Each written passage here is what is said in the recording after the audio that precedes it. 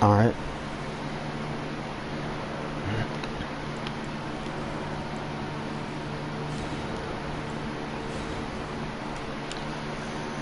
Let's go.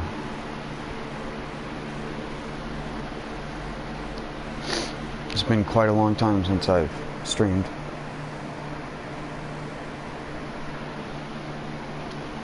Not going to change much though.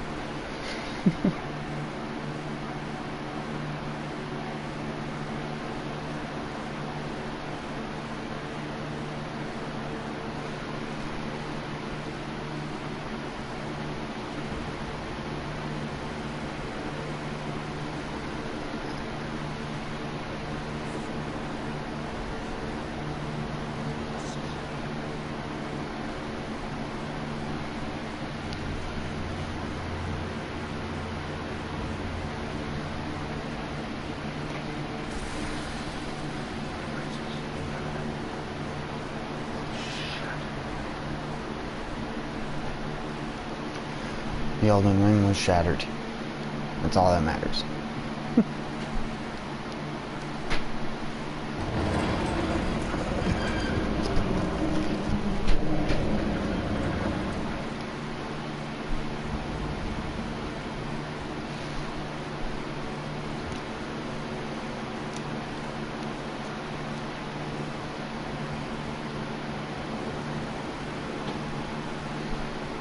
This is one of my favorite bosses to do in NG+.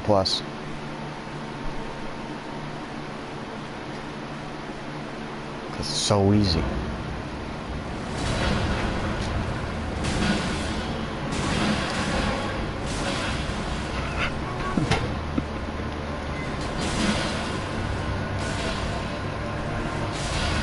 And you're not being wrecked.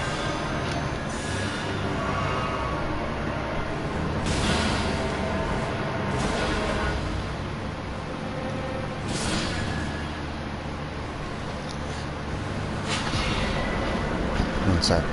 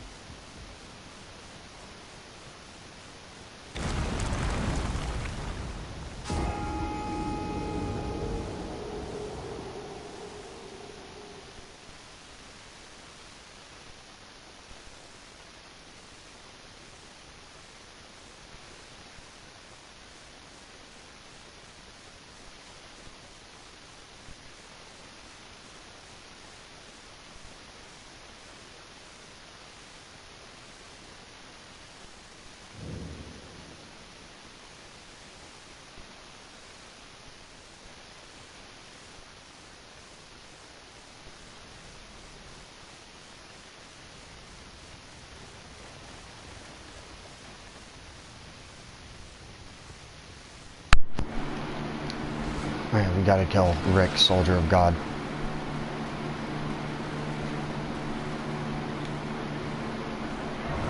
Soldier of God, Rick.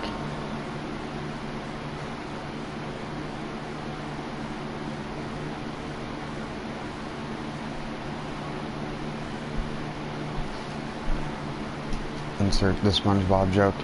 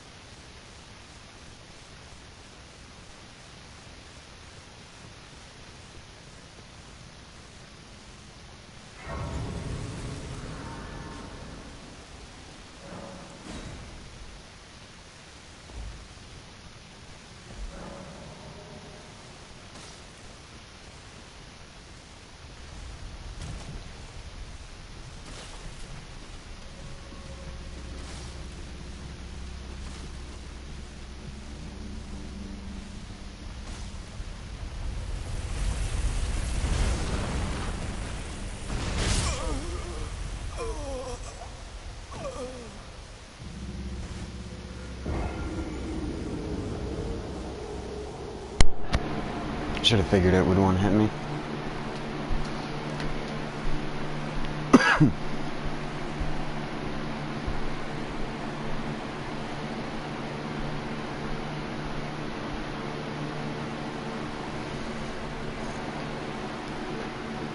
Sorry, my dad's gonna be sitting next to me, so I might be muting occasionally.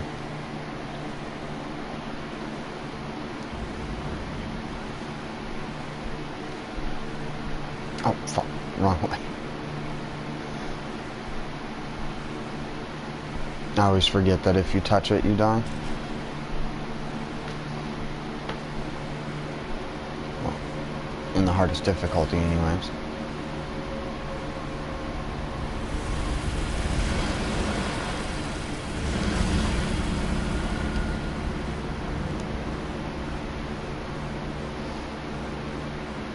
And that's the only time you see that? No.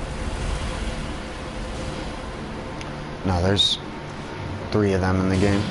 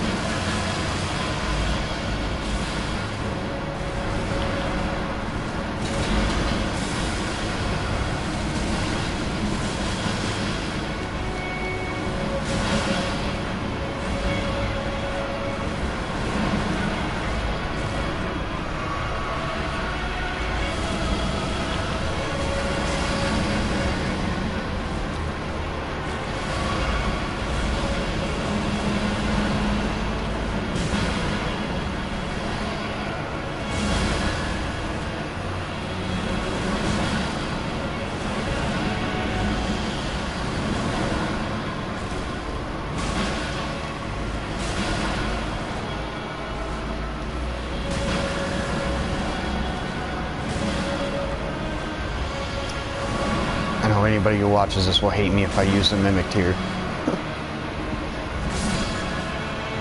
Not like it matters.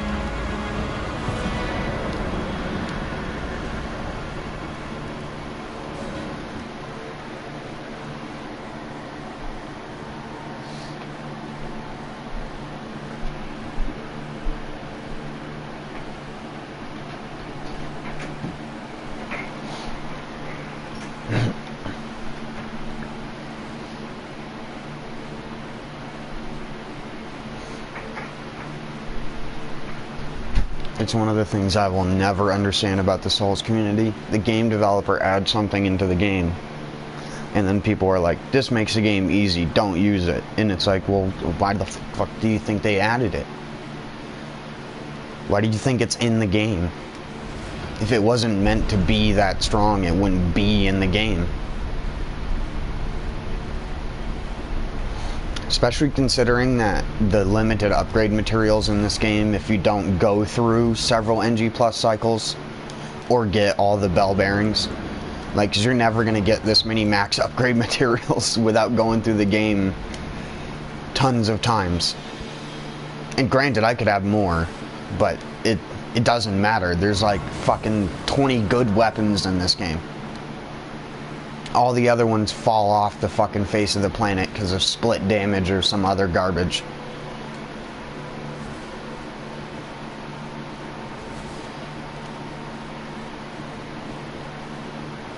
It's like I have Dark Moon Blade because this is an int-based character, and that shit is a joke. This shit is an actual joke. I do not understand why people think that that is a good weapon. There are at least 30 other weapons in the game which are more viable than Dark Moonblade.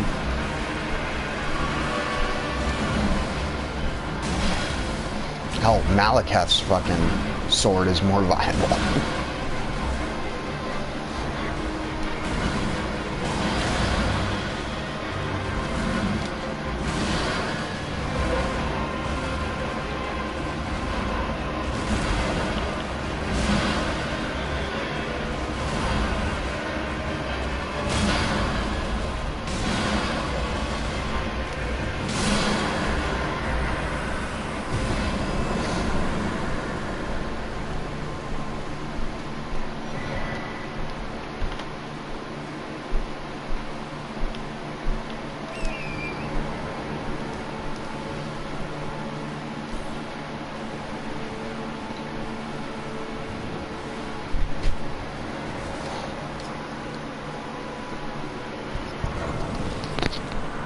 Sorry.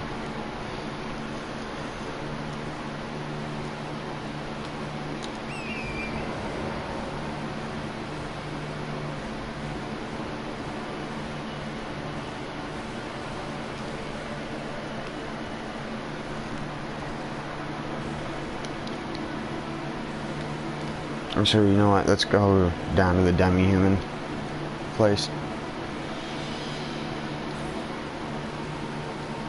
I haven't cleared that place since like my first playthrough, so.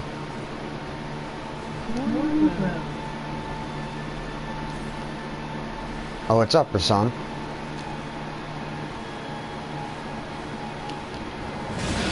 How you doing?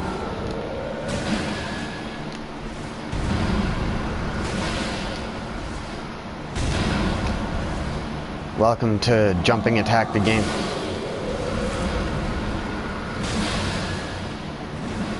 What? Double what?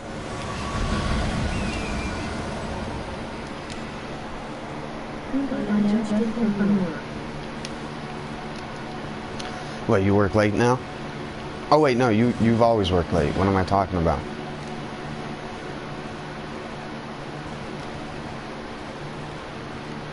It's been a minute for me.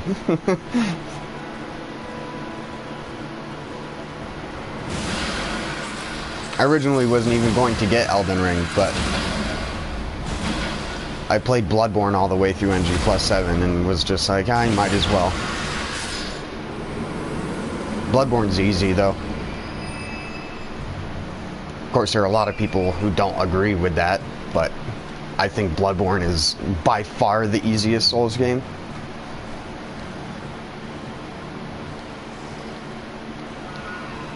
Elden Ring is slightly comparable to its easiness. The only difference is how punishing this can be with some of the late game boss fights.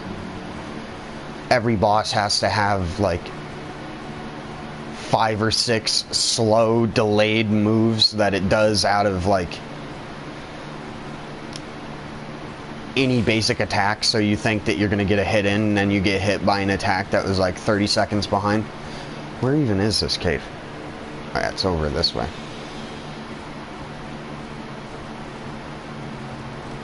I can't remember. Did I even buy that cookbook? Yes, I did. Not like it matters. Item crafting is kind of like a freaking joke in this game. It's about the only thing you'll use it for is like is this item and this item. All the rest of these other things, maybe you'll craft a fucking foul foot occasionally. Do I even have the recipes for those? I don't even have the recipes for those. Oh wait, yes I do, I just don't have the materials. This is the only other thing that you'd probably want. Cursed blood.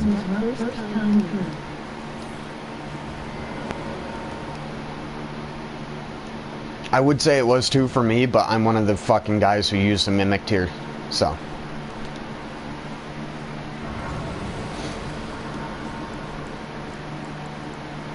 I use every bullshit spell as well, just to make people cringe. He's got pest threads on.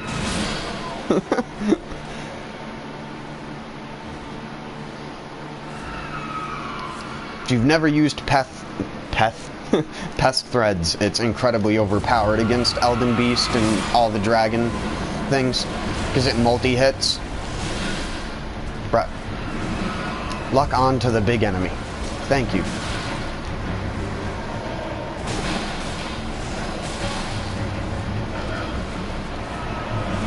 Oh!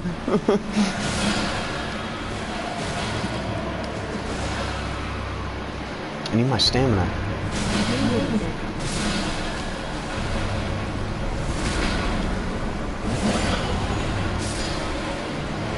So is Rykard's Rancor, a spell that everybody says is garbage, but is actually like devastating to bosses like Placidusax. If you don't have the bubble blowing horn, it's probably the next best thing. For phase 1 anyways.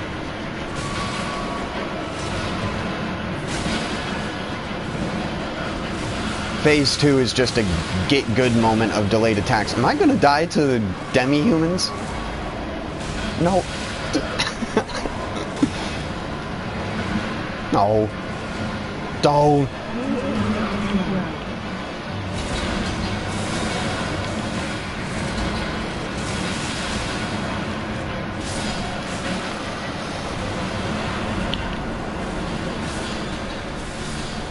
One of the most overpowered weapon arts.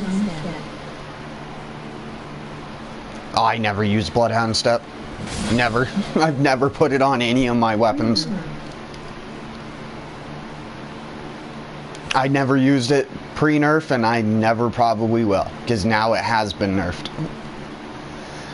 Fucking rolling in this game at 60 FPS already has like 26 iframes. Even when you're fat rolling, it's kind of absurd. Did I even go the correct way? Or did I go back to the start? No, I went the correct way. I never come here because there's no reason to. Just go to the frickin' Church of Dragon Communion in Caelid. This is pointless. This is probably one of the most pointless things to make you go, oh yeah, there might be other things where I have to do this to get to a place that I can see off the shore. No, literally only in Limgrave. Only here in the Chapel of Anticipation over there. Because I have the entire map discovered on this character. As far as I'm aware, this is everything. So. All caves.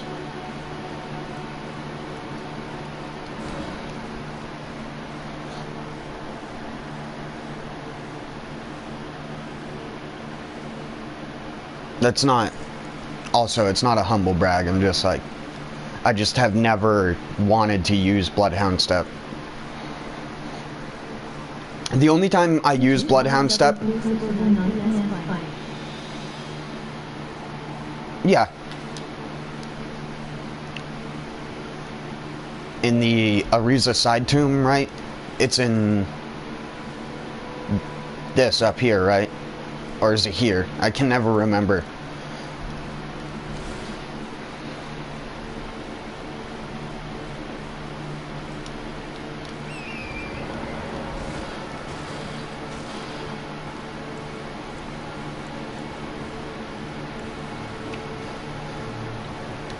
I've never tried pest threads on NG+7 though. We'll go see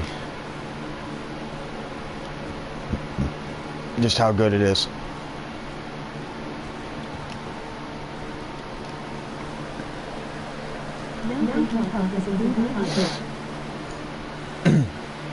The same person who designed the mimic tier.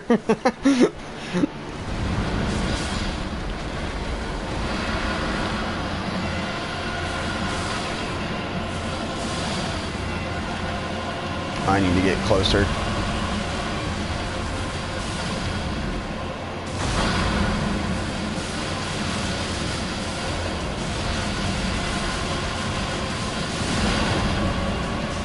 I wonder if Rykard's Rancor is actually more damage in this situation. Oh, I'm gonna get hit. Never mind. I can almost never tell if that's actually gonna come towards me or not, because of fire ricocheting off of shit. Let's try this. See what this does.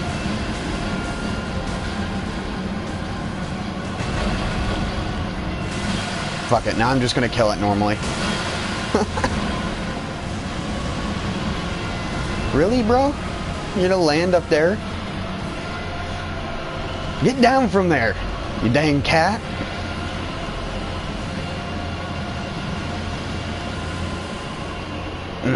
Singe my hair. Deliscos. Get down from there! What are you fucking doing? Oh my god. Bruh.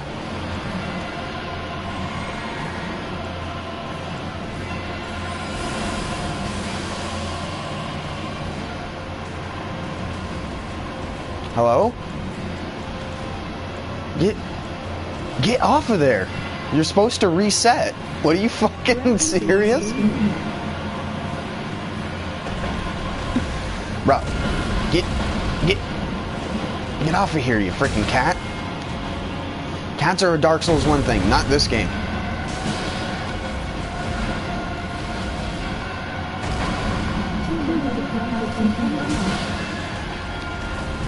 Yeah, I think this is the game where they copy-pasted the most amount of assets and have people still defending it like the fucking imps are just thralls from DS3.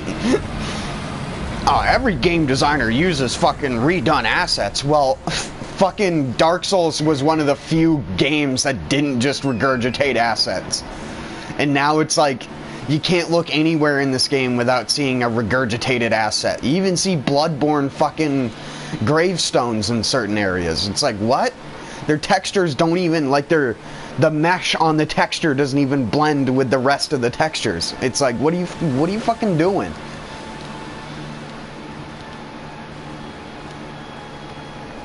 Somebody needs to, like, slap FromSoft on the wrist and be like, no, bad. Stop reusing assets. When you reuse the same dragon skeleton fucking 12 times or so in the game, it's just, like, obnoxious as fuck. Then you have two of the biggest dragons ever, and somehow Dark Souls 2 managed to have a dragon that's big that worked fine.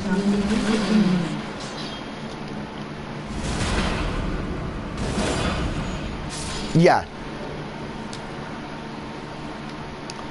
And to be honest, people who complained about that didn't understand. That's like going into Diablo and complaining that they're reusing shit. It's like, it's just a different kind of game, as I always used to explain. It's less of a fucking Souls game than it is a fucking Diablo Borderlands style game. People can't convince me otherwise. I played too many games with gear systems in it. The only similarity comes in when you click the right analog stick and it locks on, and the camera being behind the character. That's like the major that's where the similarities end. Just about everything else is different.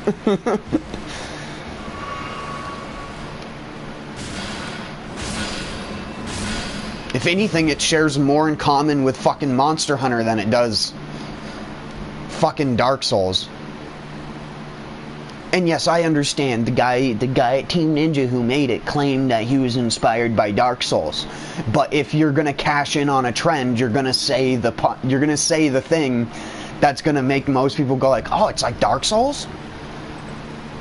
Because if you have an even, oh, where is that? Oh, it's behind me. If you even have a shred of a brain, you know that you're gonna cash in on fucking hype trains. You're not going to be like, oh no, I'm completely originally designing this so that when it comes out, everybody points a finger and laughs at you. Little did people know the guy who designed Neo was ahead of his time. Not because Neo is like some fucking great game. You just learned how to make people want to buy a game. Because honestly, Neo 2 fucking sucks. Talk about over difficulty.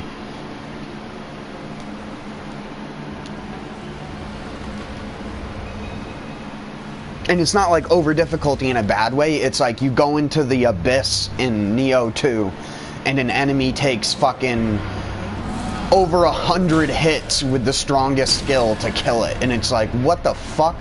Who designed this? And then you nerf all of the decent armor sets that return from Neo 1. I was playing Neo 1 the other day. Like, Neo 1's still a good game in my books. And that's coming from a person who did 999 in the Abyss and had the most amount of regurgitated content anybody could have.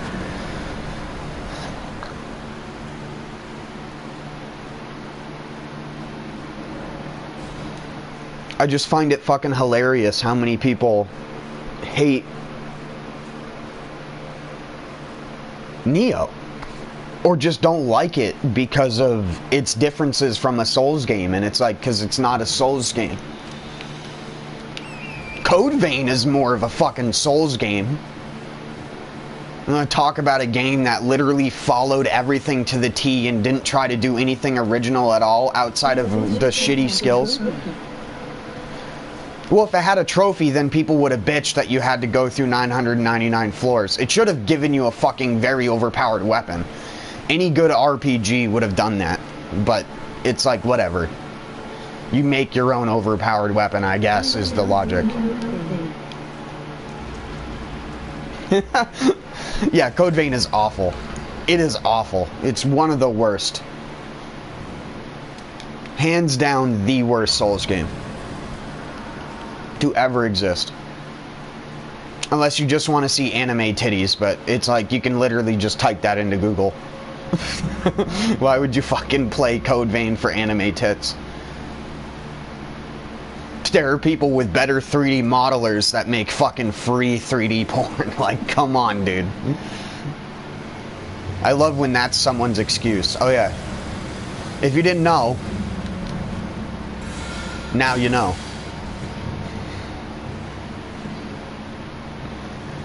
This can also be used in the dungeon where you have to make the chariots crash into each other. You can do that right off the beginning and make them crash into each other and just have an entire clear dungeon to go through. I can't wait until that gets patched, because I'm going to use it until it does. They're too busy fixing Millennia skips and consecrated snowfield skips. Because everybody wanted to have to get both Haligtree medallions and fight Commander Neal.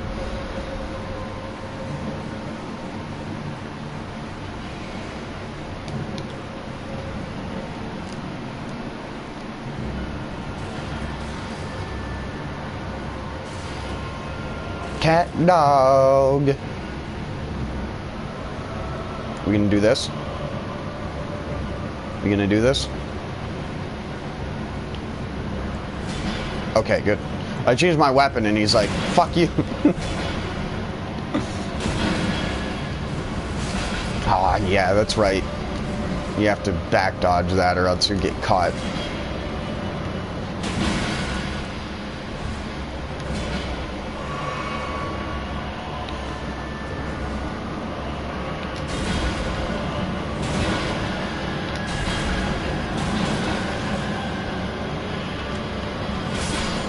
No.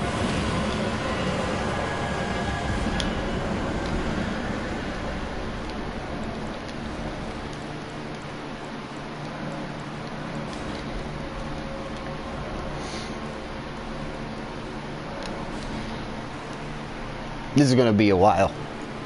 It's going to be a long slog through NG+7.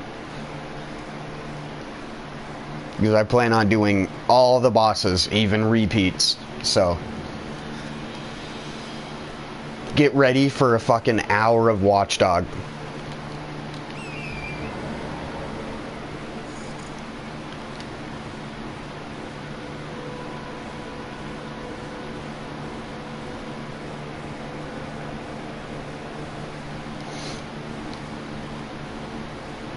Like, one of the worst things about Elden Ring, in my opinion, is just the upgrade system. I said this when I started the stream. The upgrade system in this game is its biggest flaw. Not because of how it's set out, it's because of how few materials you get for max upgrade weapons. The game just expects you to get the bell bearings. It's like, go fuck yourself, we're not even going to put smithing stones in for like the later half of the game. Because the later half of the game is like a fucking time warp. Because we didn't get enough of that in Dark Souls fucking 3, right? Where the entire place turned to ash. Yeah, and we totally wanted more of that again. I can't wait to see what the frickin' DLC for this game is gonna be.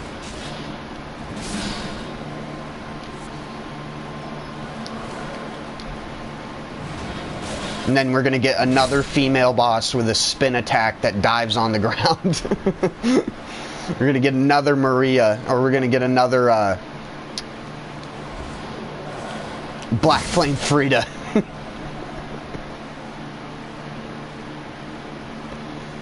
Hey, but at least this time you'll be able to summon a clone of yourself to take hits. Will be underwater. Is that confirmed? The game already feels like it's underwater, to be honest. You know, like, all the other Souls games had consistent player bases for months after they came out. Elden Ring, however, fell off the fucking face of the planet when it came to consistent player base. Because everybody's just playing solo shit like I am right now. Because if you didn't know, there's a glitch with the PS4 version of the game where sometimes when you try to connect to people, the game will just lock up and freeze with this horrible brrrr noise. And after that happens 3 times, you get soft banned for the game's problem. Because that's great game design. I want to punch the dude in the dick that thought that that was a great idea. Yeah, we're going to soft ban people who disconnect. And we're not going to make a difference whether or not they pulled the cord, because that's too hard. Because it is too hard. But why put a ban in for that? Yeah. And it's really funny because on 1.05, when I freshly installed the game, because I didn't get this game until months after release, I co-opted on my first character for like a week and a half without running into that issue. And then ran into that issue one time, looked it up, and never wanted to co-op or PvP again. Even though it only happened to me once after 2 months of playing the game. It's just like, cool, I don't want to get soft banned because of the game's failure to run correctly. Like, are you fucking kidding me? So just know that if you disconnect in PvP or co-op more than 3 times in a row immediately after being summoned, you will get soft banned. Great game design decision. Absolute magnificent. Because it's funny, I was finding people co-oping at Bloodborne at like level 300. Because Elden Ring was dead. Because I was playing it before I even got Elden Ring. I wouldn't even necessarily say Elden Ring was dead. It's just, again, the only people playing this game are doing it solo like I am right now. They're not playing with people. Or if they are playing with people, they're in the lucky bunch of people who doesn't have that connection issue. Which I don't have that issue in any of the other Souls games. This is the first one that ever gave me an issue.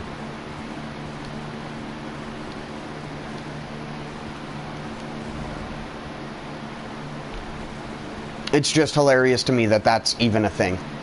Why? If they remove that, it'll immediately skyrocket into having a bunch more players.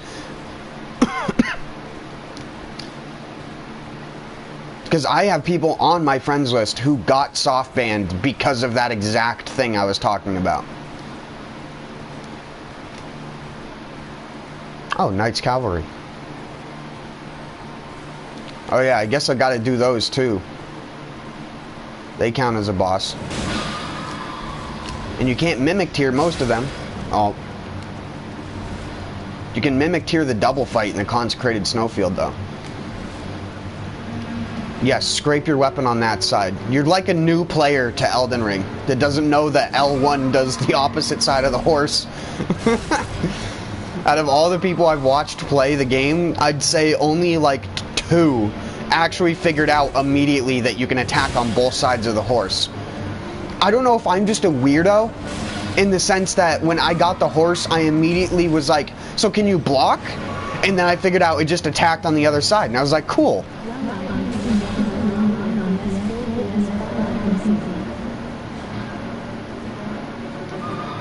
Yeah, because who would? The game, like, as much as a lot of the community is driven by the whole online element, it's really not the focus of a lot of people who enjoy playing these games. But for me, it's like, that's what I like to do. I like to make a really strong new game character and then co-op. And for my other character, it was a very high strength bleed build with the Beastman cleavers. Oh, you're dead, bud.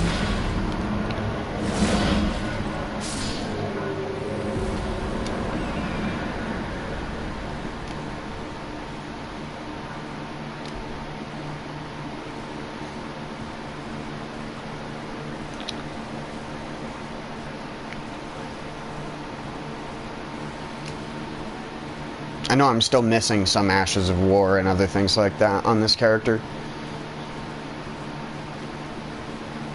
Oh, wait. Wait, what? Oh yeah, the Everjail's way further south. What am I thinking?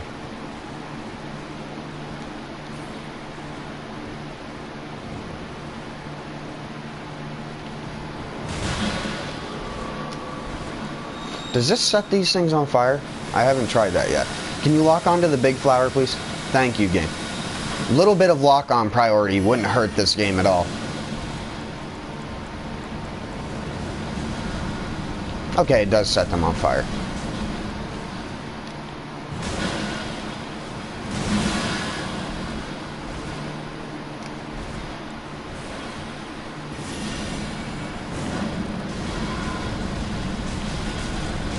Oh, fuck.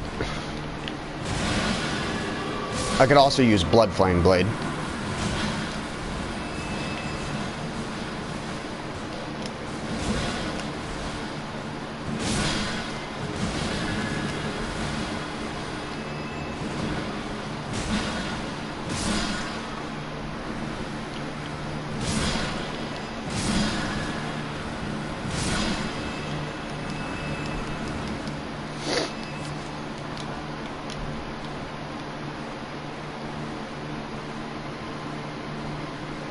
So, and I'm coming to help. No, I'm not. I'm going to kill you once I meet Jaren. Because instead of giving you a max upgrade material for helping her, you only get one when you kill her.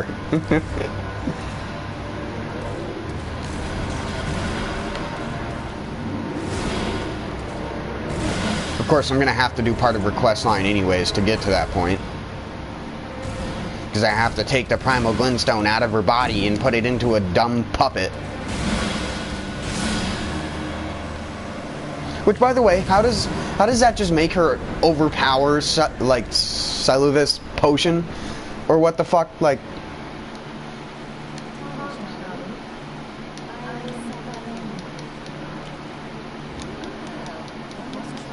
And what is with FromSoft and wanting to make weird-ass fucking masks? I don't get it. Young Apprentice, I have Comet Azure in my bag, but you only care if I pick it up on the same playthrough.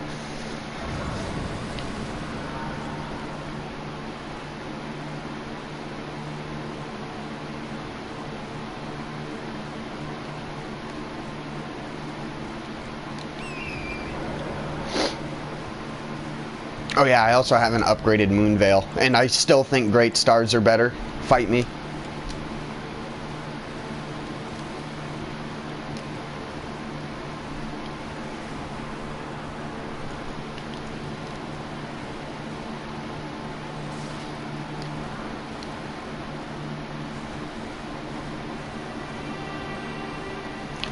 Great Scott, the Great Stars are so good.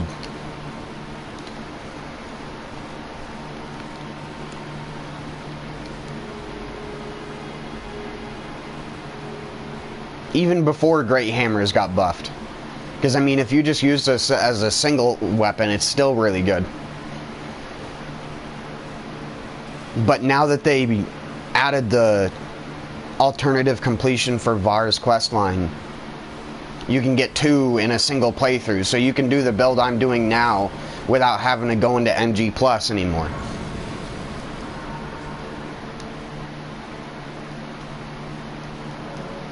Because you can kill Magnus the Beast Claw, and then you can get the great stars from the weapon carriage that's right next to the same area.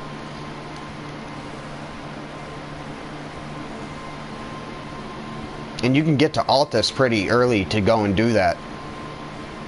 The only thing you have to do is kill Godric to make Vara move to the Rose Church or whatever it's called in Liurnia. Let me through, dickhead.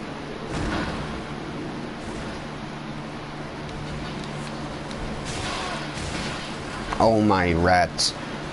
I wonder if my message is still on the impossible to reach part of this place. I don't even know how I got there, I forgot. I have a message that's like down over here on the side of this little rampart right here. It's like on the second layer down. What is it? Yeah, fort?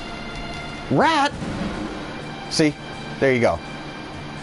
It's right... Wait, what? I thought it was right here.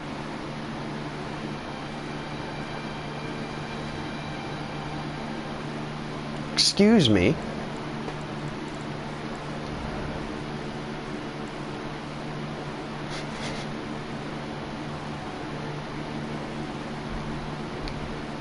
Excuse me, where's my message? It still says that it's here.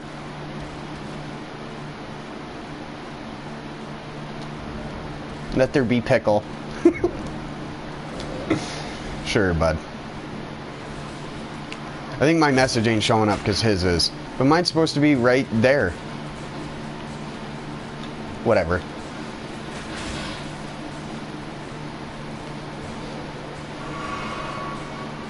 I don't even put a lot of messages down because I don't care if they get applauded or not. My other one is on a stick in the Lich Dragon Fortisax fight that you can just walk up. Right. You and your fucking Elden Ring and it's hard on for shockwaves. Shockwave ring. The Elden Ring was shattered by a shockwave, and so everything has shockwaves now.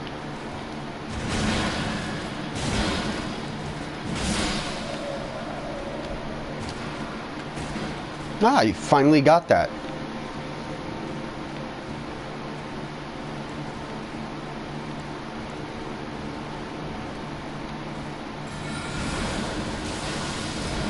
Yep. Right. Rat it.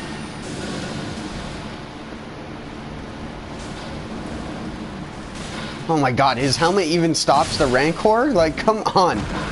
I wish that helmet did that for you. If this was... As much as I shit on Dark Souls 2, you want to know what Dark Souls 2 did? Actually make the armor do what it does on the enemy on you. You can't backstab the turtle guy because he's wearing turtle armor. So you can't backstab a person wearing turtle armor. But you put that stupid overweighted helmet on and it don't do shit. You'd think it would at least make you immune to fucking headshots, but it doesn't.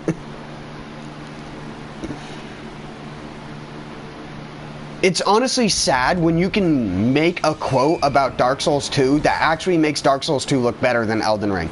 Because I feel like Elden Ring is just what Dark Souls 2 wanted to be, but couldn't. Because there's a lot of Dark Souls 2 design decisions in this game. A lot of them. The only difference, instead of playing in slow motion, you get to play like you're playing Dark Souls 3. That's the main difference. But they even brought back some of the Dark Souls 2 animations, again, with the Knight's Greatsword.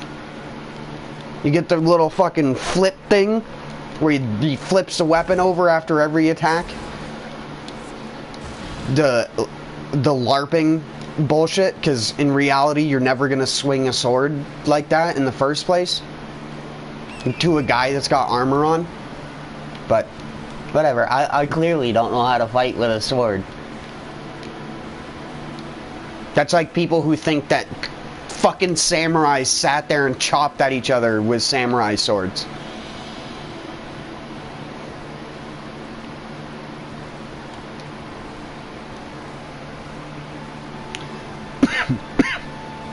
Oh yeah, a samurai fought another samurai, coated in armor made specifically to dull the effects of slash attacks. Funny. It totally wasn't dudes trying to stab each other in the armpits. Totally not.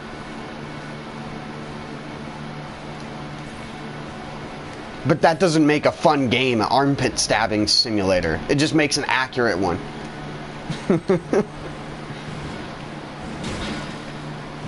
The same thing goes for games with armor and weapons in it. Like, unless you're using basically the weapon I'm using now, you're not going to be hitting anybody with armor for anything with a sword. You're not. A sword was a sidearm. You wielded a spear as your main arm most of the time. Spear or a halberd or something long and pointy, not something short and stubby. You only use that once you knock the person down or knock them unconscious so you could fucking shove it again into their armpit or gap in their armor. Or you lift up their face mask and just stab them in the face, or you stab them in the seam where the neck is.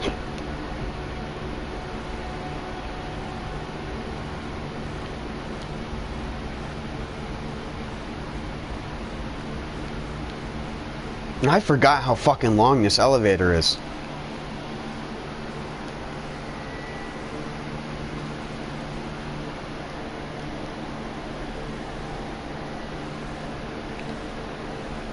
Holy shit.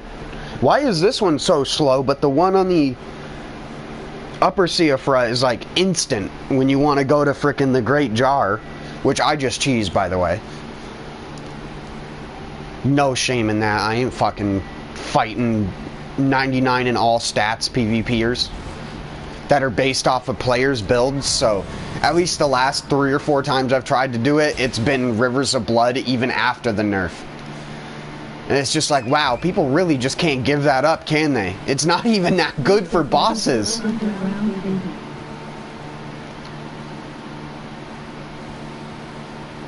I never even thought Rivers of Blood was that great of a fucking weapon outside of its use for PvP. Because on bosses, you could literally use twin swords with blood on them with seppuku, and it's going to out-damage the Rivers of Blood any day. Because seppuku is one of the only things you can actually use to buff your offhanded weapon, because they don't let you buff offhanded weapons in Elden Ring. One of the best game design decisions ever made. So if you want to do a dual wield build like I'm doing right now, you never have a normal weapon in your offhand. It's always infused. Because you can't buff it. What are you going to do with it? You can only buff your main hand weapon. You're fucking stupid. So you can only ever be that idiot with a one weapon that's on fire, unless you're using like claws or something that actually buffs both at the same time. Right, horse. First time I played this area, I probably played for 30 minutes without even realizing that I could use my horse. I still do that occasionally. And by the way, like, how the fuck did the animals get down here?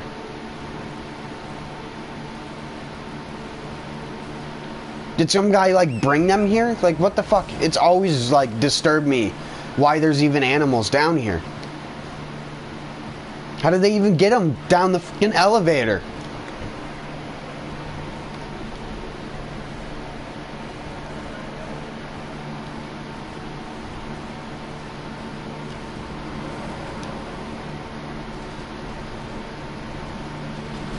Excuse me. Excuse me. Stop.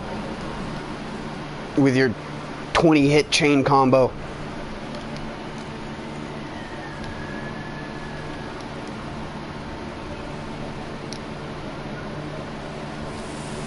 Oh yeah, these things.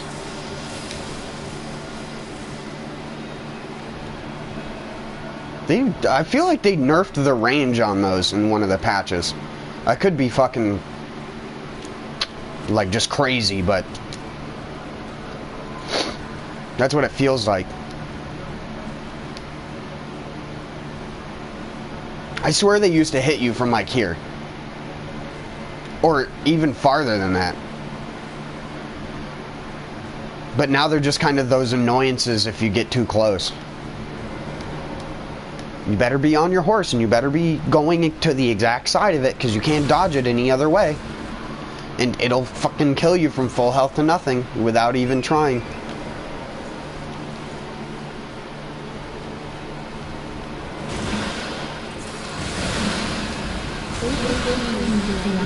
Oh, I didn't ask for a double team. No, he's eating. You dick. Stop.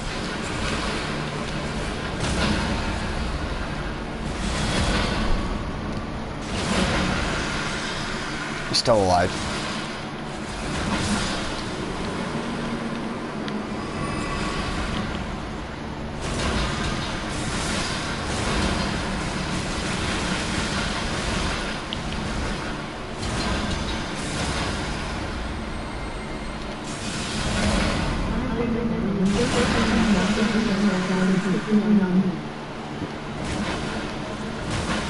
Oh yeah, the ones that are like, you can't avoid the arrows.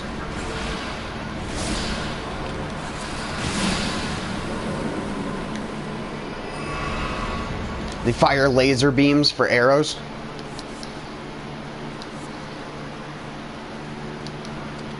Sorry, I just like killing those octopus things.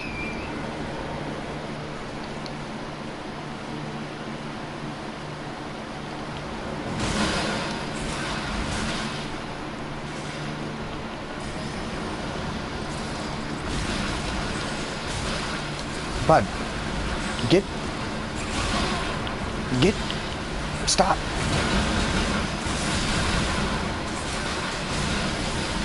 Wow, these guys are being extra flaily today. He's gonna kill me. I couldn't even dodge. Bruh, no.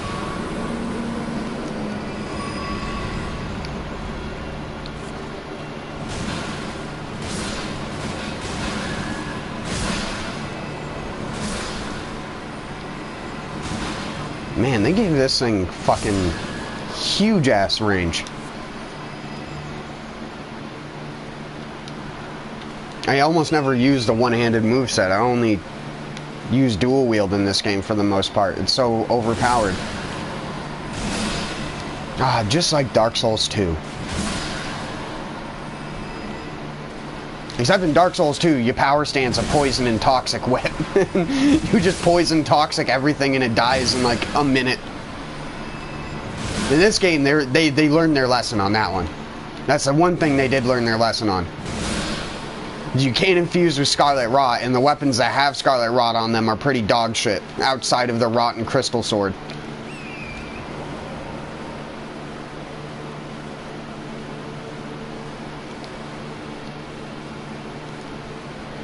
I honestly feel like they missed a lot of opportunities with the infusion system.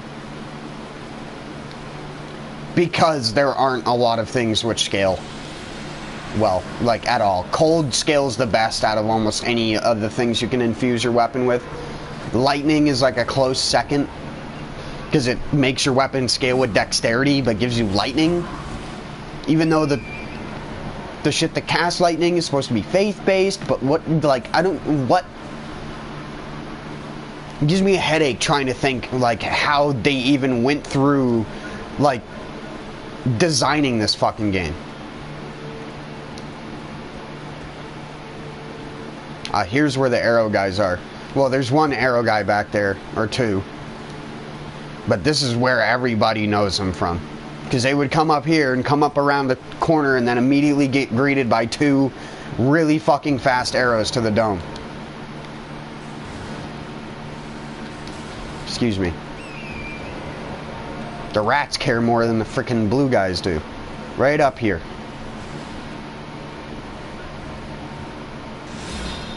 Yeah. If I jump up here, he's gonna... Wait, where? Excuse me, what? Oh! Where's the second one? Oh, there he is. Ow! Now I'm gonna get shot from the other side. Wait, what? Why are you... Why did you... Swap to a shitty jawbone axe. Okay.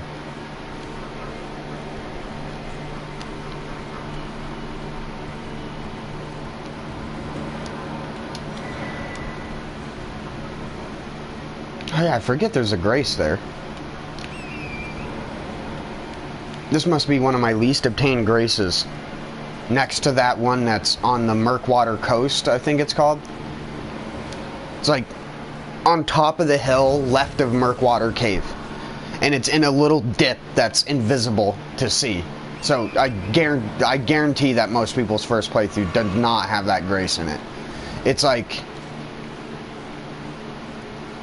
right here-ish. Why is my map gray? Come on, game. It's like right here. Or something like that.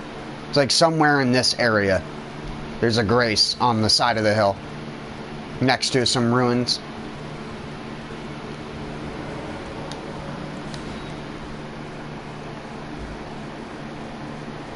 I'm gonna run out of stone sword keys. I didn't pick up a lot of them in my...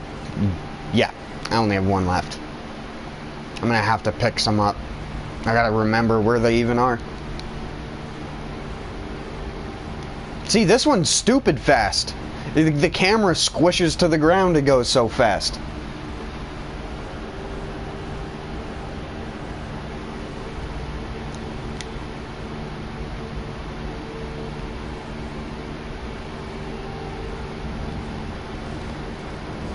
Unga bunga. The only way to play NG+ or anything like that is to unga the bunga. And accept and embrace the one armor set in the game with decent resistances. Because they couldn't put any other ones in. Like, Jesus fuck. Why? Why are all of the cool sets terrible in comparison? Do you want to lose like twice the... You want to fucking cut your poise in half? You only get 100 poise with the freaking Greathorn Tragoth armor? I know this guy isn't a boss, but people rarely fight him, even though he has the moveset of the polar bears, or the polar rune bears as I call them, from the north, but without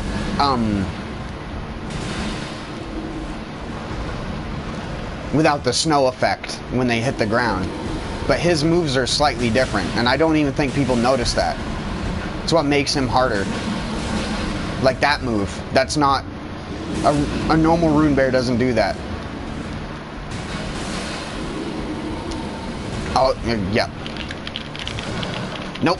Nope. Nope. Nope. No 3 ticks of damage. Bruh. No hugs.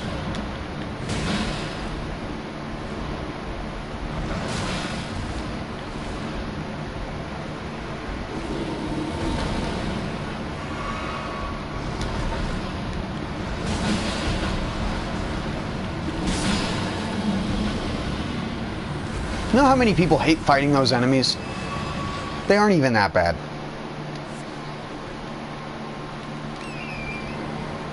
There have been worse enemies in Souls games. There's Revenants. The Royal Revenants. And people want to bitch about those fucking things. Though, to be fair, Royal Revenants you can beat by just putting Lion's Claw on your weapon and just flipping twice, and they'll get instantly staggered. That's what I used on my first playthrough, was Great Sword with Lion's Claw, and that beat everything really fucking easily. Also, I hate this part of the game. How you cannot say no to her taking you to the round table hold. You can say no to her leveling you up. A core thing in the game, but you cannot say no to her taking you to the round table.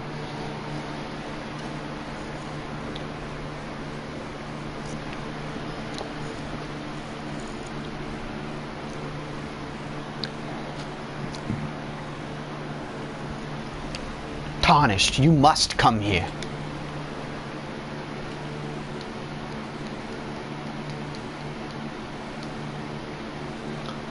I was gonna make this all quest lines and all hidden bullshit, even though it's NG+7. And I've already done that. Like, I have the fucking...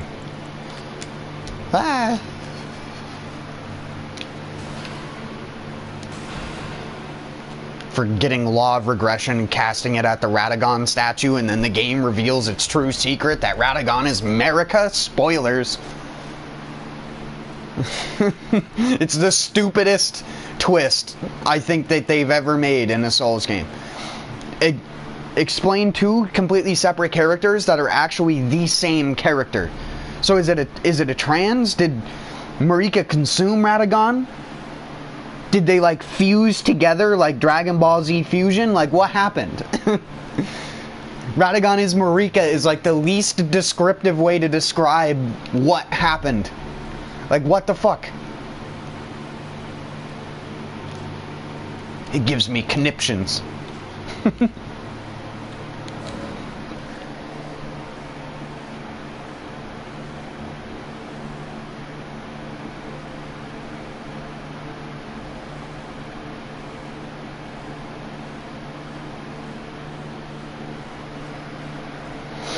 Then you have Ranni and the fact that she's talking during the Renala boss fight, and how Renala's gonna be like this queen of the full moon and shenanigans, but then you get Renala's remembrance in Great Rune, but she's not dead. So who the fuck are you actually fighting? Because every other character that you get the remembrance from has to die. Is it because she's rebirth and she just comes back alive anyways and just rebirths indefinitely? Well, then why can't I just keep smacking her and getting an infinite number of remembrances? Like, what? There's no fucking logic to that at all.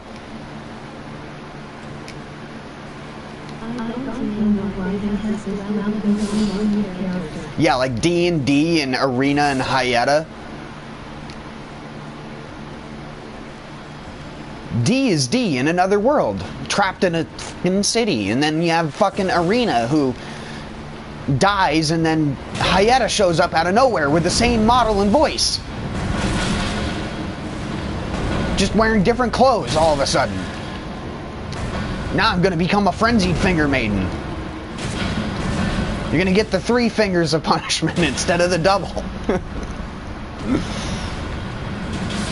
My first playthrough I ended as a frenzied flame thing, just because I thought it looked cool on the character.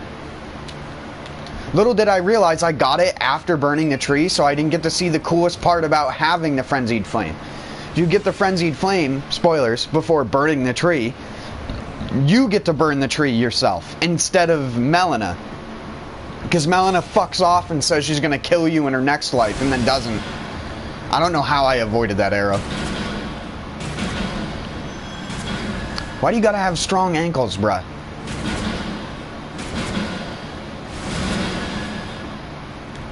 I can't hit your hands because you got the strongest ankles on the planet.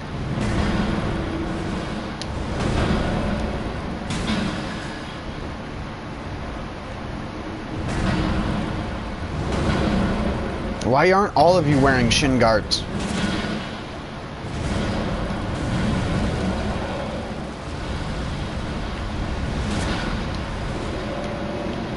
Damn you. It's so hard to hit their fucking hands. I don't know what's worse. The golems with the ankles on them, or the fucking golem that's in Eastern Caelid that you have to fall down the trap to get the painting for over here. If you've never done that, there's an area where you have to fall off a ledge over here onto a bunch of roots, and then there's a magic golem that's like here. That's probably one of the strongest fucking enemies in the game. I've only managed to kill it once or twice. Because in NG+, its blue laser shit will one-shot you even with like 99 vitality like I have right now. Or, sorry, vigor. Vitality is your resistance to death. Because we can't keep stats named the same thing in any game.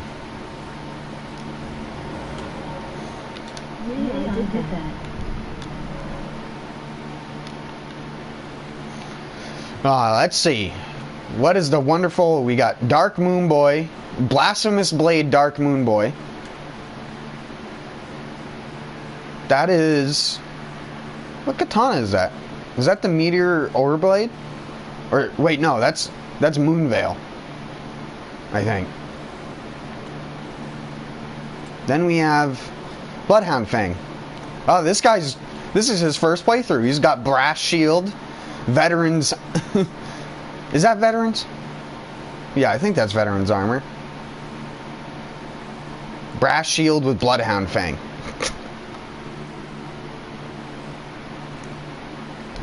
I don't see any mages. The only one that concerns me is guy with Moonveil, so I'm gonna summon him first. And then I'm gonna do the cheese. The cheesiest cheese on the planet. They can still kill you here though. It's not complete cheese. It's just funny when it works.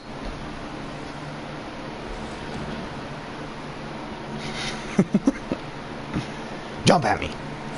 Yes. Exactly like that. Now jump attack again. It was Moonveil. I was right.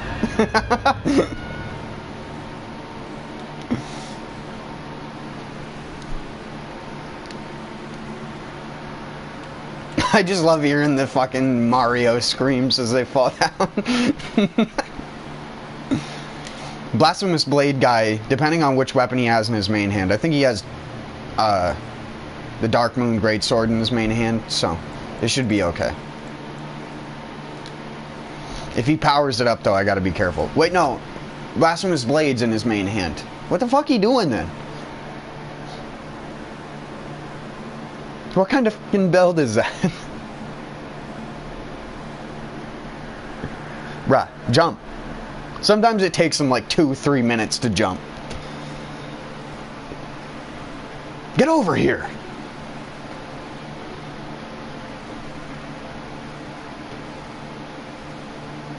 Jump. Come on.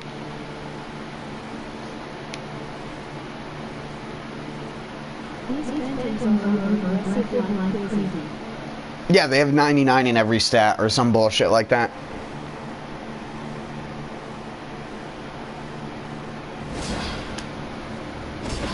Yep. Yeah, that's... Ooh! I thought that might hit me because it travels along the surface of the ground.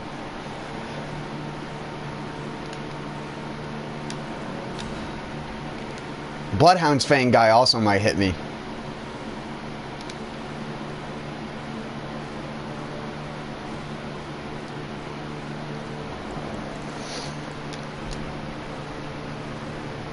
This is actually too close to the edge. If he manages to get down here, he'll just push me off. I gotta be like up here a little bit more. You don't want to be where that message is. You really don't.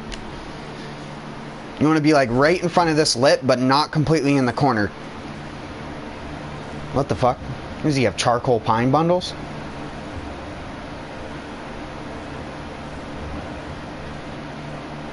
Get over here.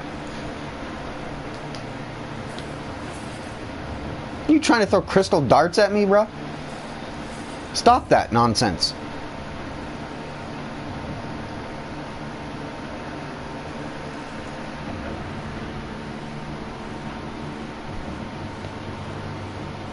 I feel bad if anyone had to summon my character in to fight. Golden Land double great stars. Golden Land is one of the most slept on Ashes of War in the first place. This shit's really strong when you have a lot of faith, and I don't even have faith. I have like 23 or 24 faith, enough to wield the Sacred Relic Sword.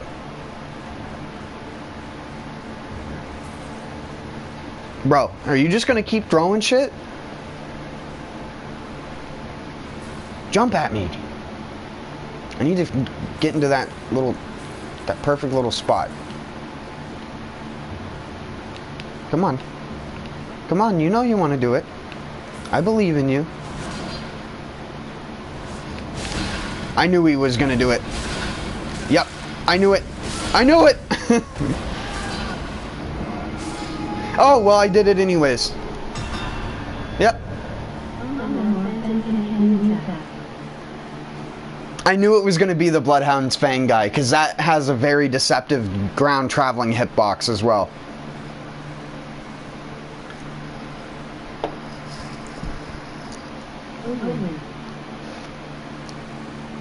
Yeah, as long as the third guy falls off and it says Duelist Vanquish, you did it. You can go back and get your Great Jar Arsenal.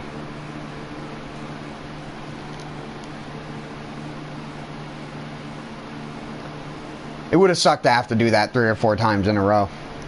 Normally I have to, because there's one mage out of all of them, always. There's always a mage, and the mage is the one that will kill you every single time, because it'll just sit there spamming. For whatever reason, the person will have like the Cannon of Haima on, and that shit will just whoop, boom, and blow you right off the ledge. And it's like, who the fuck uses that garbage? Who actually uses Cannon of Haima? Like, come on.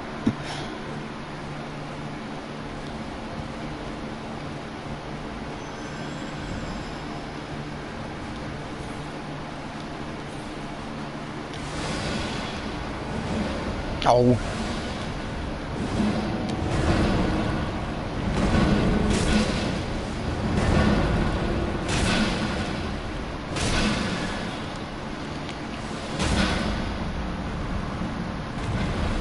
That's some good terrain collision right there. That's good.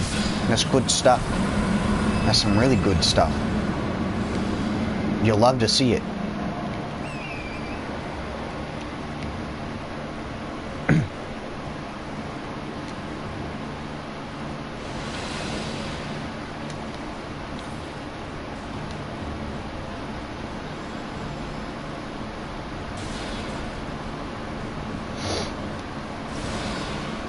Squeeze me, Golem.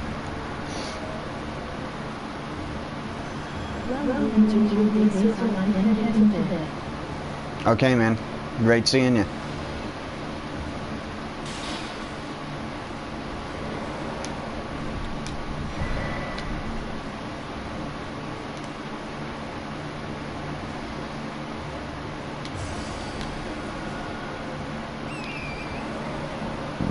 Excuse me.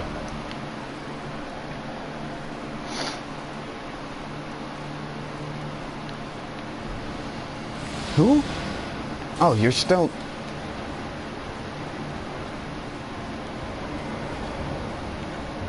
Mr. Great Archer, can I escape, please? No.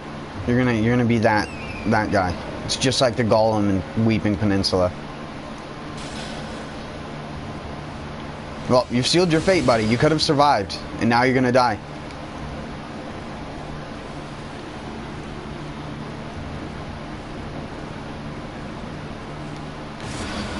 Nope.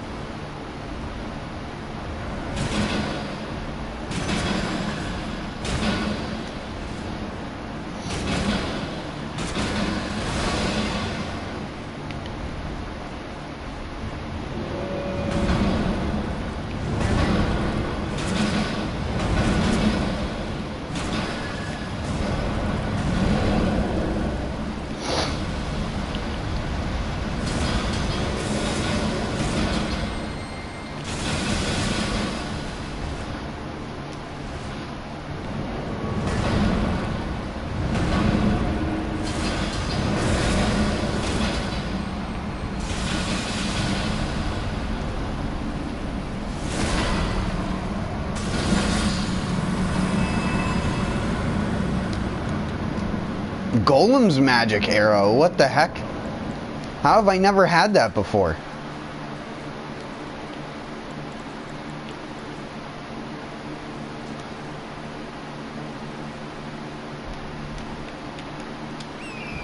What? I've killed those things hundreds of times. Never once have I gotten great magic arrow from it. On both of my characters.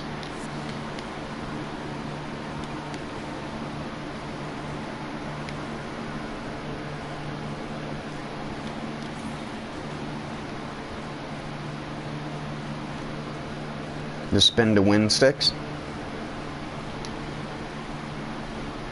I love that there's so many people who go through this game and don't even realize that those things can attack.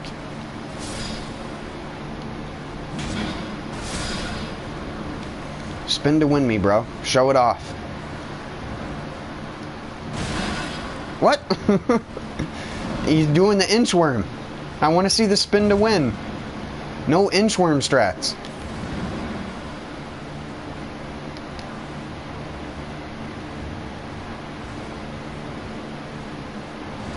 Wow.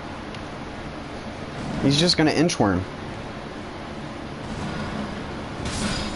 Okay, maybe another one will do it. You.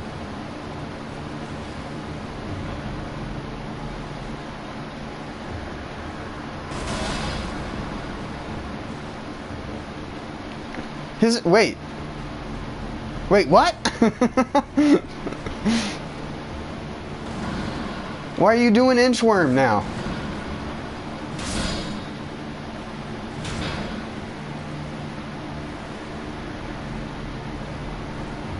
Are these ones only programmed to do that?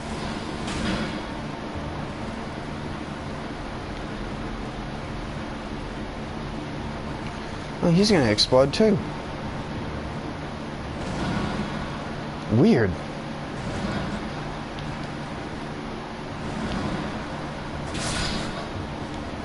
Is it a health threshold thing? Why aren't they, like, normally they spin to win. Spin to win on me, bro.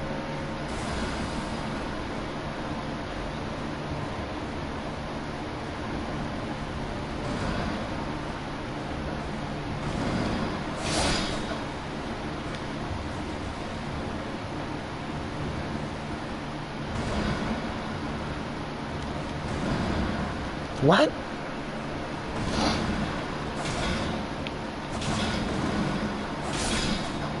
No spin to win? Okay then.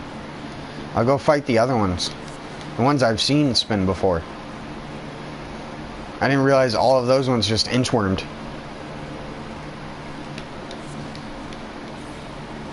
Excuse me, bear. I have no qualms. Dickhead. Let me go! Bear! Well, yep.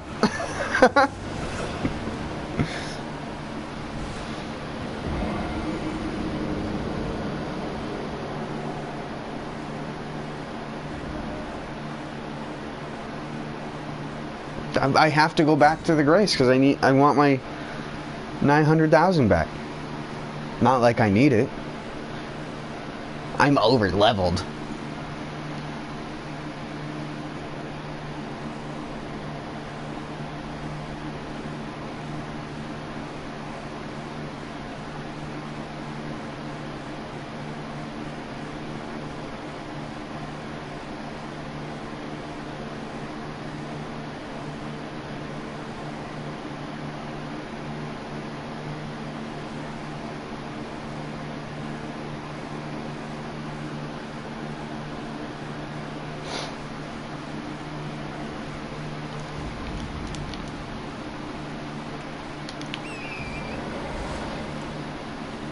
I've never understood that about, again, Souls games. Unless a guy sits there and farms for like 20 hours. Even in this game, like, you go and farm the fucking red guys in the Mogwin Dynasty. That person's wasting their time to get an illusion of being stronger. But actually leveling up with the stuff you get and not just throwing your souls away is a completely different thing. Like, that doesn't make you over-leveled because you're an NG+7 and level 300. If you're in NG+7 and not level 300, I think you're fucking stupid.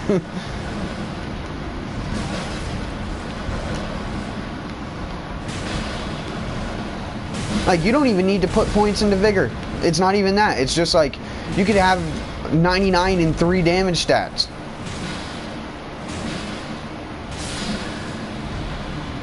It's not going to make a damn difference. It's still going to be a skill game. It's not going to change from being a skill game just because you leveled up. Needed that. There's a way to fall down here. How is that message in the fucking air?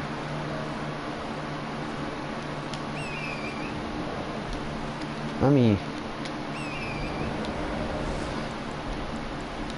I never use soft cotton.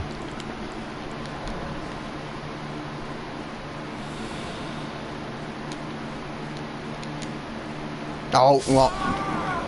And that's why I don't use it. Like, the difference in between dying to fall damage and surviving is 2 feet. It's 2 fucking feet. You fall an extra 2 feet and hit the ground, you're dead. It also doesn't help that despite the fact they claim to have fixed double jumping with big weapons, it still comes out like 3 seconds later. So if you just have your fist or a dagger equipped, you'll double jump immediately. But with a great weapon, you fall off a cliff, it takes a fucking 3 or 4 seconds for you to be able to double jump. Why? Because the guy who designed jumping in this game obviously does not understand parameters. The modders, specifically Zully the Witch, probably knows more about the game engines than their own team does at this point.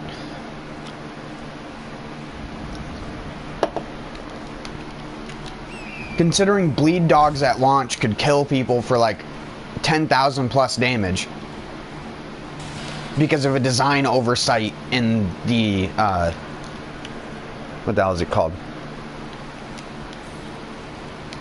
It's like a system in the game which determines where to put hitboxes and when, and they forgot to put a thing which just reset the thing to 0 on every hitbox.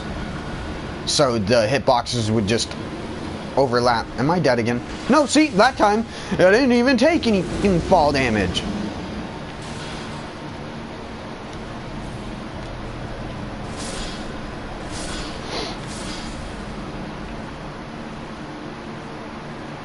Oh, here we go. These are the spin to win, boys. Oh, yeah. Oh, fuck.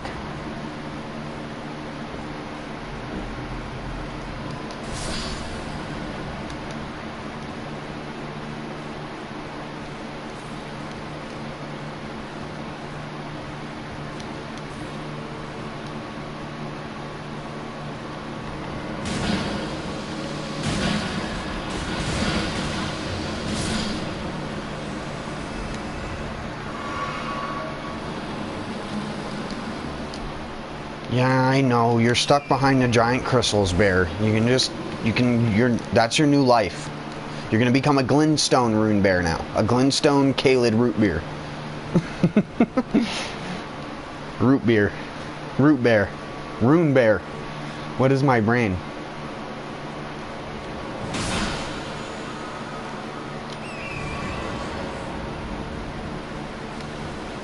Swamp of Aeonia.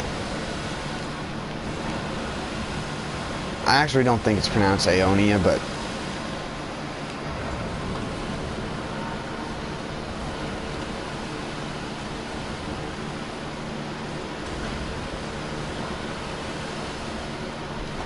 who fucking knows? It's just like Shifra. It's pronounced Shifra because it's like Irish or Welsh or something. Instead of Siafra. Or Sofra. English is just a diarrhea language anyways. Hey, fuck off, O'Neill. You wish you were your bigger brother. Neal is so much more badass than you, dude. You need a prosthetic leg, bruh? I got one. Ah, right.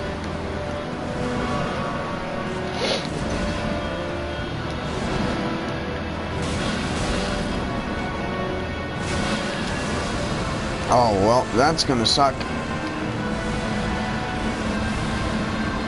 Cool. Nice particle effects. Oh. Shart boxes. Does Blood Flame get rid of... Yes, it does. I was like, it gets rid of freezing, right? So you can reapply it again? Oh, wow. Poor dude.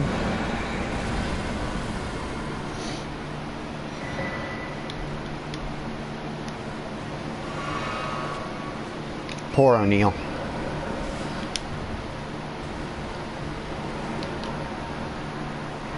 You know something? I've never been invaded by Millicent here. And I don't get it. I don't know why my game never, like, falls under the criteria for Millicent to spawn. Because isn't she supposed to spawn over here? Or am I just, like, always in the incorrect zone? Or is it, like...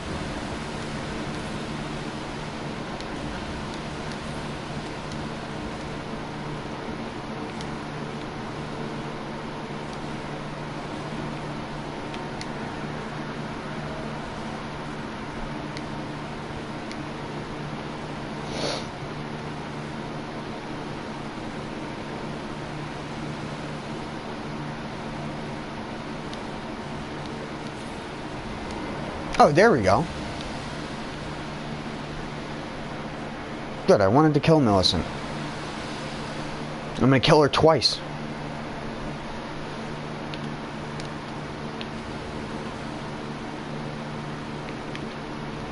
Oh! Jesus. Freaking jump scared me. I don't have Flame Cleanse Me on right now. You know how many people... You go onto the wiki, it says the Shamshir has a basic curved sword moveset, but she's using a fucking katana moveset with the Shamshir. Hey! Mind your own business, dickhead.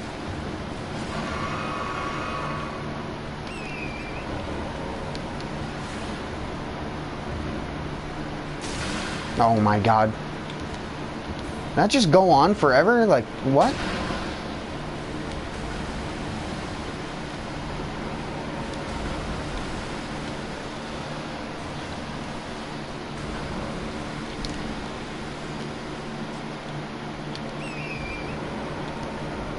Alright, so that's Neal. Let's go back down here and get the Ancestor.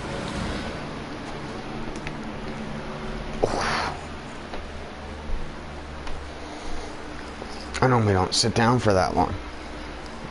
Stood up and my leg almost fell into itself. I'll be right back though. Like 5 minutes.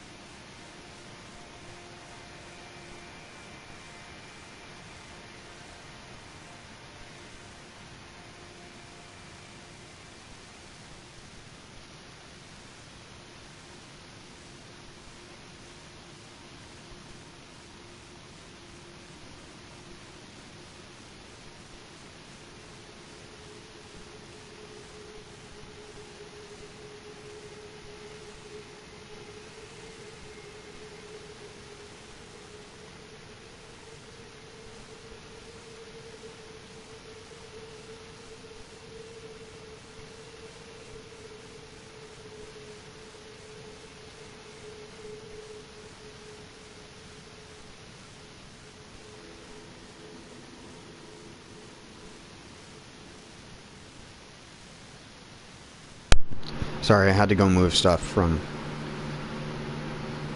outside because it was in the rain. 1 second though, I need to use the bathroom, and then I'll be back.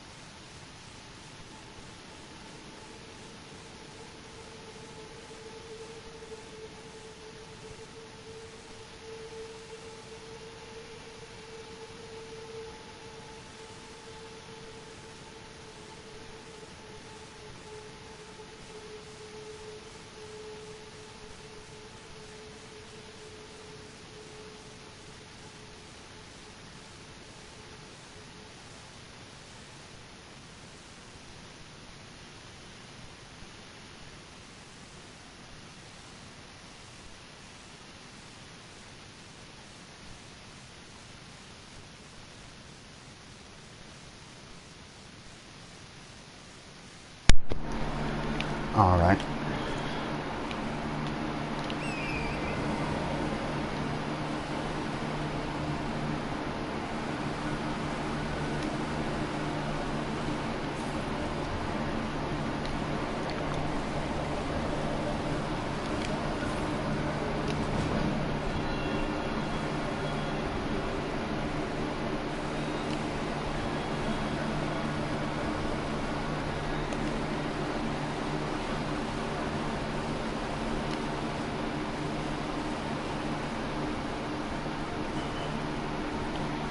I'm missing 3, 2.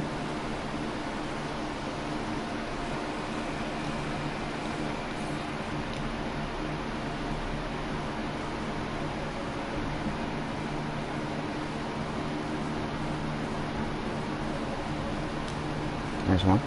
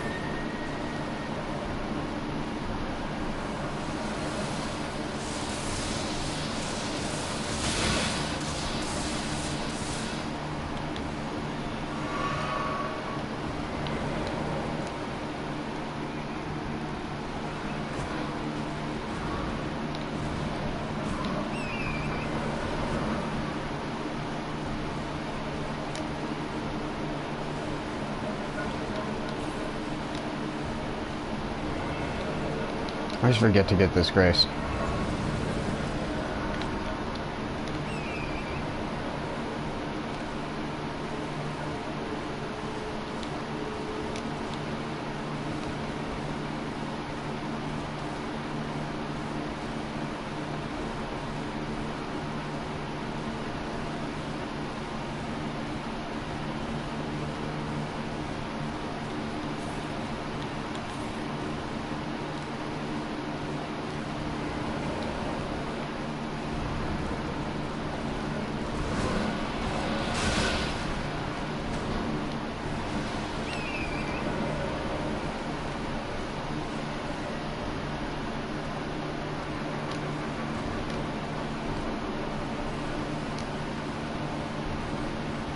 It should be all of them, right?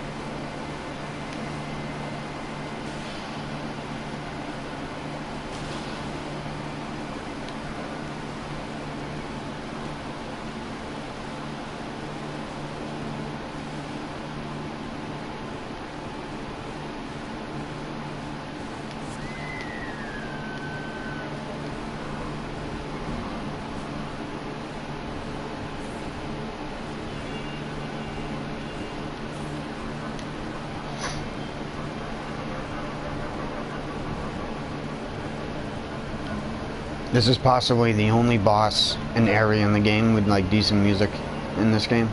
Memorable music, I should say. Dark Souls 3 has fucking better music.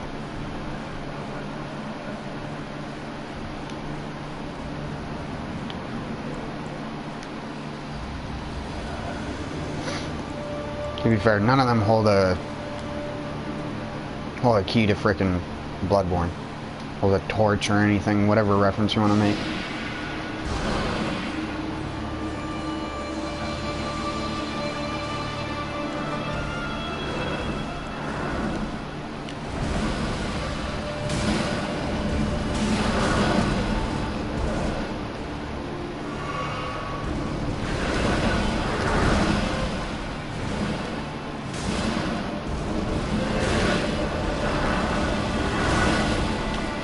Bad.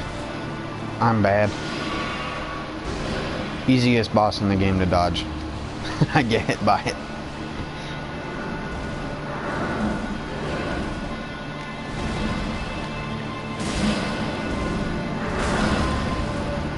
Same thing with that. Normally I don't even get hit by that because I'm underneath them.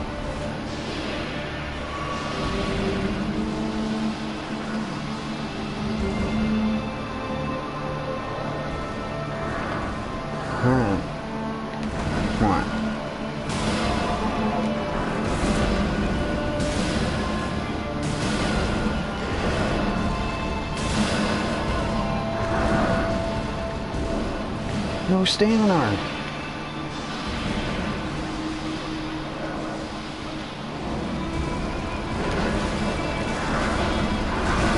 Ow. Cold.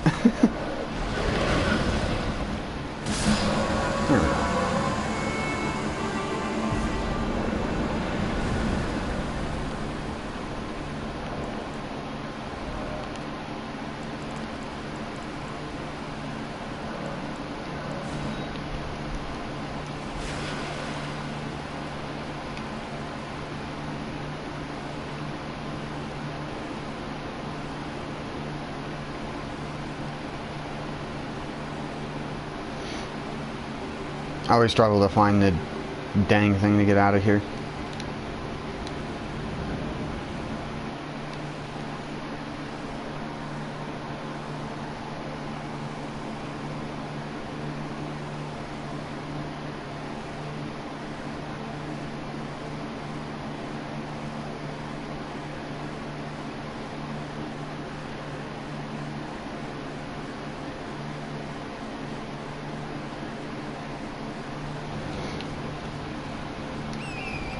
out for the Dragonkin soldier.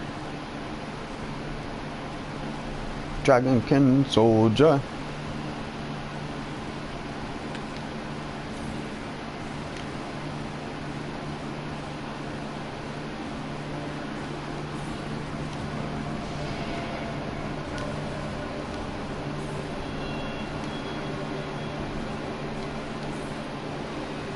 He's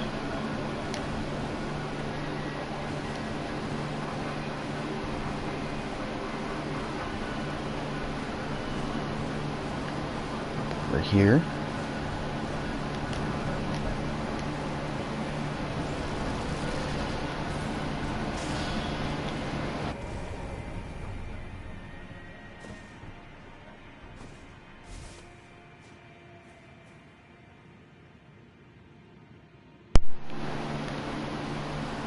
Sorry, my controller does that sometimes when I have my mic plugged into it. I don't know why.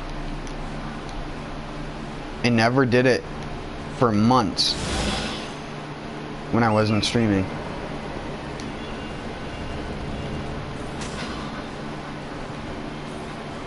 The mic plug or something causes a short in the thing.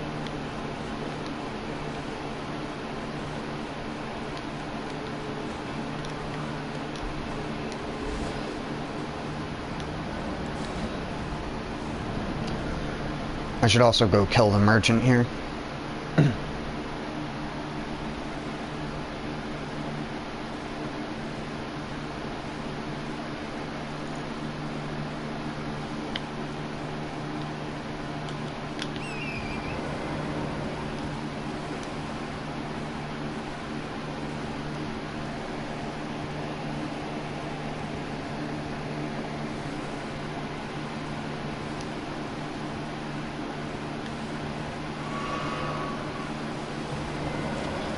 This guy hits like a truck.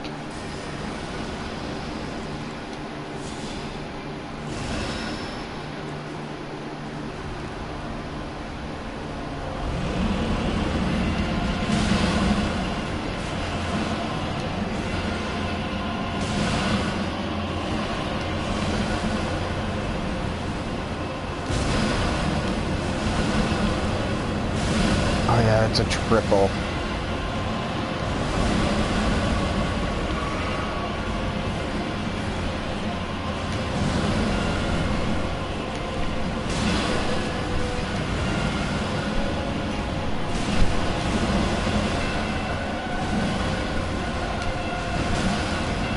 Damn it. Oh yeah, double. I might actually die to this thing.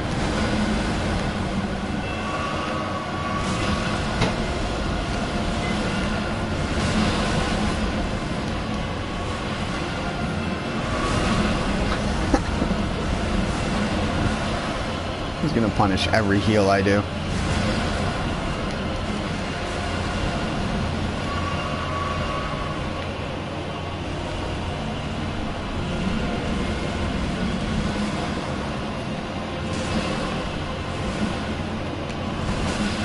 Hitting this boss is so fucking annoying because of that hanging belly flap. There you go. Bleed.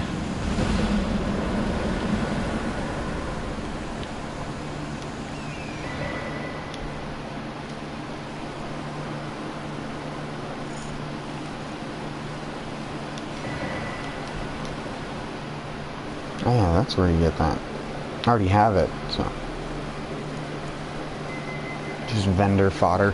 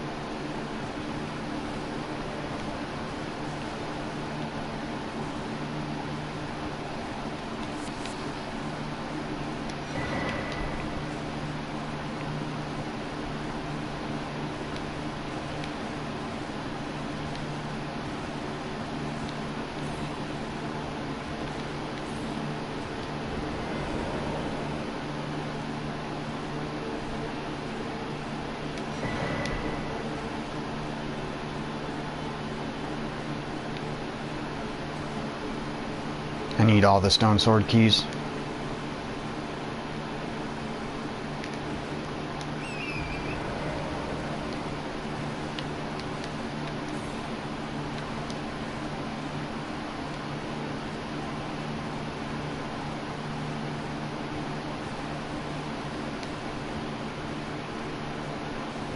Oh fuck, I haven't even put my glasses on today.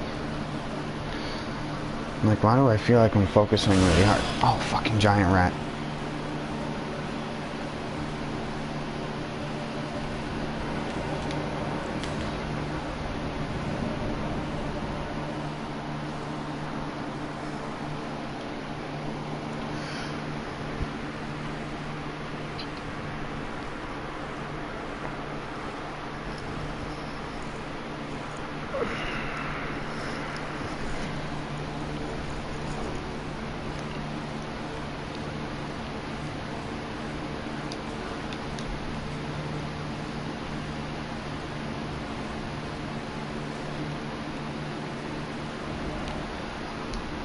Merchant is this way. I could have probably just came from that direction. It would have been just as fast.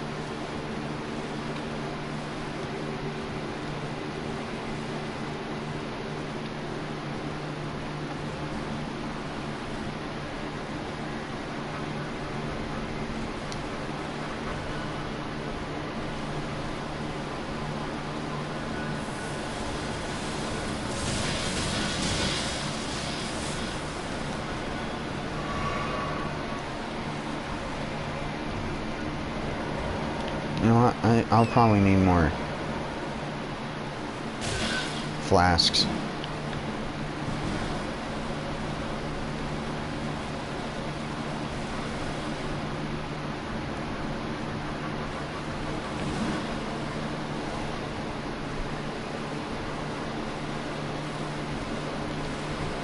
I hate these things.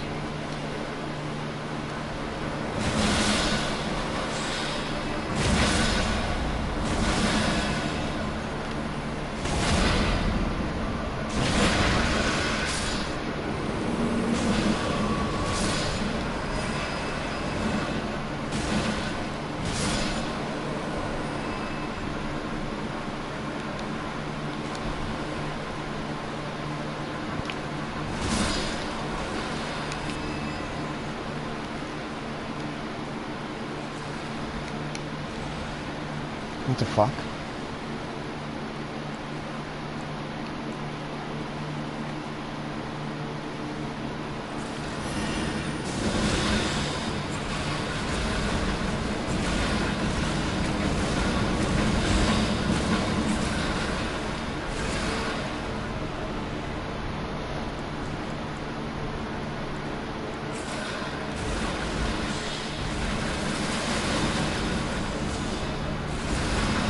Nice clear, dude. Oh fuck, one of the lightning things. No! Where was my flask?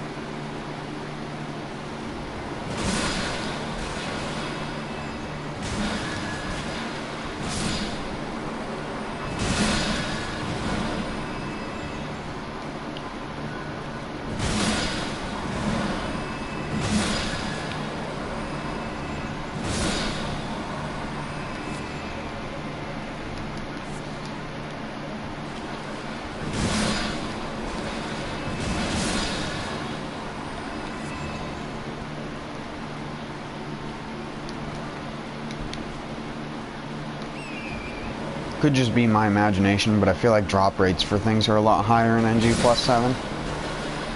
Just NG+ in general.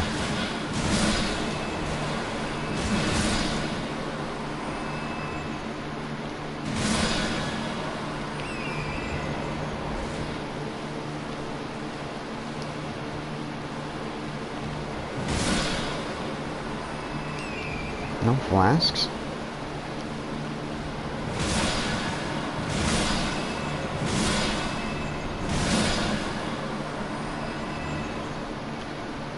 Still no flasks? Does that not count as an enemy group?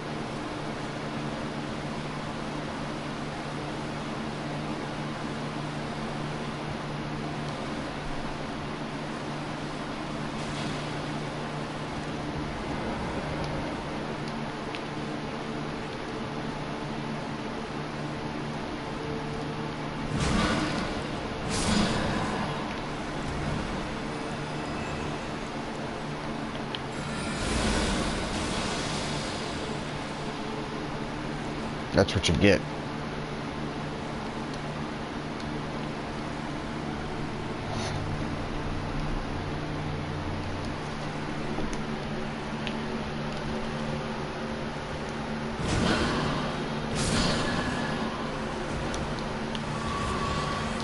Oh, well, that gave me flash. Hold on. No idea why that's still on. Gotta put on a jacket. It's freaking cold in here. No wonder it is.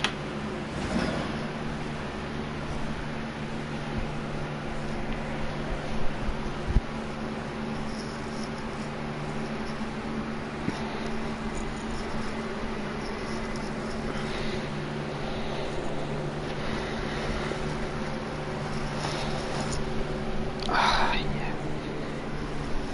That's so much better.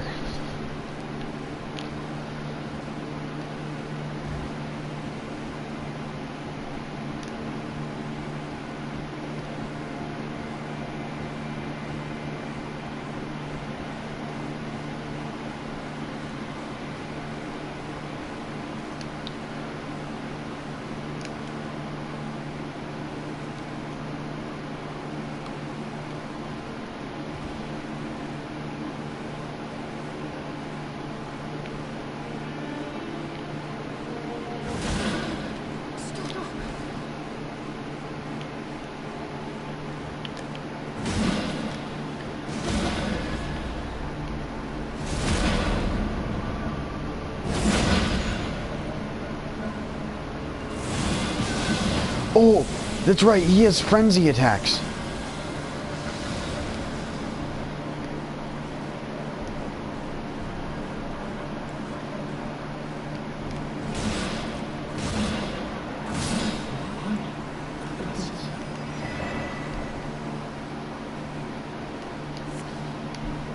Kind? Do you know what kind is, Mr. Merchant? That's definitely not what I just was.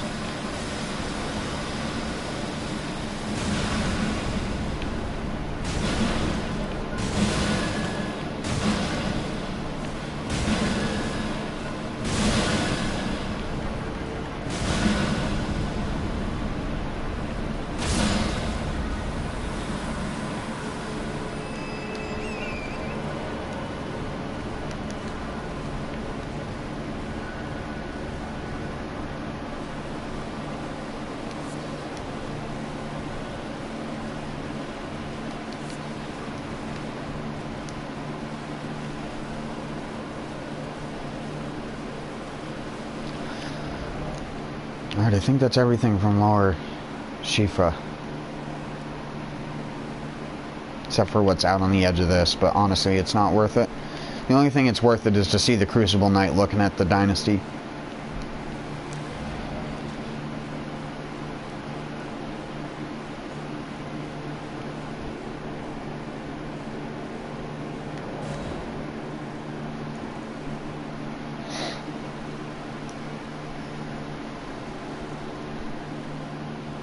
Some people have made some pretty funny memes out of that. Even when I saw where it was Bob Ross's like spectral self looking down in Crucible Knight and just looking up at him. There's been a couple good ones.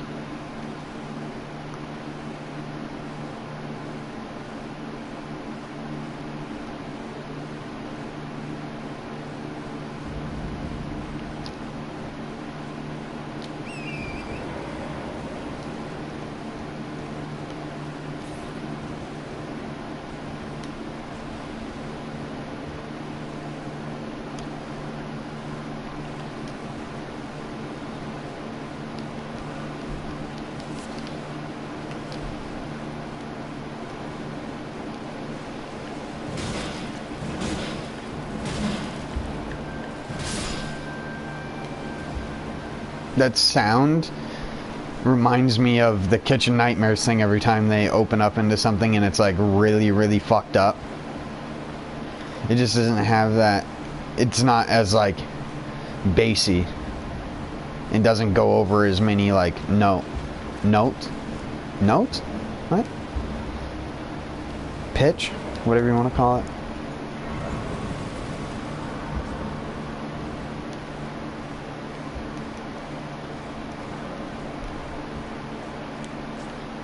This is a death bird there.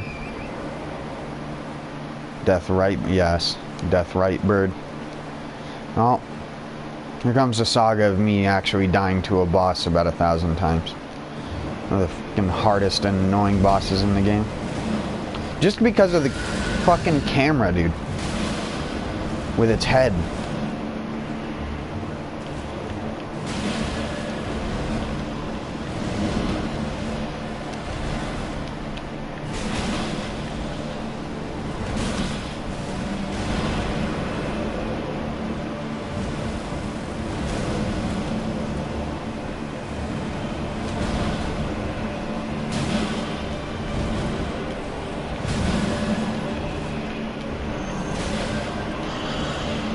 Not this move.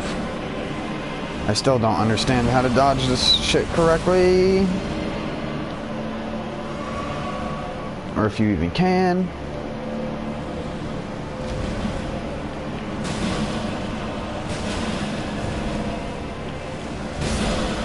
Okay.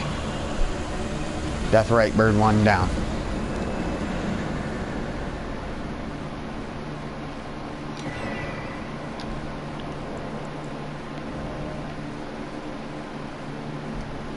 Need 20k more to level.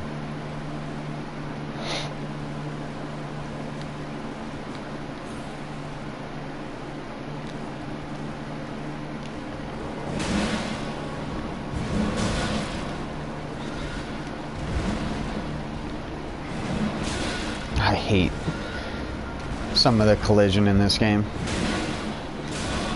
It favors the enemies way too much.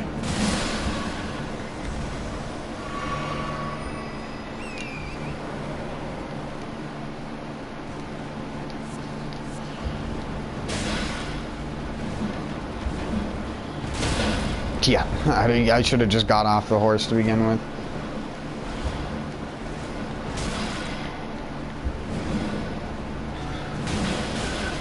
I'm gonna die.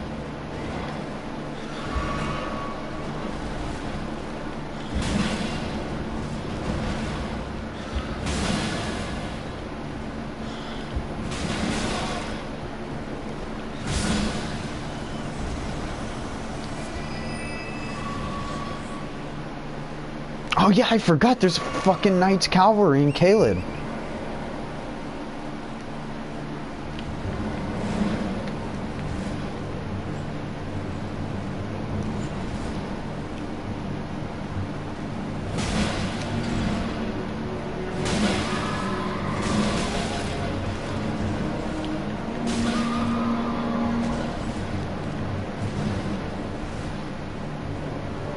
Oh my god, they're such goobers.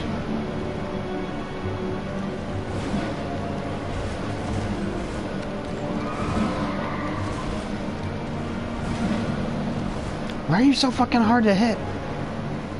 What are you doing? Get down here. Yes, good boy. Good Knights Cavalry.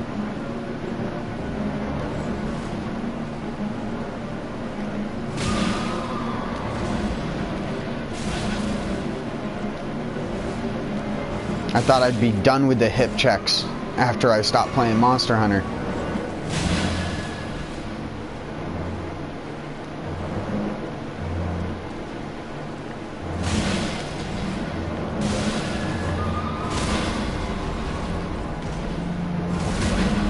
He's gonna get to resummon his horsey.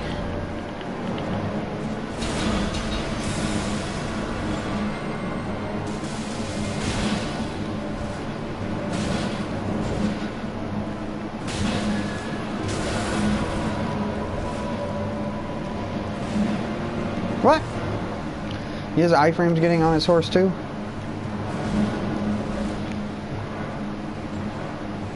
Nice job, you broke the skull.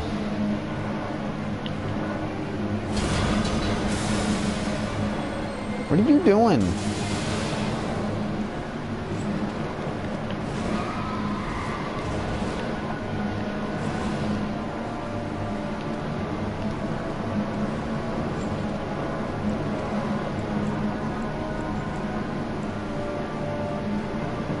I'm getting real tired of you.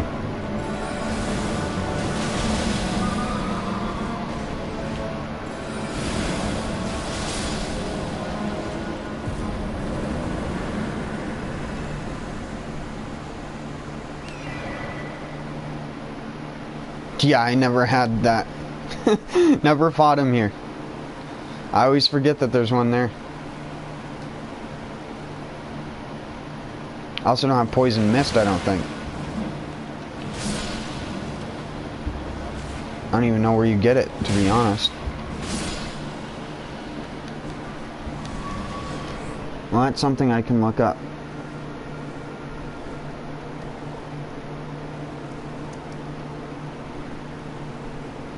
Where is it?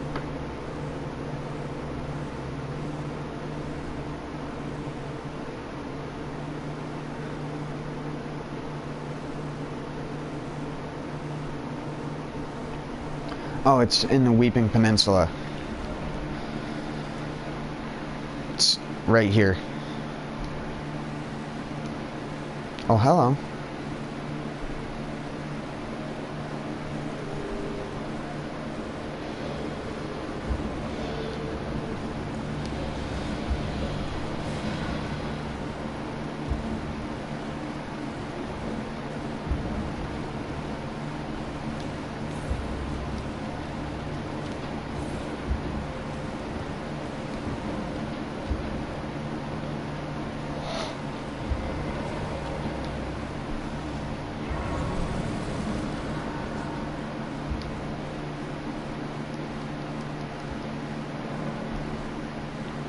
Oh wait, I can level. Right.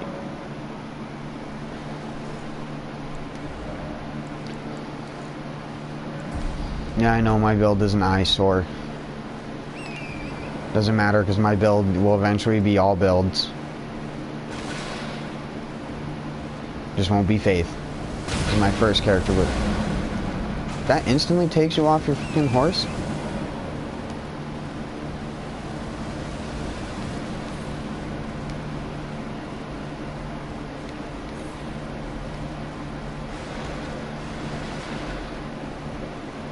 This one I do remember.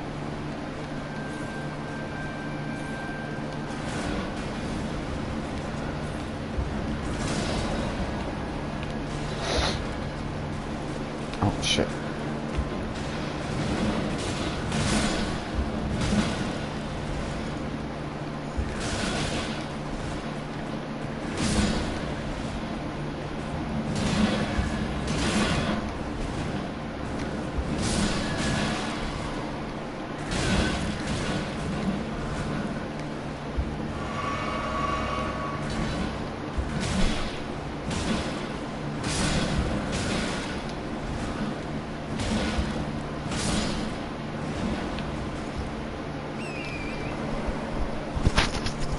Hold on.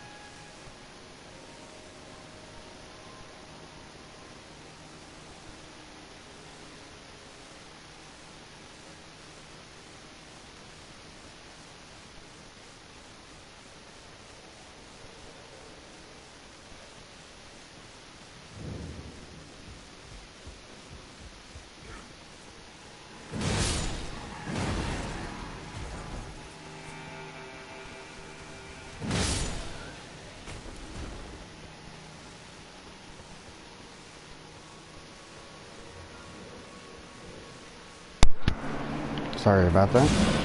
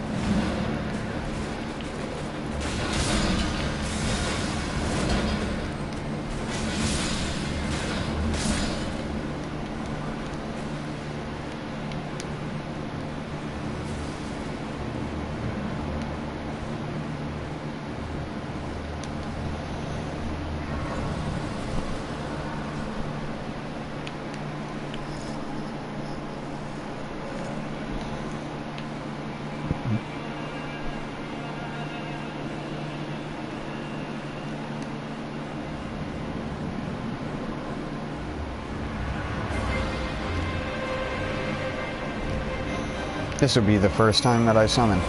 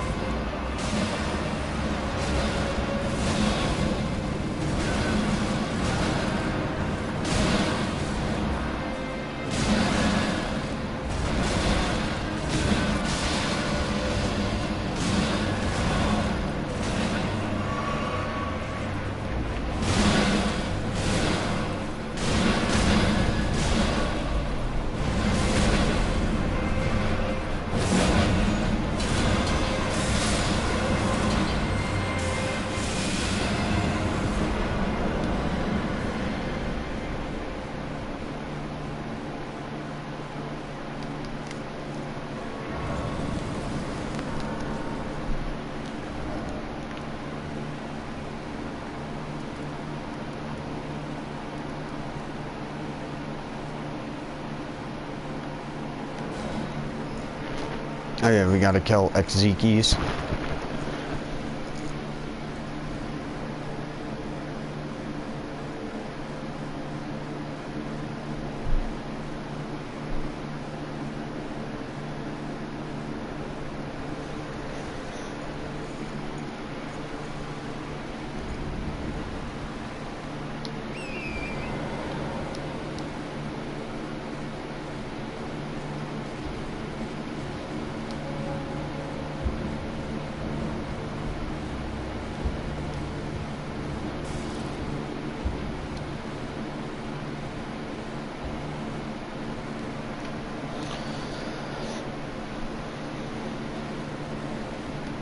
And I'm gonna grab the bonfire on the other side of him.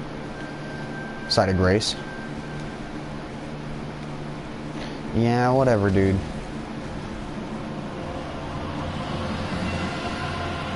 Rotten old codger. Old codger ahead.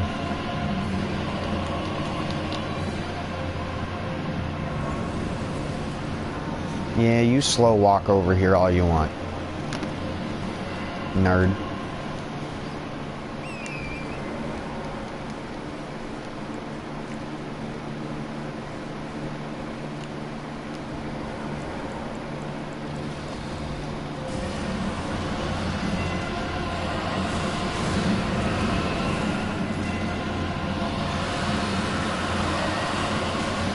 Oh yeah, that's right. That does fucking rot. What the fuck? What does your roar do rot? He's got rotten breath.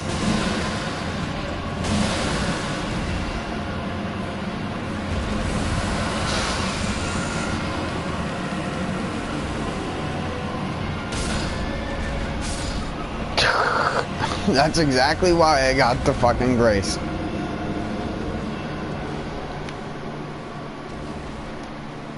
If it didn't do the initial tick damage where it's like bat, bat, bat, bat, just sucking your health away, it'd be fine.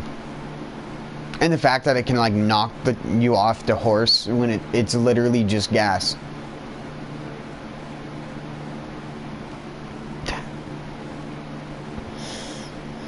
Yeah, the worst dragon in the game.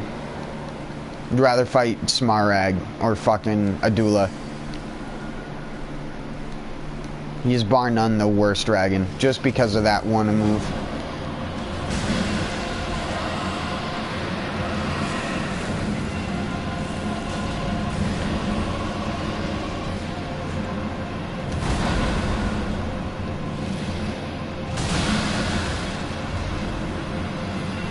Again? The same exact shit? No, no, no, no, no, no, no, no. Why is that so impossible to fucking outrun?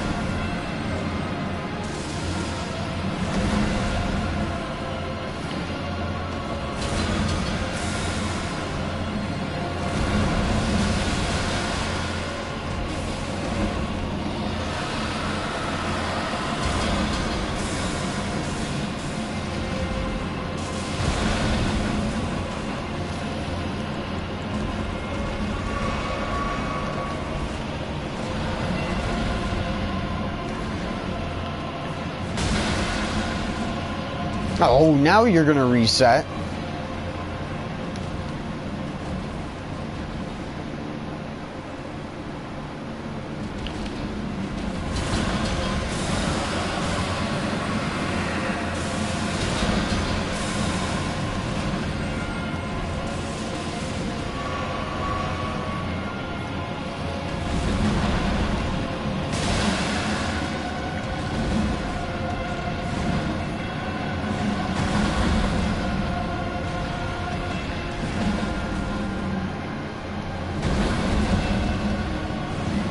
What?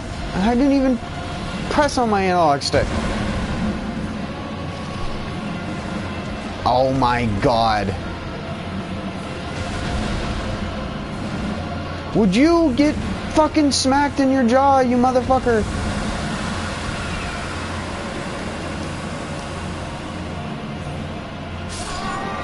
What the fuck, man? He's the worst.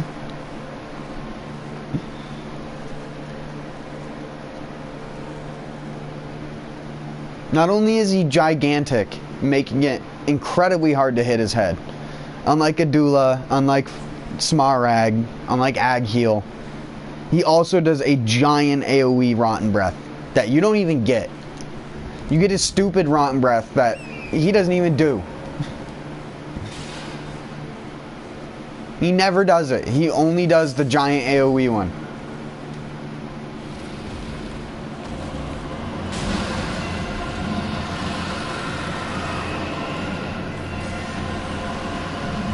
Oh my fucking, now he's gonna fly backwards onto the hill. Yeah, great. FromSoft. Praise the FromSoft, right? Praise the fingers.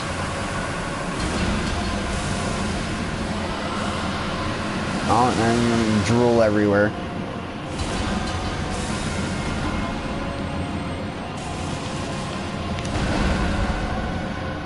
Fuck it. If you're not gonna let me hit your goddamn head, then you're gonna get freaking legs. Oh no. Oh, here we go again.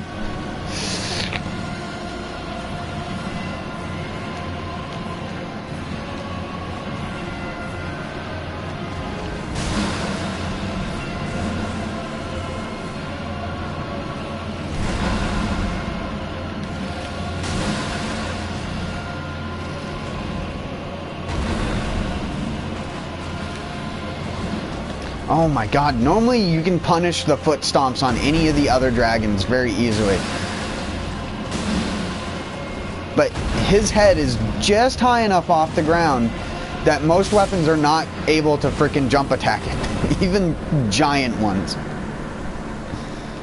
Jesus, that should not have taken 3 tries. Fucking Smarag. Exekis. Fucking copy-paste dragon with different colored breath and stomps. Cool. Love it.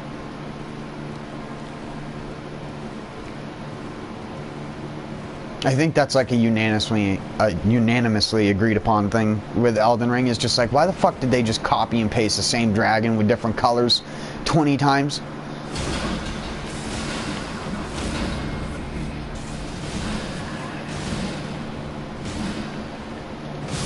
Thief? No, I just want your bell bearing. So I don't have to come back to you every single time. Sorry, bud. They designed it that way.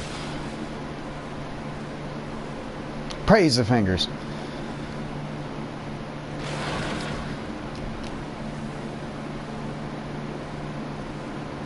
But you have no eggs.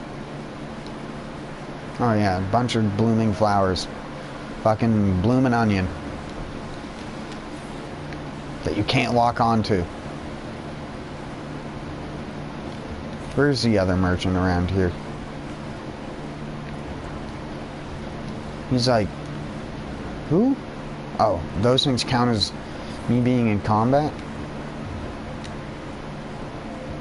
And the merchant's like up over here, next to this giant wad of whatever the hell, rot.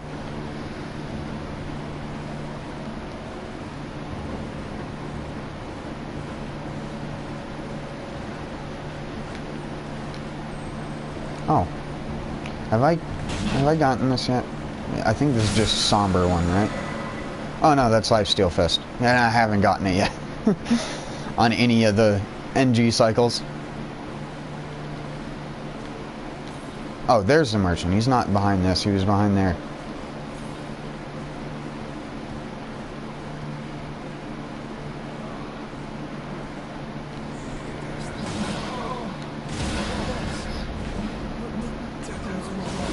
Bollocks! Run to your horse!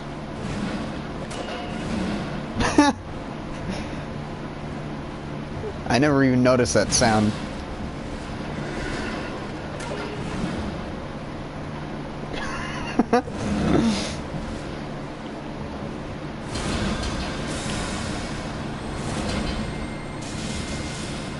Wow, you're good at dodging, dude.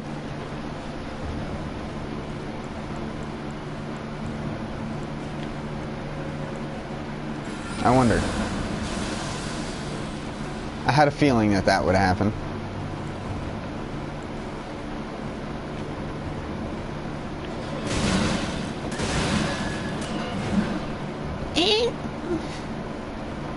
What?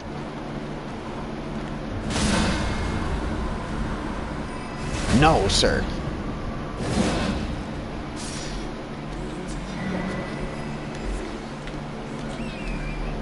I'm not stealing, I'm simply moving your items to a different vendor. I still have to pay for them. In fact, it's quite the opposite of thievery. I'm just murdering you.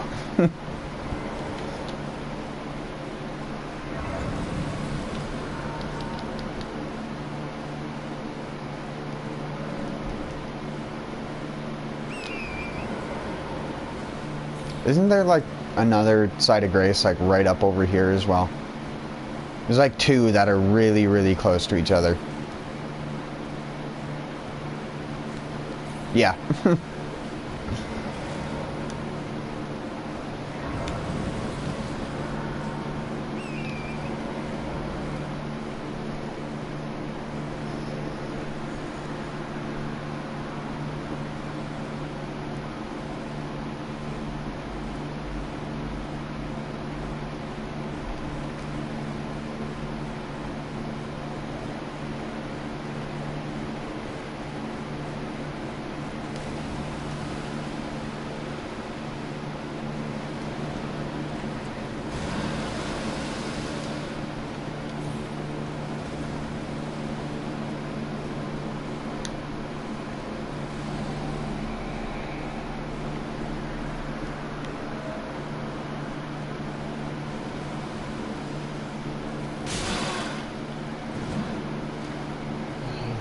Freaking little swine. The little ball ticklers.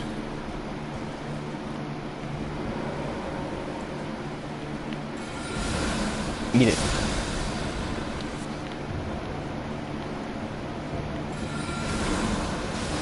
Spin, spin, spin all you can. That's how you dodge anything, right? That's how fucking bugs should fly in real life, right? You'll never swat a fly doing that. Fucking 360 no scopes.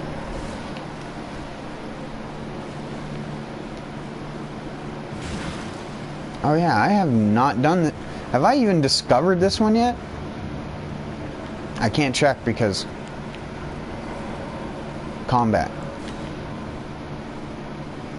This one takes 2.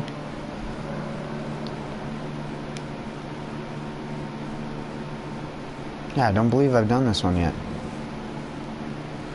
Jail cave. Wow.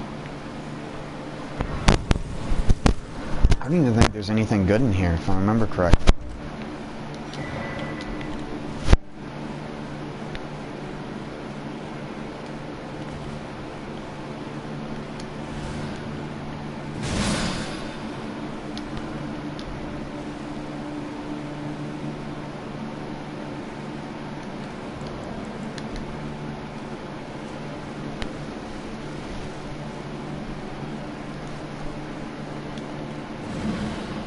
Nice. It's shortcut, right?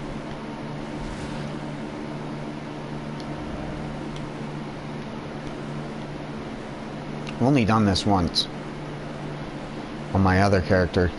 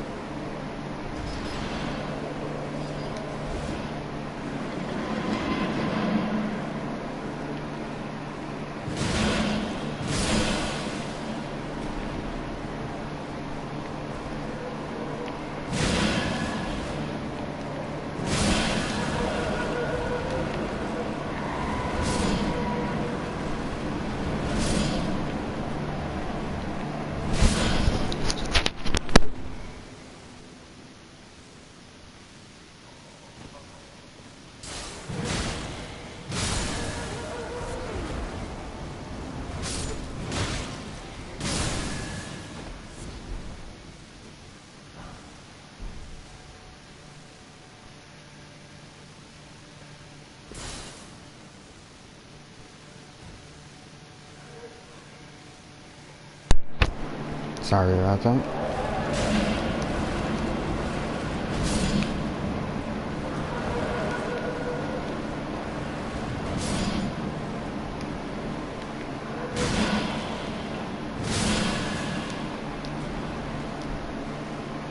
Golden ring 2? Really?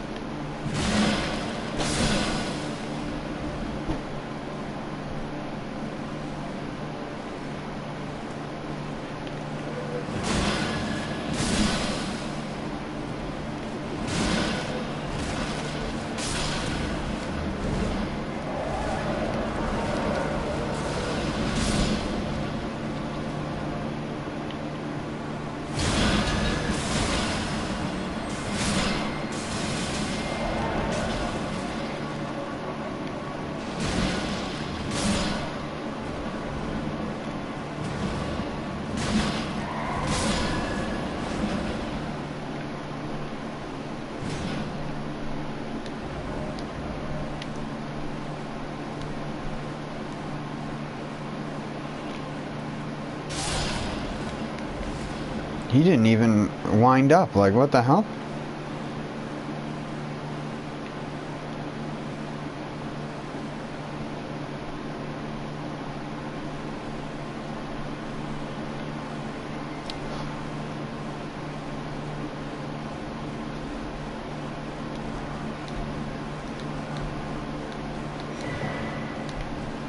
Ah, this is where you get the wakizashi.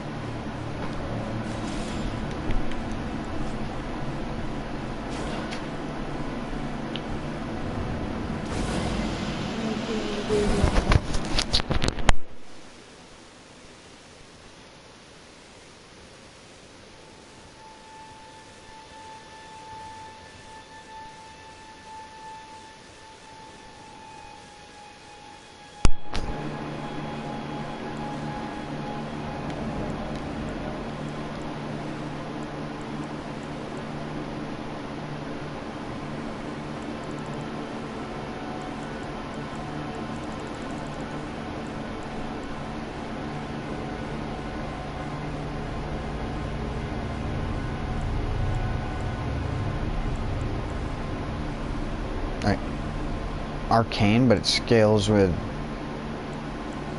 arcane, but it's magic. What the fuck?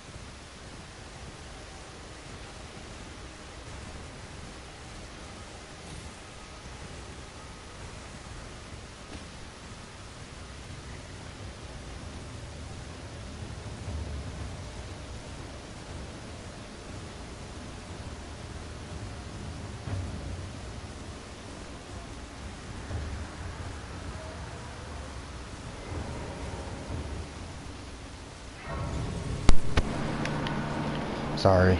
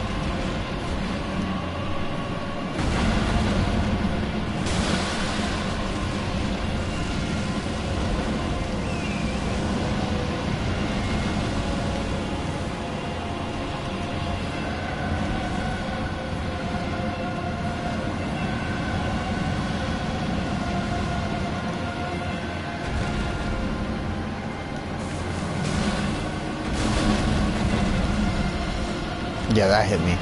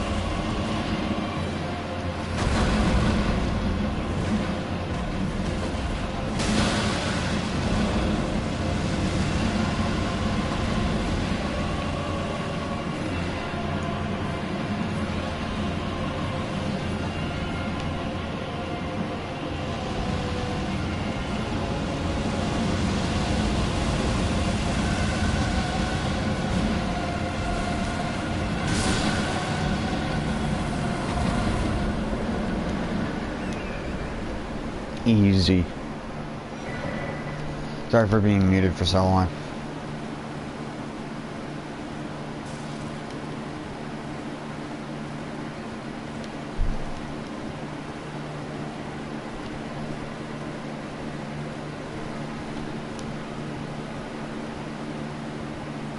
I haven't streamed in like 6 months, since March.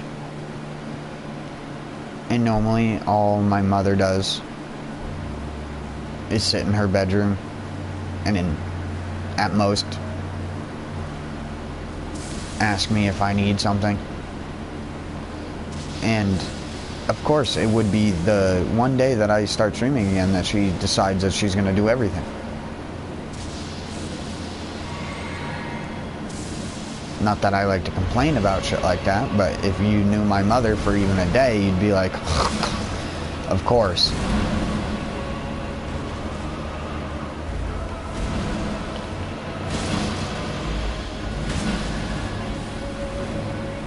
And I used to not really talk about it on my stream.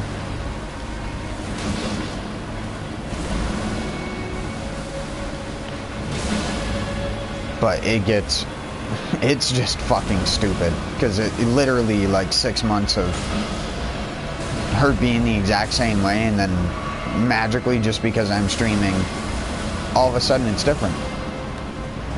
She has to come out here and just babble on about some fucking shit that no one gives a fuck about, so I just mute myself. It's like, there's not even anybody watching, right? Even if I left my mic on, who would you even be broadcasting your freaking gossip to?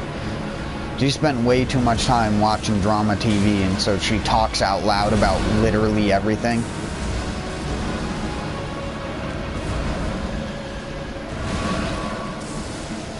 Like, she's the kind of person who will tell you that she's going outside to smoke a cigarette. And not just, like, say it because it's needed. Like, you can see what she's doing, but she'll say it anyways, even when you don't ask. But she has the audacity to criticize other people. It's really fucking pathetic sometimes. The way that she will gaslight and, like, talk shit about other people. And then she's freaking 200-pound Oompa Loompa who's been telling me for 20 years that she's losing weight. When she's not. He's actually gained like 30 pounds, but refuses to acknowledge it.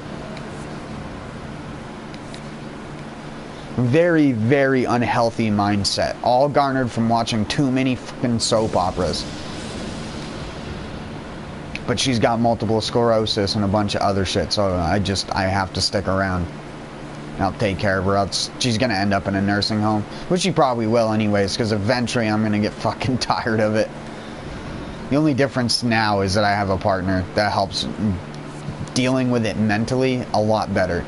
So I don't just sit here aggravated for half of my stream. I can be aggravated at the game instead of being aggravated at my mother for being literally like a child that I've had to take care of since I was like 13 years old. It's kind of fucking obnoxious. If most other people had to deal with it, they probably would have already put a gun to their dome and pulled the trigger. I mean, that shit already does happen all the time because so many people's mothers are disabled nowadays due to the fact that everyone and their brother got lead poisoning throughout the 60s to 80s. So if you have parents that are old like mine, you probably have this issue yourself and don't even realize it. Do I have better bleed weapons?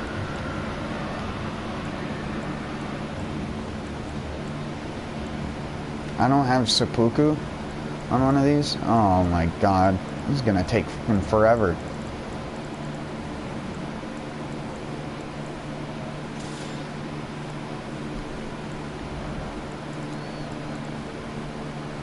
Rivers of blood. Rivers of noob.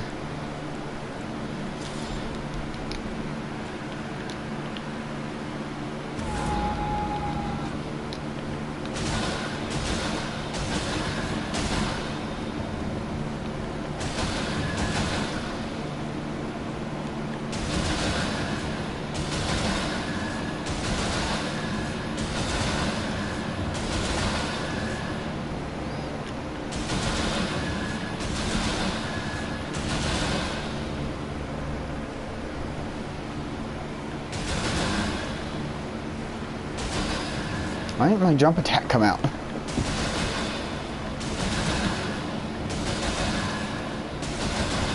You know what?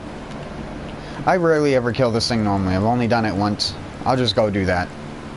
It's a lot more entertaining. Or is it? Because it's just the same dragon model killed 5 times in a row. What's more entertaining? Smacking the ass of a dragon, telling it it's a bad girl, or fucking killing 5 of its little children and saying, wow, what a bad fucking group of kids you got. Oh yeah, that's right. Grail's ones deal almost your entire HP bar. Right. Even funner. Bruh. No. Just do stomps.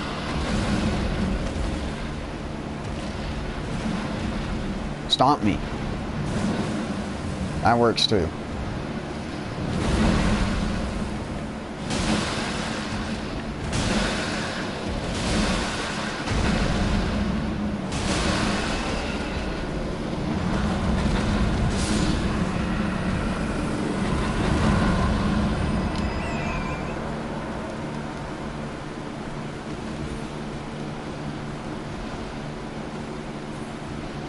I have no healing flask, so better be perfect.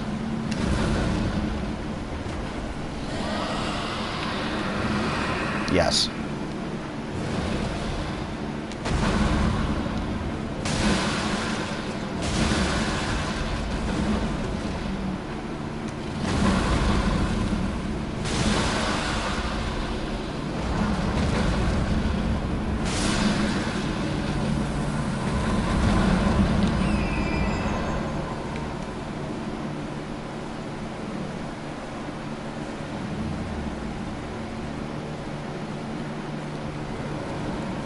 Hey, little twerps. Come here.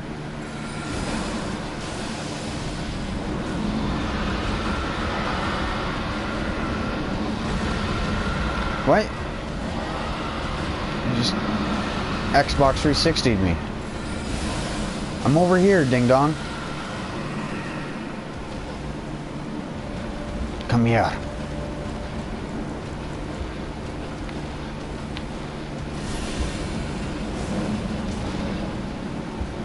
Wow, that does nothing to him.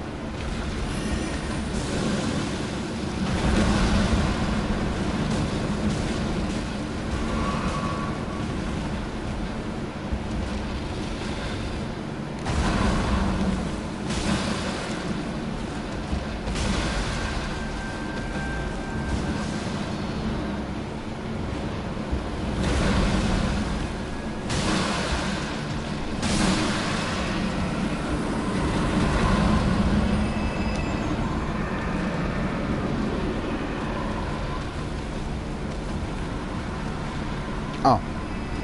Bye-bye. Ah, we're dead now. Hilarious.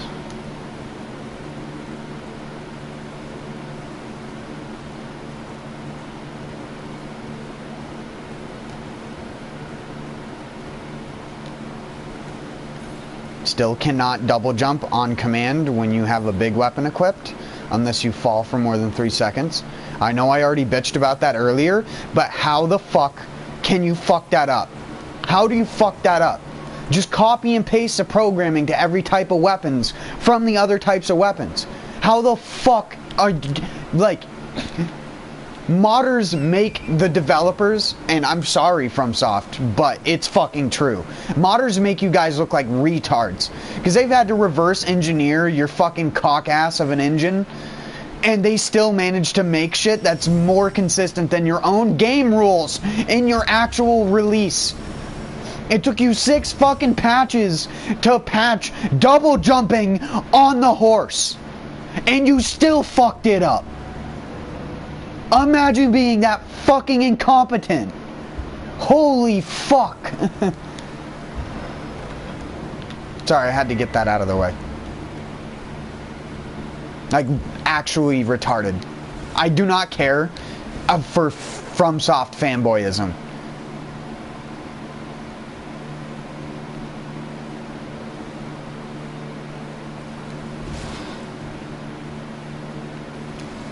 Bloodborne was their most complete experience they made yet.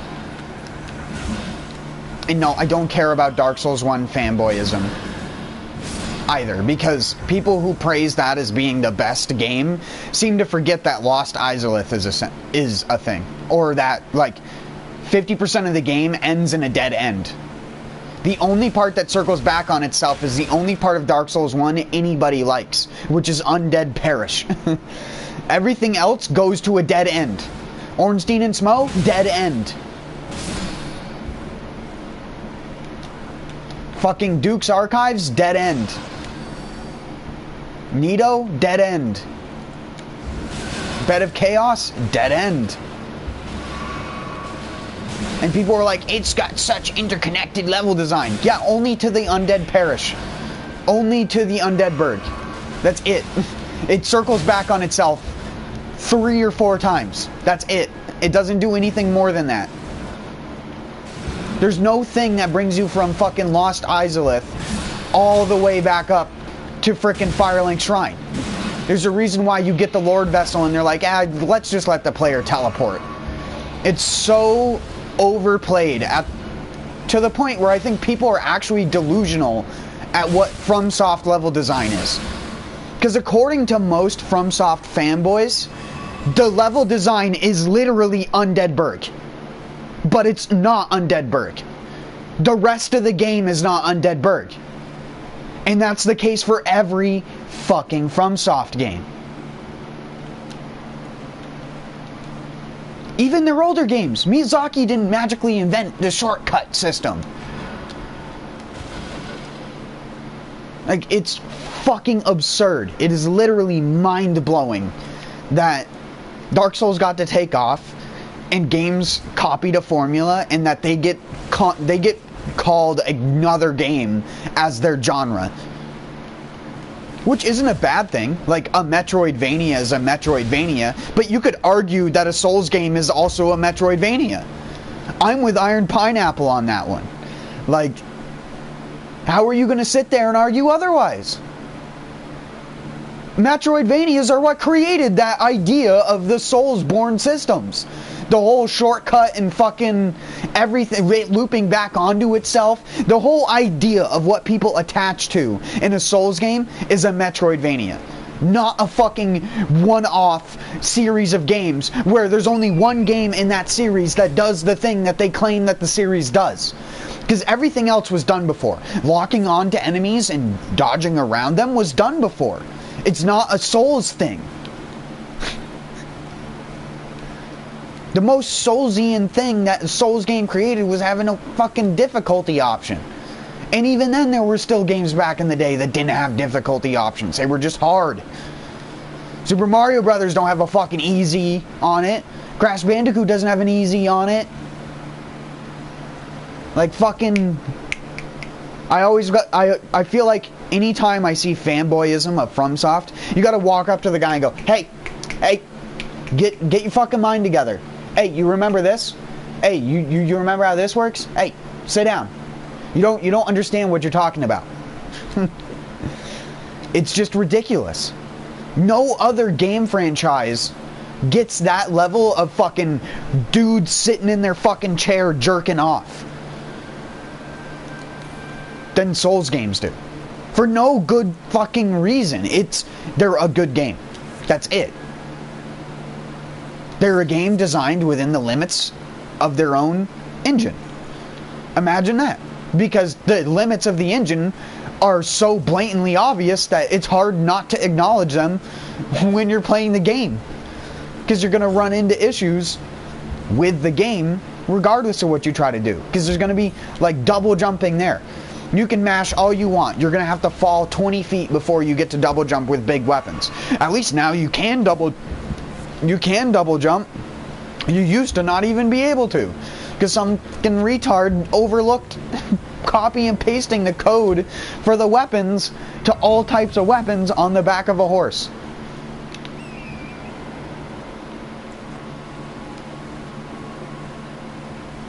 And anybody is welcome to try this, because I'd love to be proven wrong on it.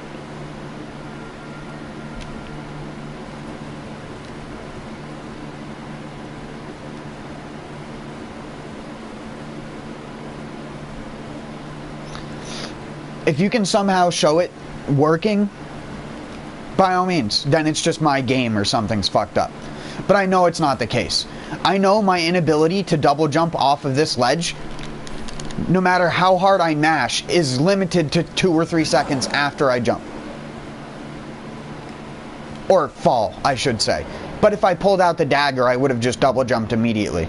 If I pulled out my misery cord, I would have double jumped immediately. And this is something, again, that they bragged about fixing in their patch notes, but didn't even correctly fix it. I guarantee you, Zully could find out how to fix that problem with the game. And would have it done in, like, not even an afternoon. But is FromSoft going to acknowledge that? It's like they've almost regretted acknowledging their failures, because FromSoft technically didn't even acknowledge it. It was Bandai Namco. About Dark Souls 1 and DS fix. It's just fucking hilarious to me. They're so fucking incompetent that they can't even make a fucking mechanic in their new video game work correctly with all the weapons. Imagine that. Any other game developer, imagine GTA, right? Imagine in GTA, your character just stood outside the car for 3 or 4 seconds when getting in it. After 5 games. It just glitched out and didn't let you get in the car, dude. But it does that every time you go to get in a car. People would be fucking livid. But for whatever reason, it took FromSoft 6 goddamn patches to even acknowledge the fact there was a problem with double jumping with big weapons. They're worried about patching fucking millennia skips. Like, are you fucking serious? Don't patch skips. Fix the fucking broken mechanics in your game.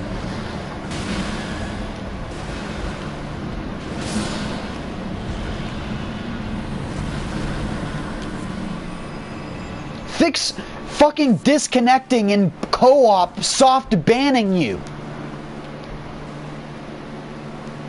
Jesus Christ. I will be the one guy standing on top of Mount fucking fuck from software most of the time. Because enough people don't do it, and enough people don't voice their opinions. And now that Elden Ring has came out and got a whole bunch more people into the Souls games, they're gonna go to the other games and be like, why does this feel like it's tight, it's more tighter made? Because it probably is. This game feels like all of the mechanics in it were rushed to completion before the game came out. And I can't tell if that's Bandai's fault or FromSoft's incompetence, considering that they've taken upon themselves to patch the snowfield skip 2 or 3 separate times, instead of focusing on shit that's been broken in the game since launch. Oh yeah, we're not going to patch Rivers of Blood for PvP users until 6 patches in, when everyone's given the fuck up on the game. Because they got fucking tired of coming across a guy wearing the armor I'm wearing right now with a Rivers of Blood one-shotting them, basically. Wow. Amazing. You done it again. You did it, Goku.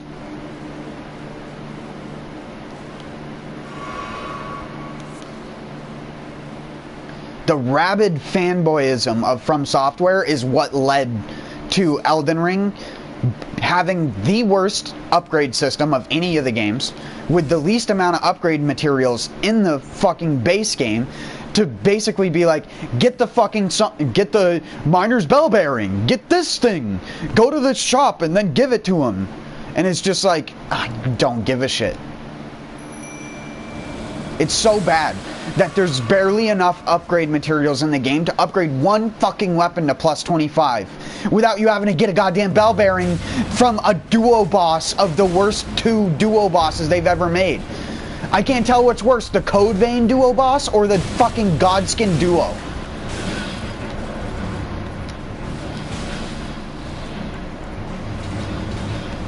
At least the Code Vein duo boss understood the whole Ornstein and Smo dynamic, and not just, let's make the fat guy go even faster than the skinny guy this time around.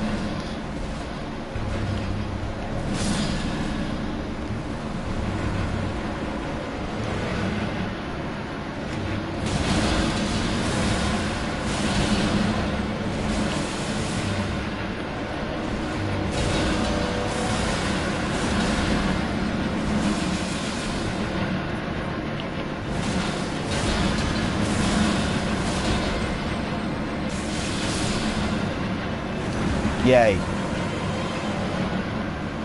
Tell me how the guys who live in a land where the time isn't consistent are known as the guys from that area where the time isn't consistent, otherwise known as Fair Missoula.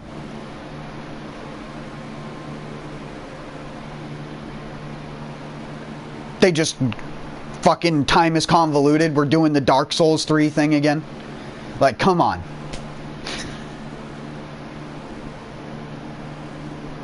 Time is convoluted, which means all the games will come together. Here's Firelink Shrine, followed up by Dark Souls 2 Earthen Peak.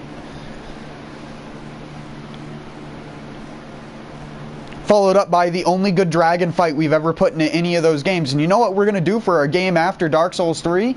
We're going to copy and paste 30 shitty dragons, instead of actually making a decent single one of them, outside of like Forta Sax.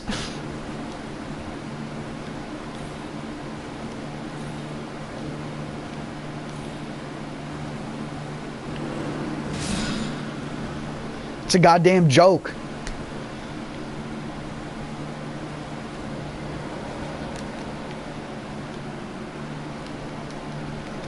Radagon is America. Herkaderkader. I'm George R.R. Martin. I wrote the story of a bunch of guys who, the story of a girl who slept with a bunch of different guys and is now just a queen locked in a library. Haha.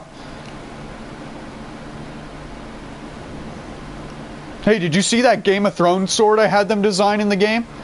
Hey, that sword made of swords? Yeah, I did that. George, no you didn't.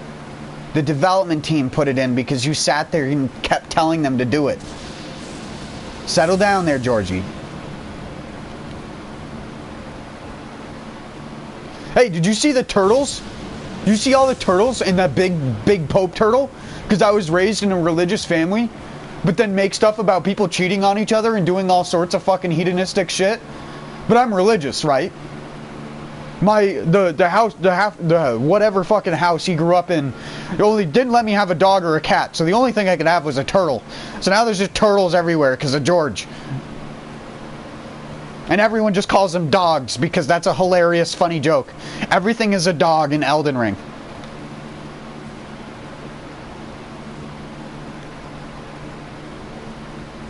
People are nut jobs nowadays. Absolute fucking nutcases. And I don't even mind the fucking dog joke. I'm just making a fucking light out of every shitty thing that's gone on with Elden Ring that has, like, since basically blown over because it's not... This game wasn't all it's cracked up to be.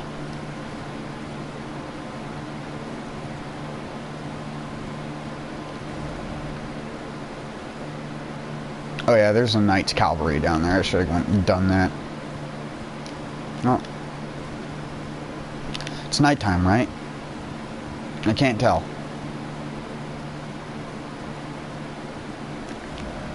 Yes, it is nighttime.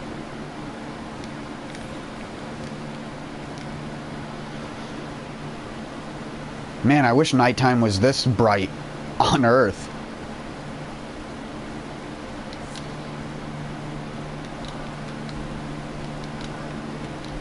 Where are the only dark places caves?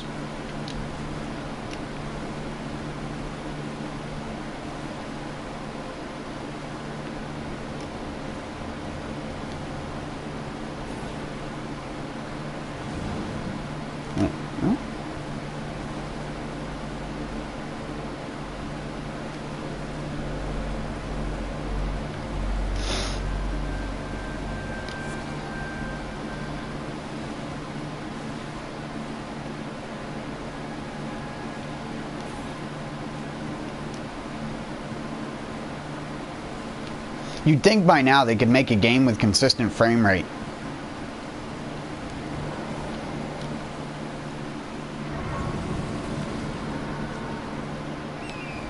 Oh yeah, this is the Bloodhound Step one. I don't use Bloodhound Step and never have, so... I use the Bloodhound... I use these to get through the areas where my character was forced to slow down in New Game.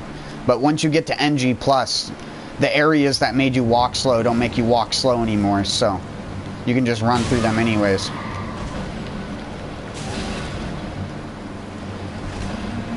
Stop plesiothing me.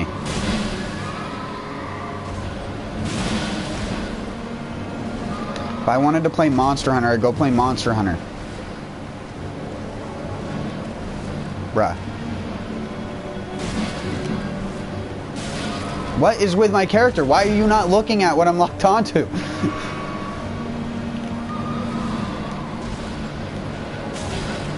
Oh my word.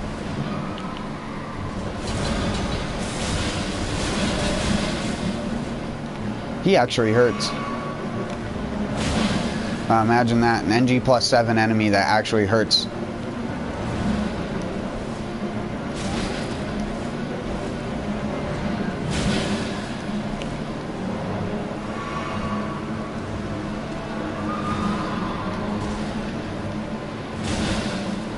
Imagine paying George R.R. Martin to write the world building for your game and then ending up with Elden Ring.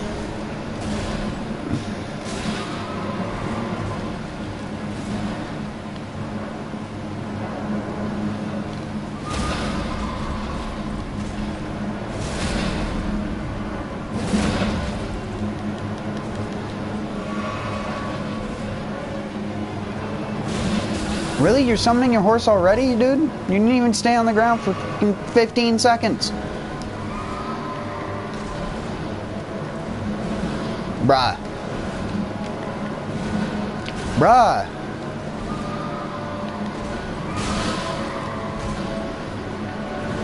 Oh my word.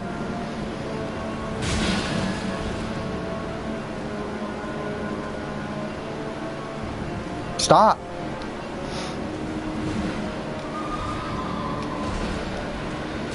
Yeah, hip check.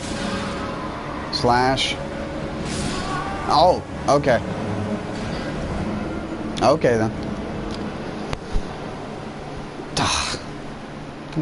What a shitty fucking enemy.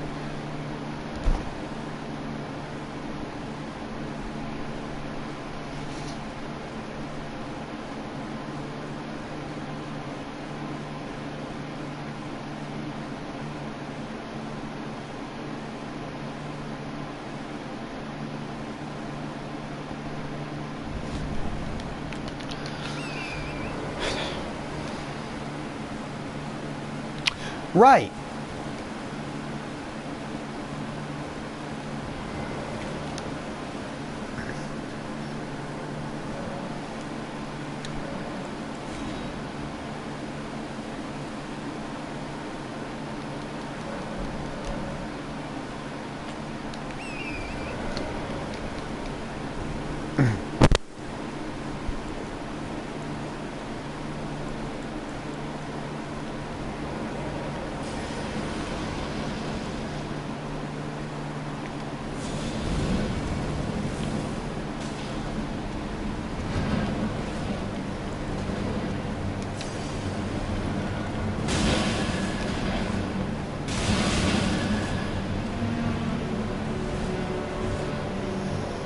Dude, if you keep doing this, I'm gonna fucking cheese you. I don't want to have to cheese you.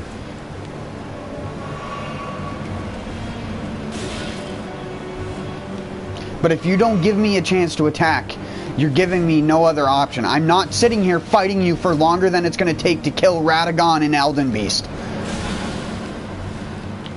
What a pile of shit.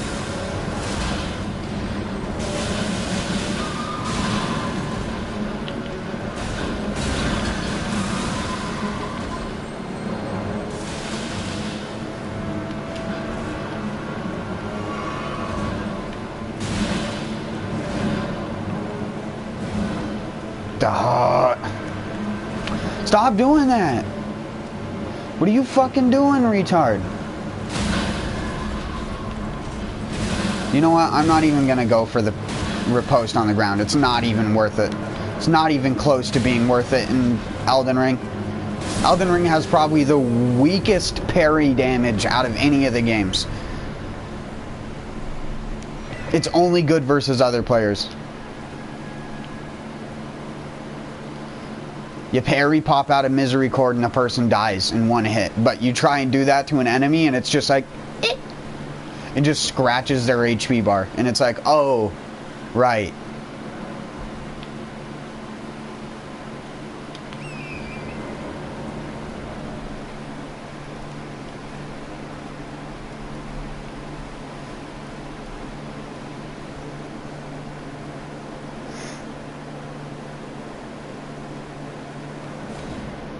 Oh yeah, we gotta go cheese the bell-bearing hunter.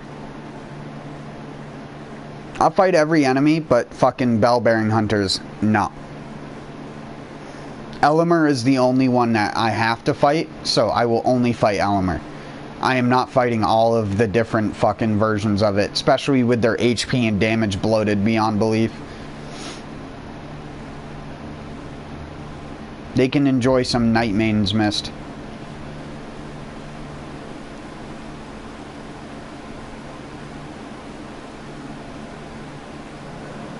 I was going to say, hello, game. But you hear me talk about Night Maiden's Mist and then just fucking break? I really don't even know why I keep the Slicer on. I originally was going to make like a spell sword or a cell sword build, but then I realized that all those incantations and sorceries suck. They have to do with making a weapon out of anything, just like the previous games. A Duelist Moonblade is about the only good one, but that one doesn't work with the fucking Carrion Glintstone staff, so it doesn't matter. And Carrion Slicer's cool, but you gotta use like 3 items to buff its damage to actually make it worth it. Otherwise, you can just dual wield any 2 weapons and they'll out damage it every day of the week. Dual wielding is the strongest thing you can do in Elden Ring with any 2 weapons. It doesn't even matter. Dual cross hilt naginatas, you'll fucking 1000 damage every double poke. And that's not even factoring in the counter damage.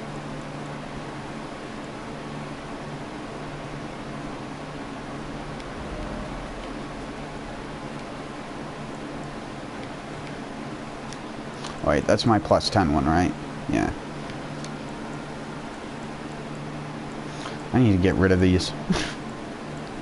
And these. I think I already have... Oh, I don't have two sort of that. Also didn't have two flamberges.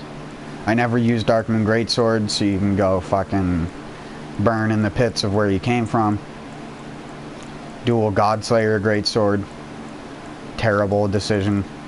Not like it matters, I have too many max upgrades and not enough normal upgrades. Gonna have to spend like 500,000 runes just to buy normal upgrades so I can use my max upgrades.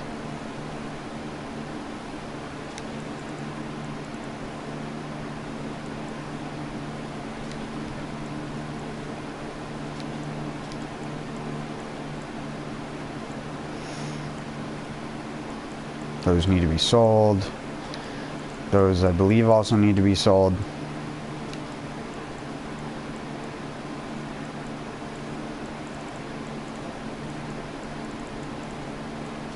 Wait, do I even have two Naginatas? Yes, I do. All two Vara bouquets. No. It's dual wield the game, so you might as well have two of everything, because just using one is pointless. Literally the most pointless thing you can do in this game is just use one of a weapon.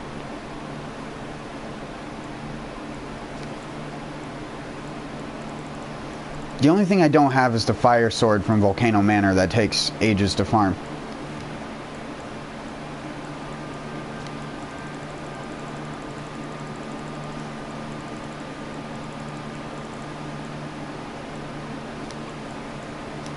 I do have two Death's Pokers, right? Yes.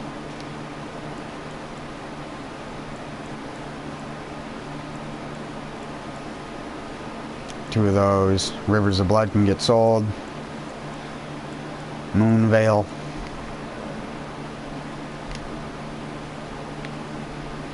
The good Rivers of Blood. Rivers of Magic.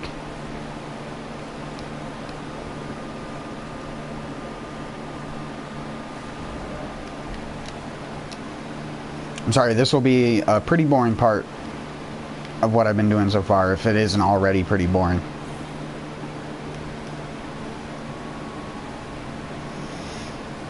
Just because I'm just going to be standing on top of a building casting Night Maiden's Mist.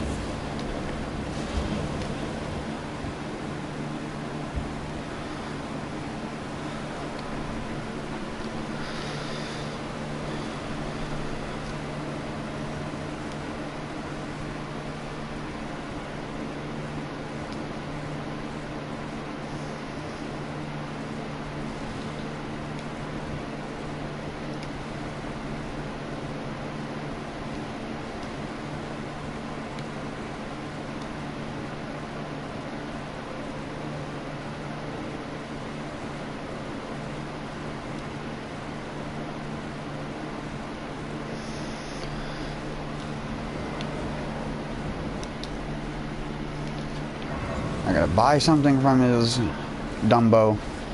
Can I just kill him? I'm gonna buy something from him anyways. Just in case.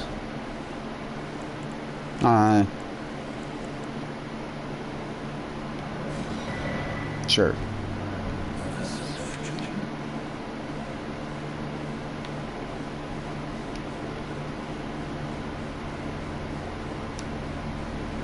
I'll wait to kill him until I kill the Bell-bearing Hunter.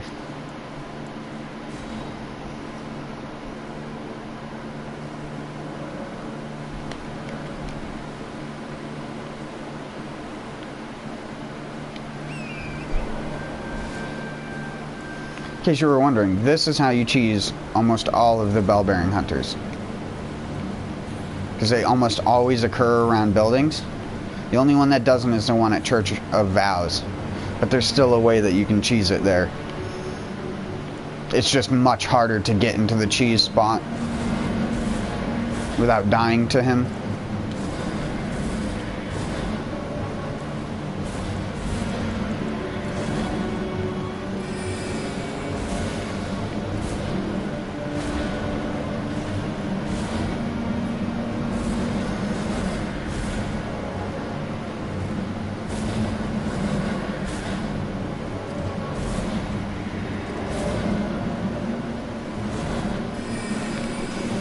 Oh, fuck.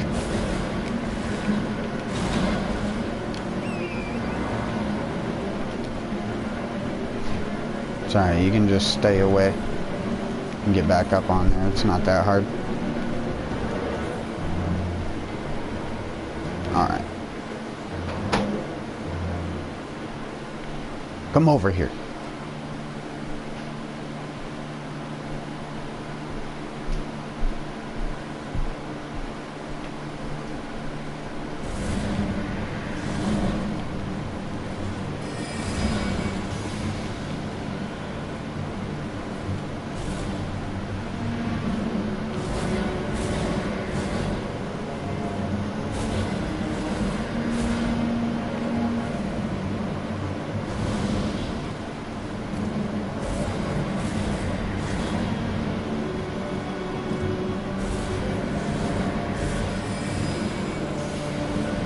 Oh my god. Damn it. I should have put on more mana. Oh, that's still damaging him down there. What the hell? This has a deceptively large AoE.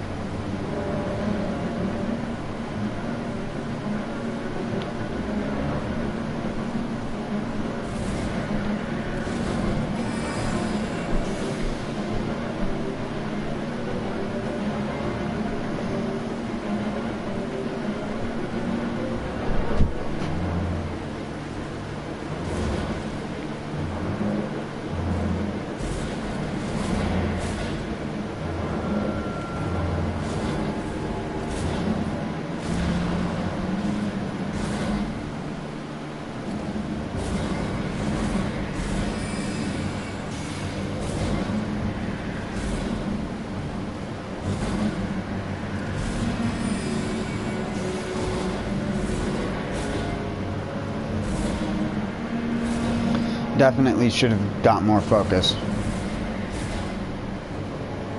But I should be able to kill him with what I have right now. Is this gonna hurt me?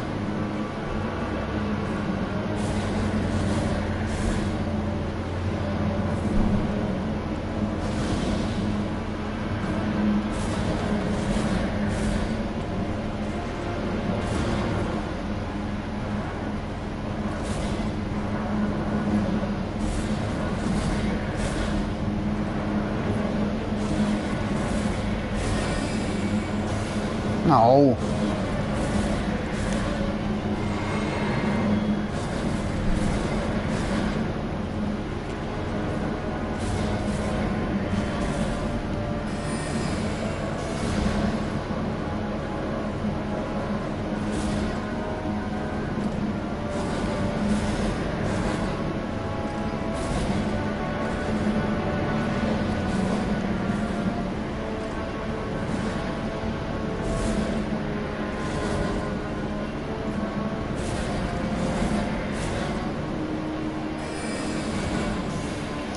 Come on, dude. Normally he doesn't go under the building this much. Normally he just gets stuck on that little post out there. Doesn't matter though. You just have to step away. Just annoying. Step back into it, goober.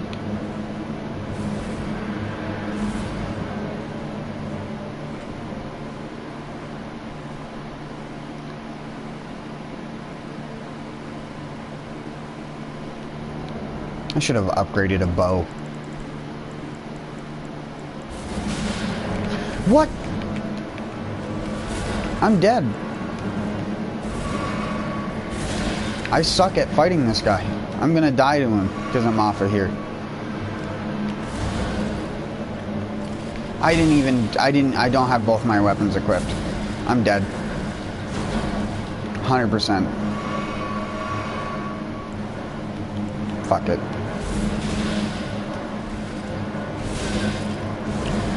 Why, out of all the things in this game, does he do the most damage? I do not understand what their fucking balancing logic for this game was. But he is one of the hardest hitting enemies in the entire fucking game.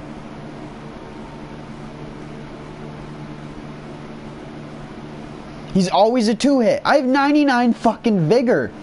Radagon hits me for less damage. Like, why isn't this guy the motherfucking Elden Lord?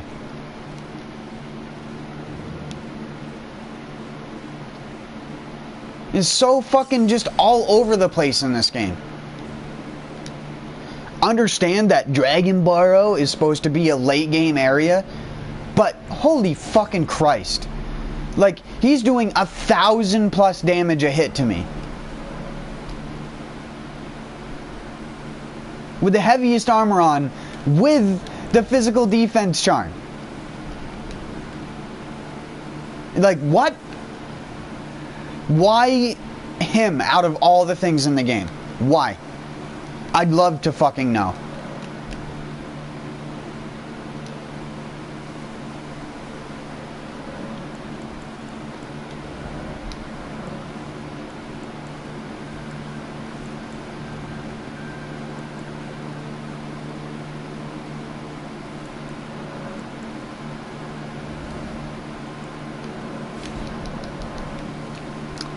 Alright.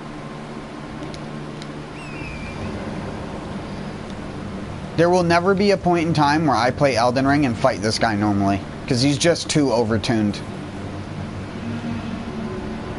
Magic split damage, so you can't even block it. Bullshit ass long range attacks.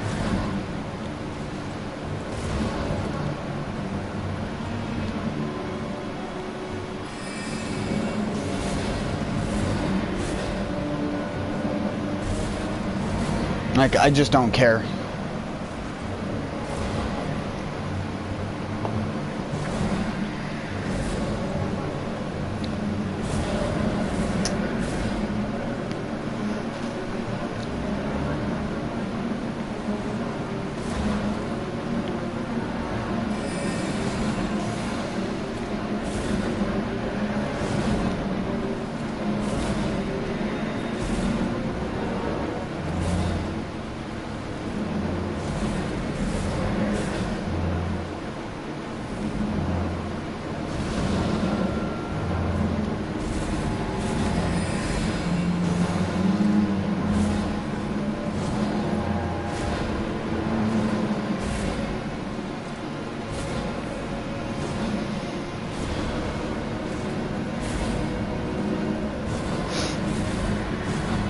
I hate doing this too, but fuck anybody who tries to fight this fucking thing normal.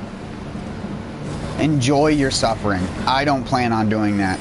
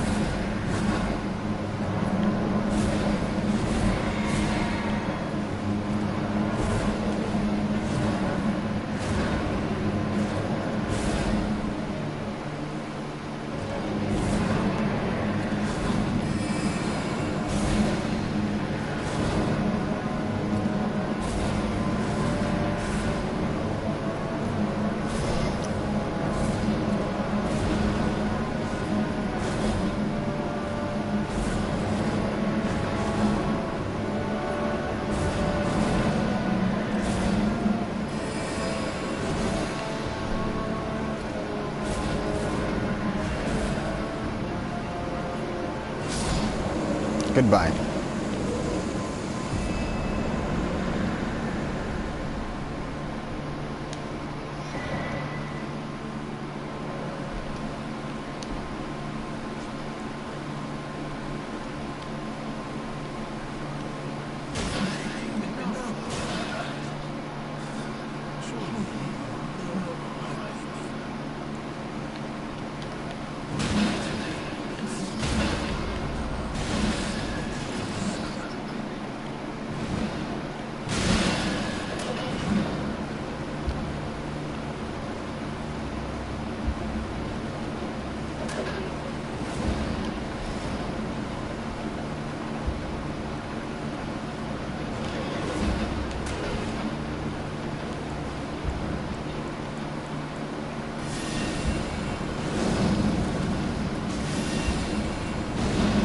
Oh, come on, fence post.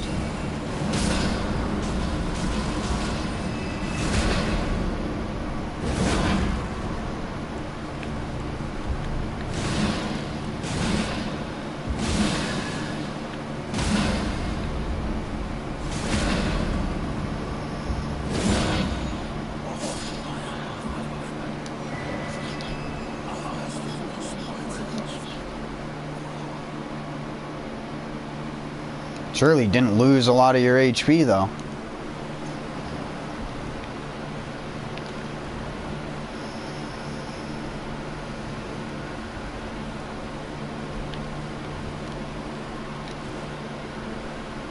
Alright, so that's cheesed.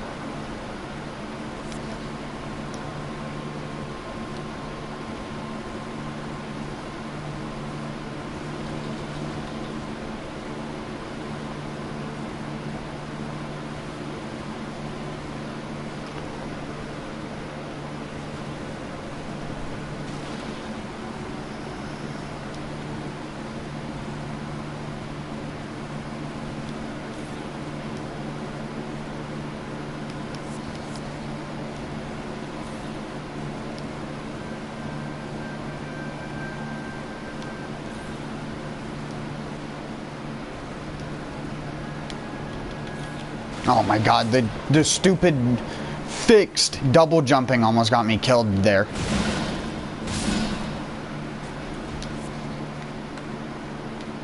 The wonderfully fixed double jumping, which is still a huge issue, because it still doesn't let you double jump until like 2 to 3 seconds later. But the guy probably did that and was like, "Look, Miyazaki, it works." And he was like, "Good job. Good job, son.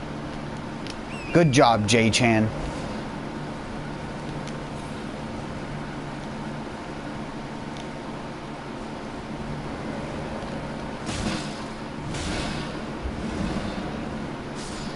They learned from Neo. That's funny.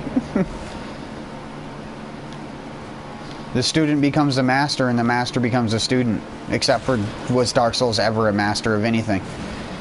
Jack of all trades, master of none.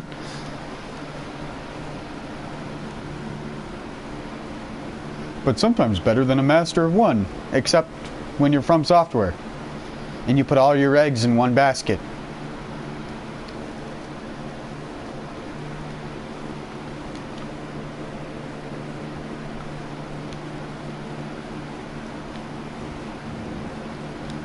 It's almost like they just keep making these games now to laugh at Sony for being like, hey, remember when you thought Demon Souls wasn't going to be a success? Because it wasn't, and it wasn't a success until Dark Souls was a success? Just like all of our other games? Who's laughing now? And so they put that guy at the front of his company, and then you hear him you hear Miyazaki in interviews, and it's just hilarious. How little of a fuck he gives about half of the shit. Like, again, they're patching skips. They're not patching stuff that's actually wrong with the game. It took them literally almost a half a year to patch collision problems in the game. And to patch you sometimes just landing on weird terrain that would get your character stuck in the air and kill you. 6 fucking months. But they're patching elevators and kill boxes. That's a thing that's needed to do. Granted, One thing only takes an afternoon, but it still speaks volumes for your company and what you're prioritizing to have done. When a guy can literally go into a text file listing all of your fucking weapon parameters and change numbers in an afternoon. Like, modders make the actual development team look like fucking retards. I'm sorry, but it's fucking true. Anyways, I need to be right back.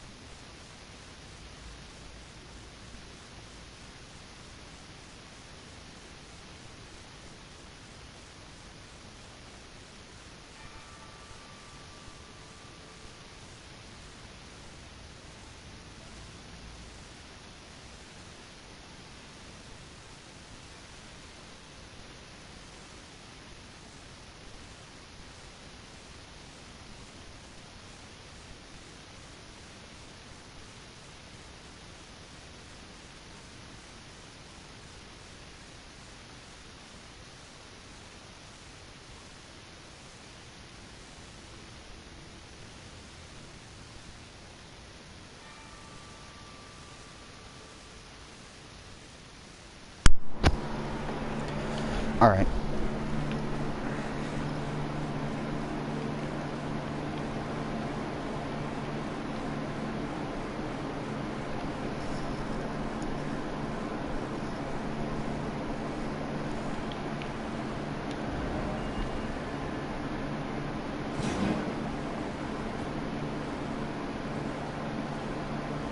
That does work.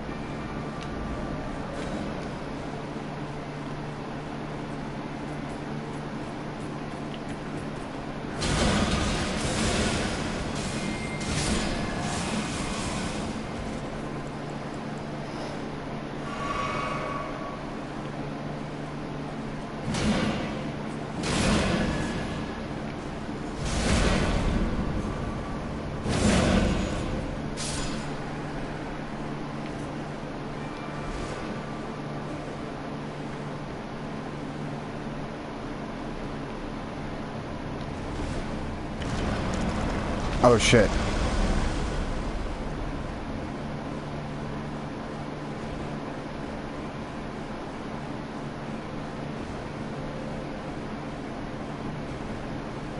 What?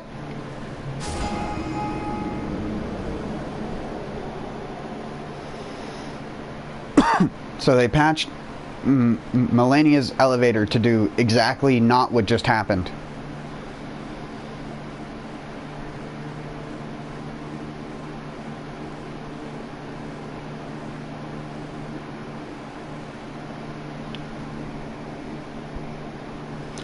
Actually, I still think you can fall down to the bottom of it, but it doesn't trigger the button anymore.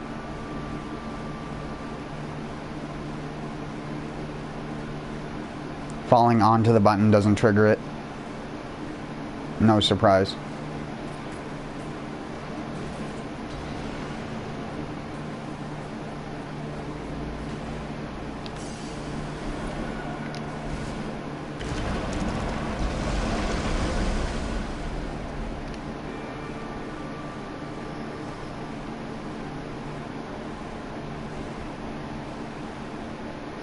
And yes, I know you can go this way.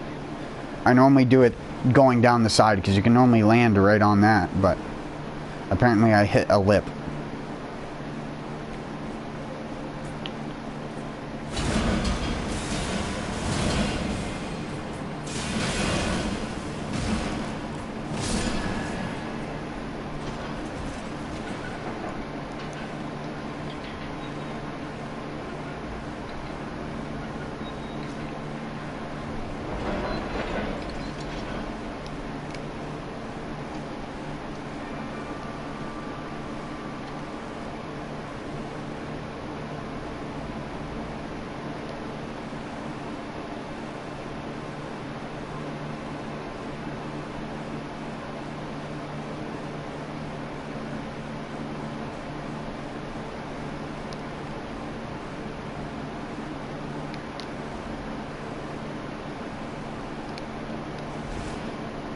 Oh yeah, that's right. This is death. Yeah.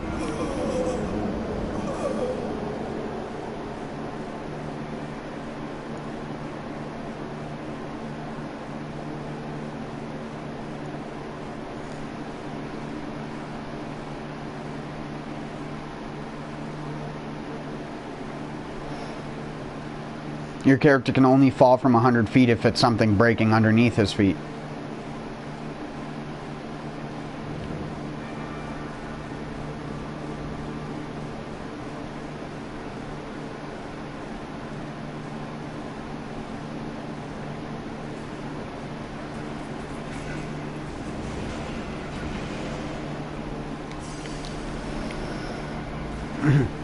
I love that they hop into the room. Good programming.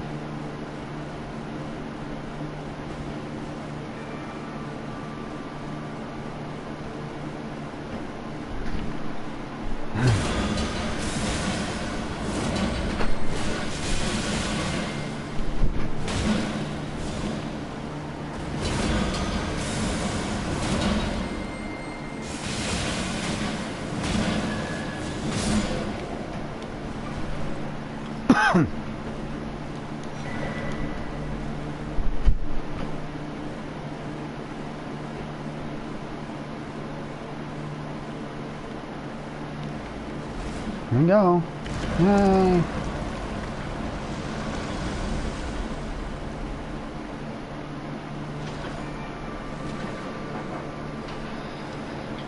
The inconsistencies of FromSoft games.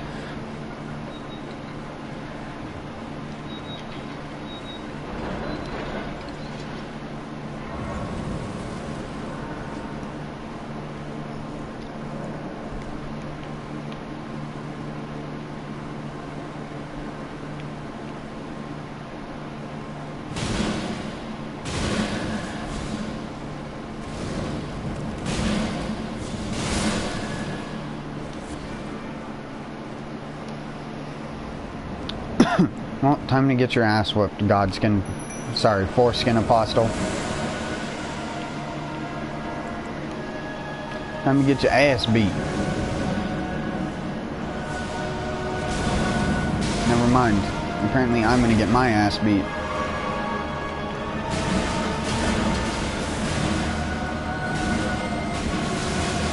You go, Mimics here.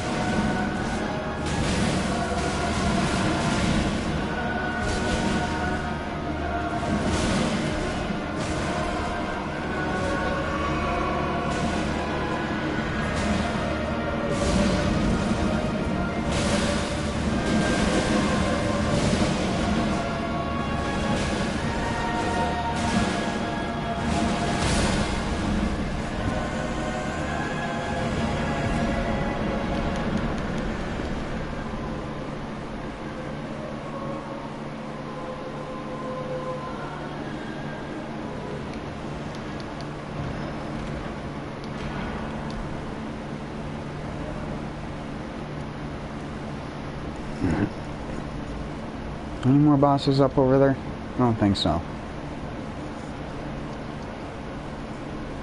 I think that's everything in the Dragon Burrow.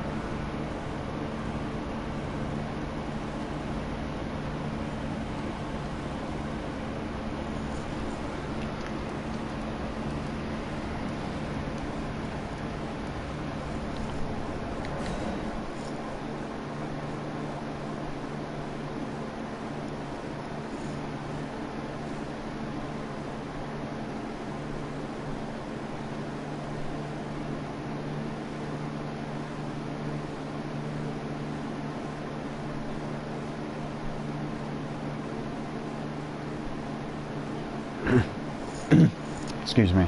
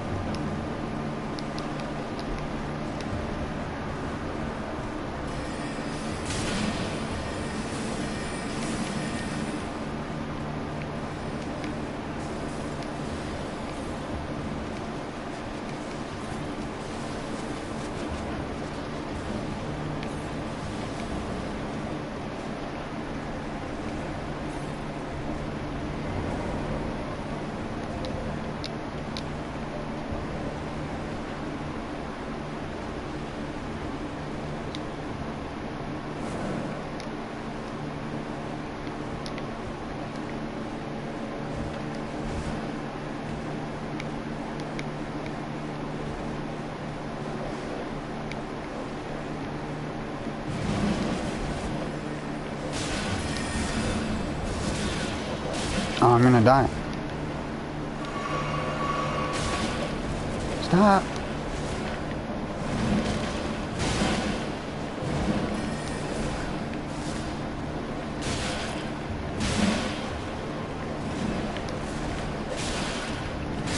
Oh my god, FromSoft did not allowing you to poise through animals.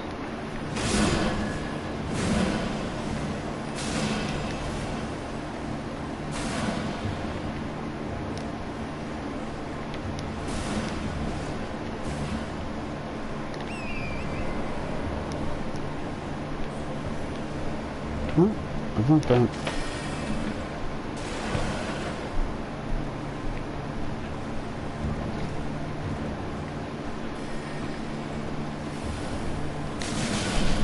Holy shit, dude. Oh my fucking god. Thanks, PvPers, for making the tracking decreased on Stars of Ruin. But allowing From Software to get away with letting it still be on enemies.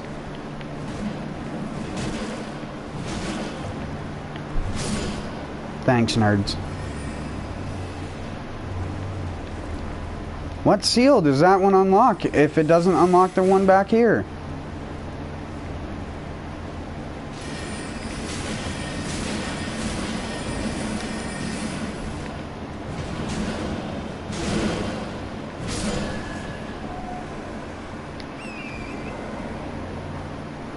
Okay then. Whatever. I don't really give a shit. Imbued sword key can fucking suck it.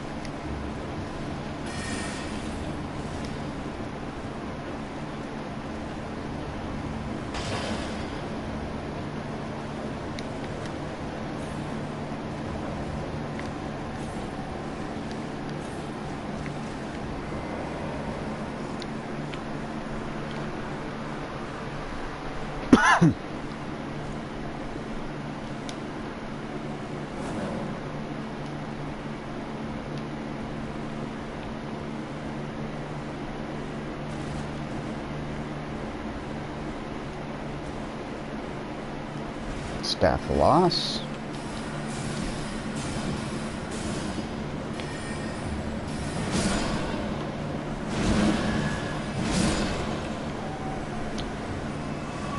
I could have swore that each one of them let you get into something as you undid them. Maybe I'm just wrong. I could have swore it used to open them one by one. This is a stone sword key, right? Yeah.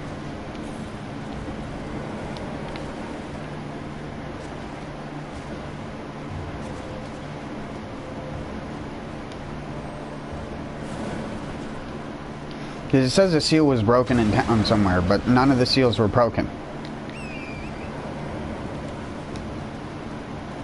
Get the painting for where the golem is.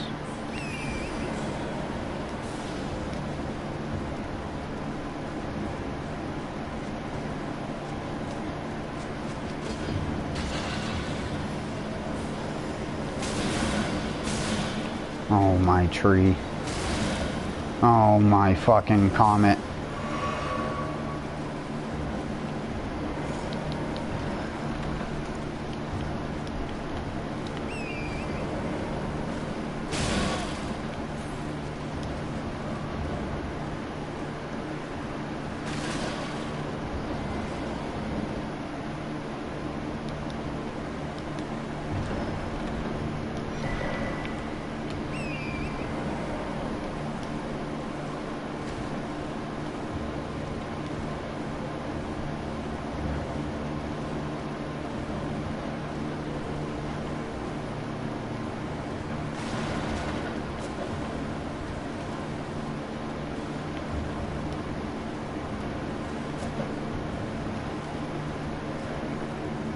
I could have swore there was a third seal.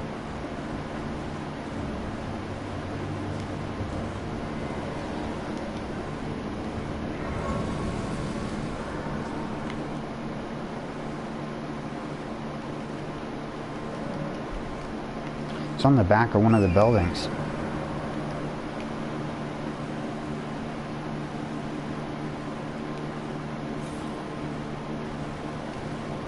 Is it this one?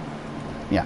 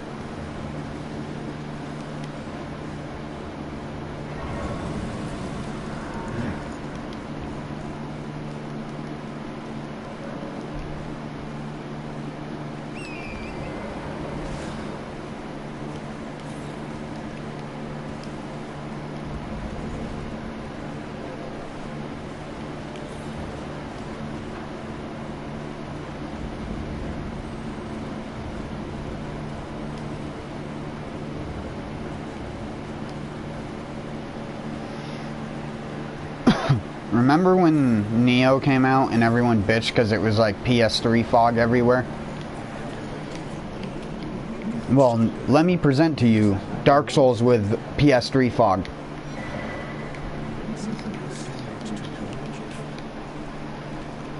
There's less fog in Demon Souls, which is about fog.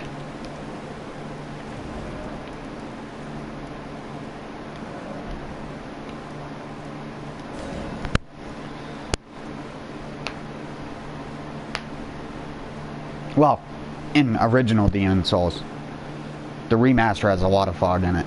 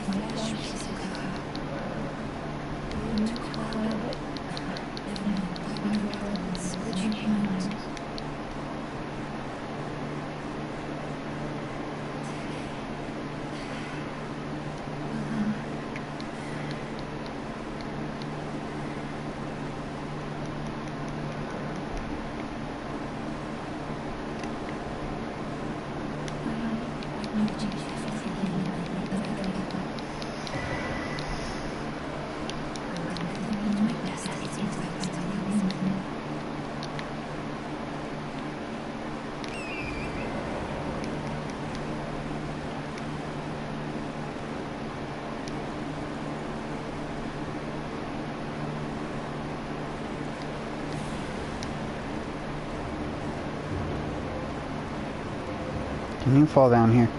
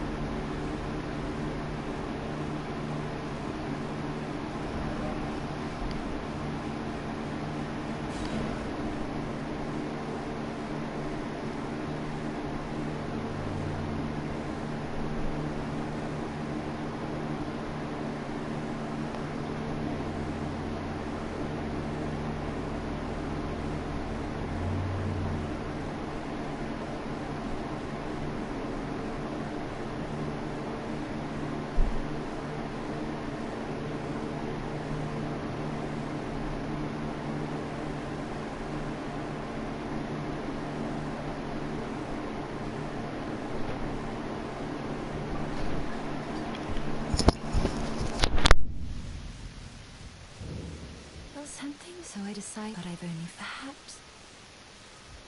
Well, I must.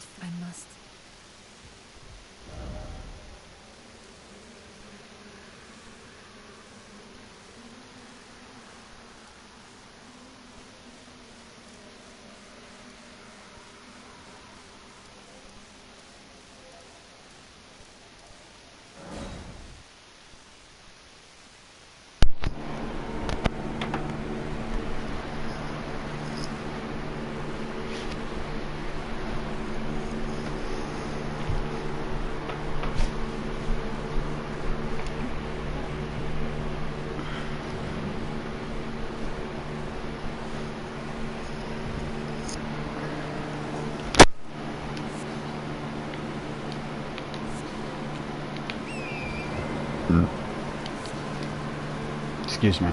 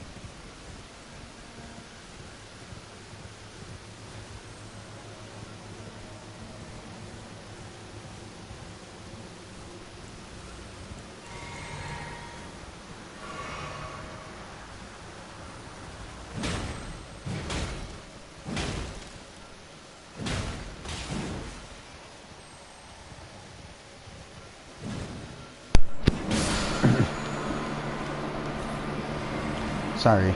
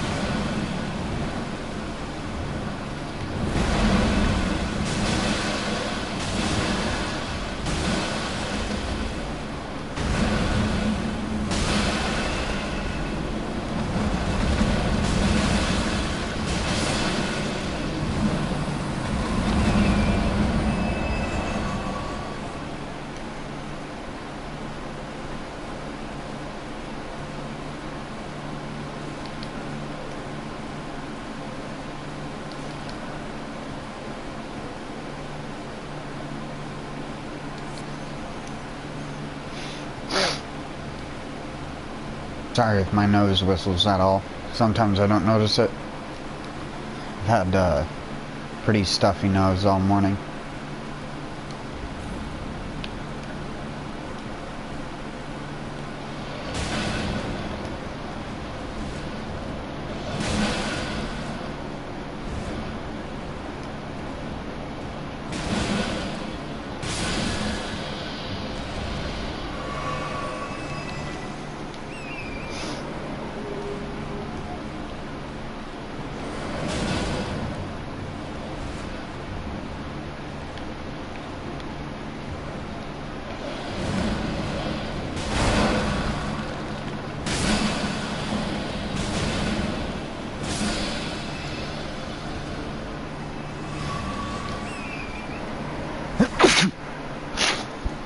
Excuse me.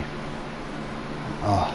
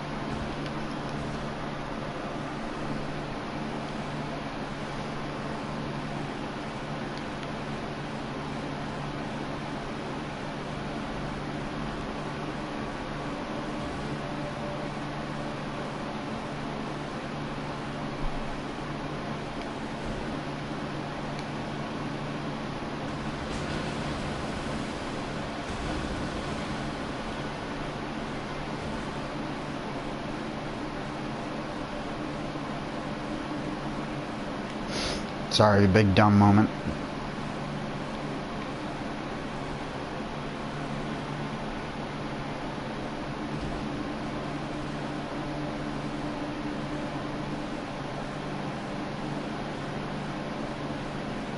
Oh yeah, it's up here.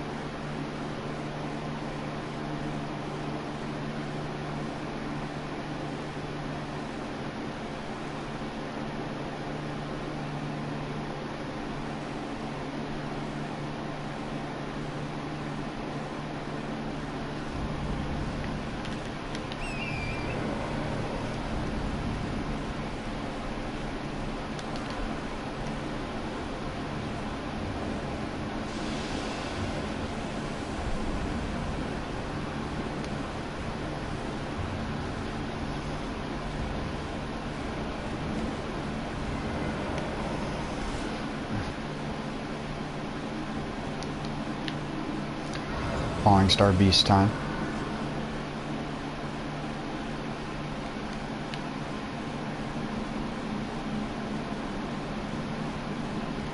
Let's see if I can actually make it to him without any complications. Highly unlikely.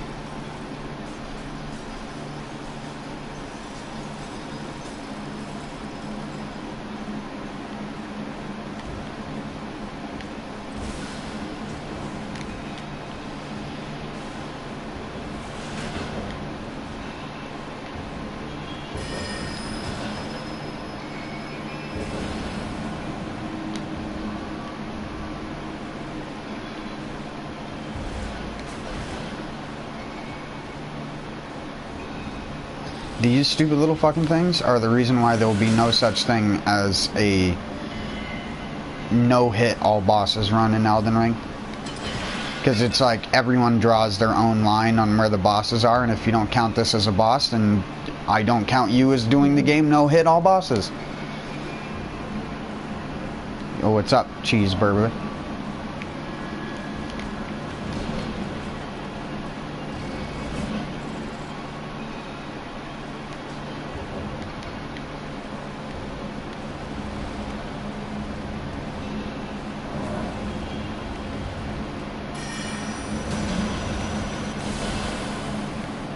I'm gonna laugh if that roll caught me.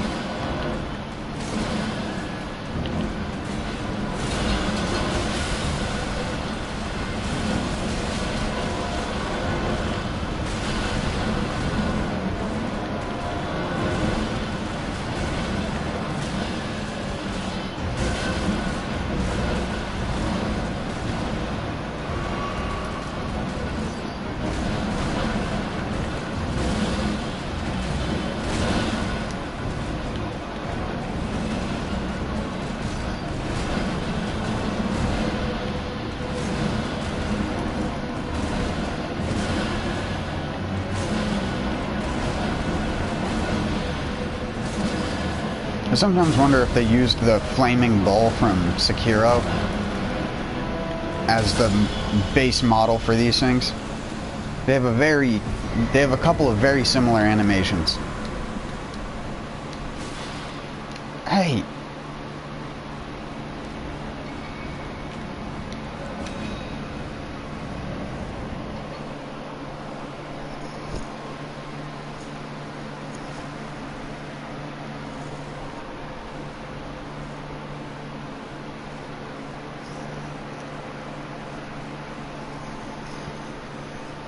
I wonder how long an actual all bosses run of this game would take if you just count every single thing that has a health bar on the bottom of the screen. Doesn't have to be every single ulcerated tree spirit like the one in the capital or the one that spawns outside the capital next to the grace with the tree that has 2 golden seeds. You don't have to count those, but if it has a health bar at the bottom of the screen, you have to do it. That is a boss. It would probably take at least 6 to 8 hours, I'd imagine. Because you have to go to all these little places. Every single one of them. And even some of these ruins have bosses in them. I'm pretty sure this one doesn't.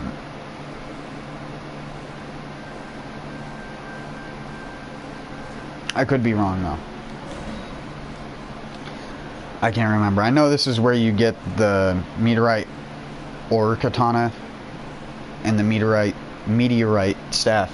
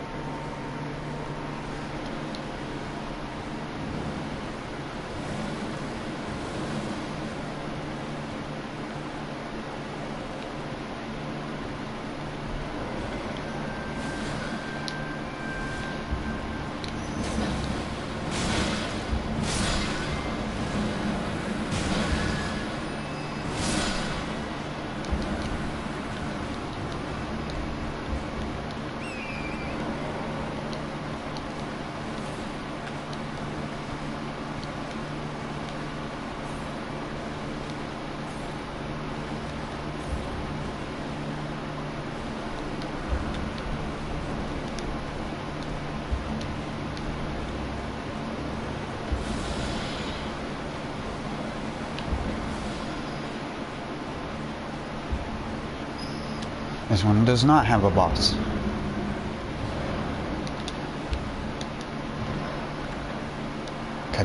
Oh no, that's rock slime.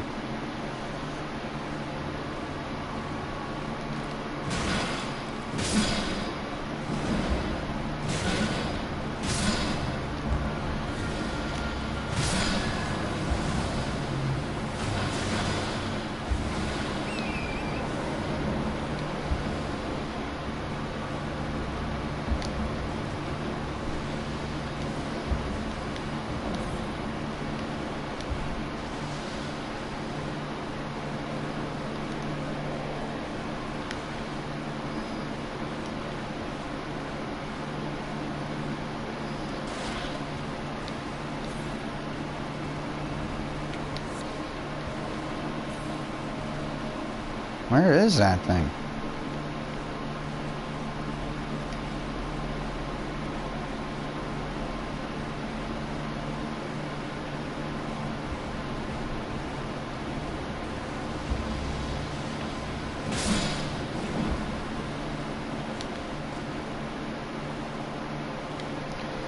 Hold on.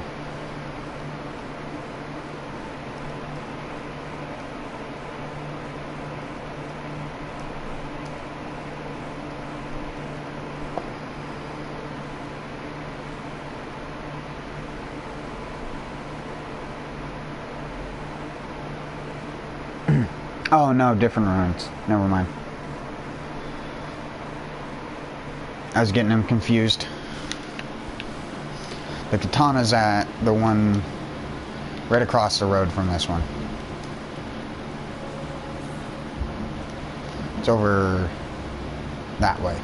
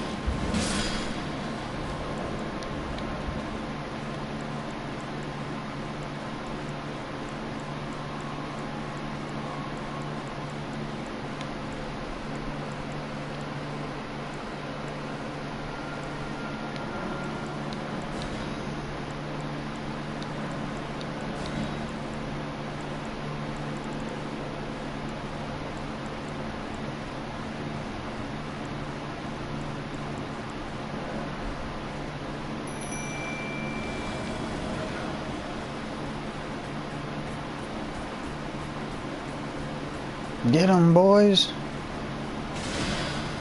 Yes, good target priority. Go straight for the dog.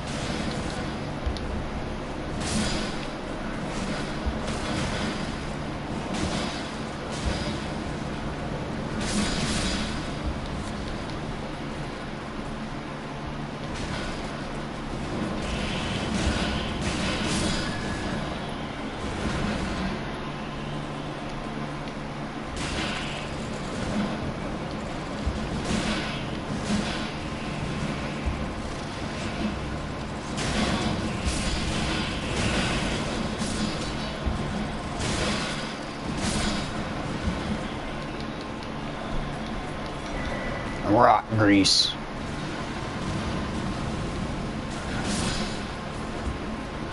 Wow, their fire breathing is actually pretty strong.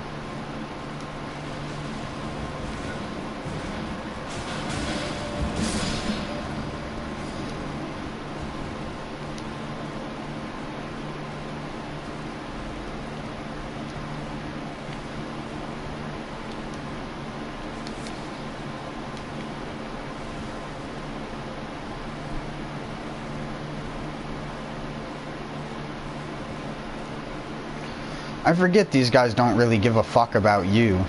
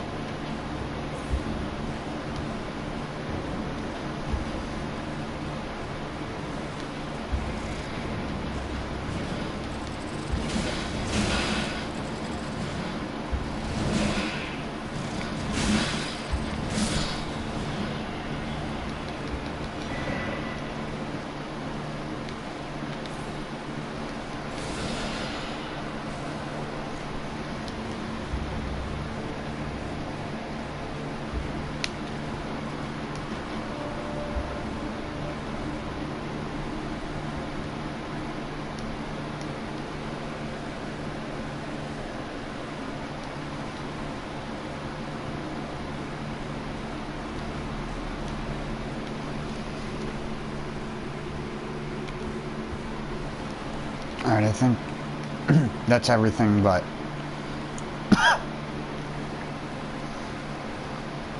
this castle over here. I should say fort.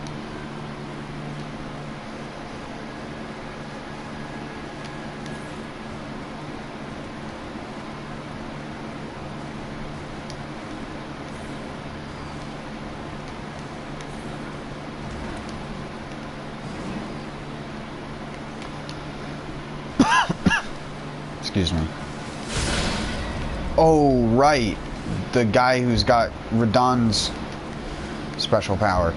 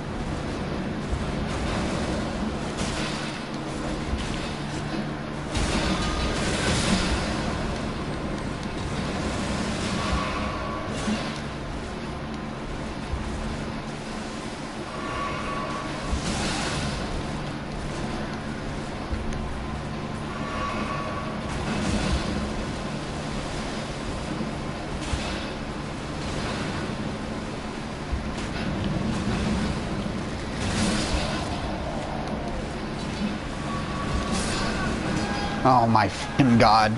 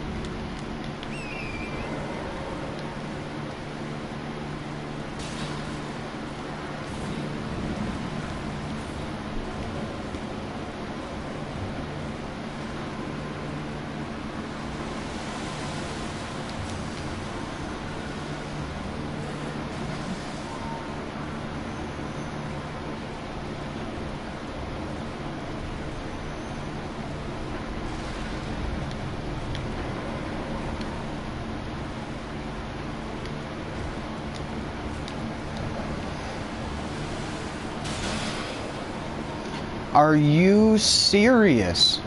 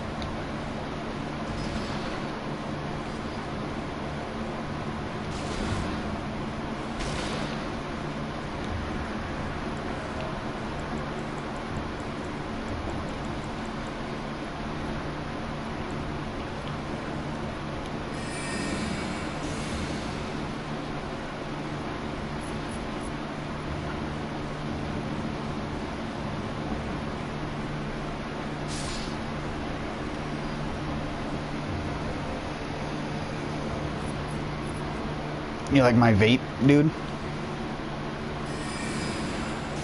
That's some good vape. Yeah, you can't do anything about the vape, dude.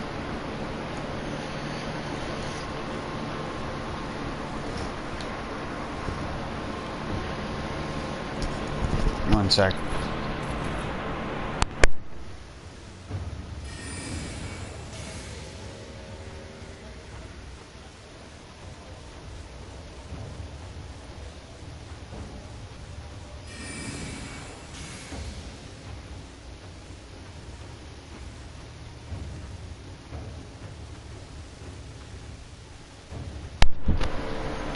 Sorry about that. Phone stopped by for a second, asking me for something.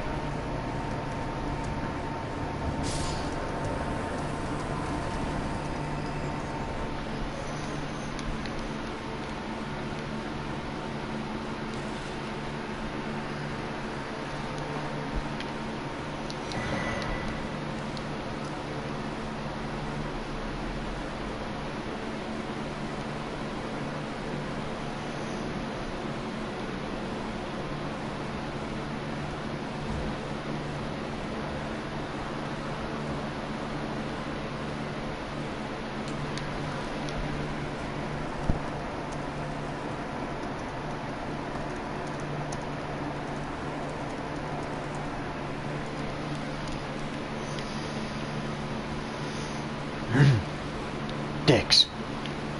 Dick, car.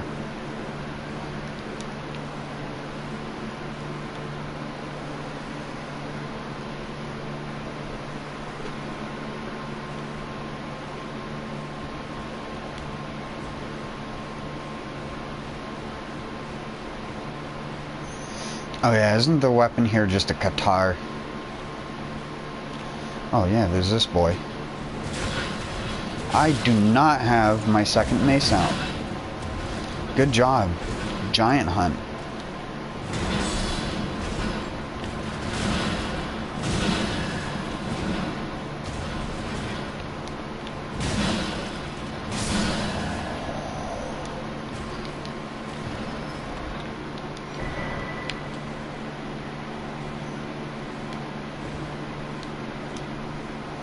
I forget what else you get here.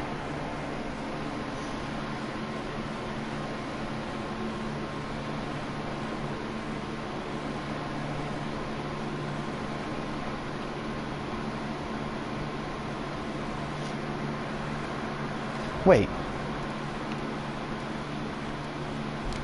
Where the hell does this take you? I forget.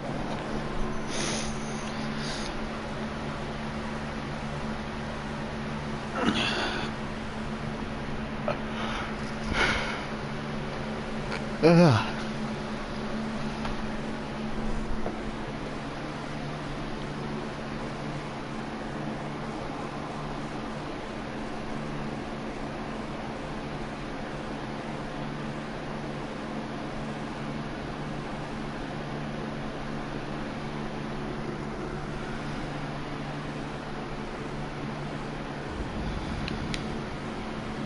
Oh, right.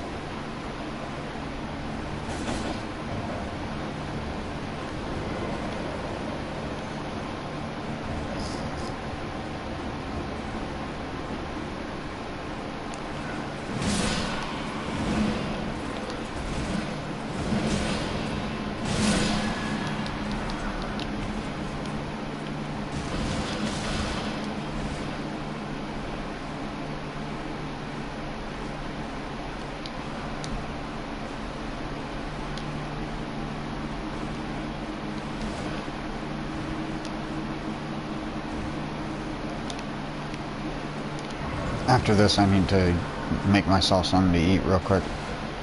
It won't be quick though, it'll take me like 5-10 minutes.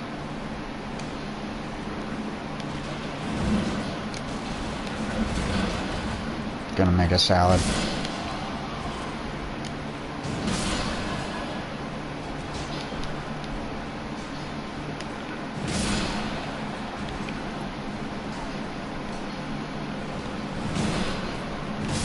Naginata is up in this little part of the cave.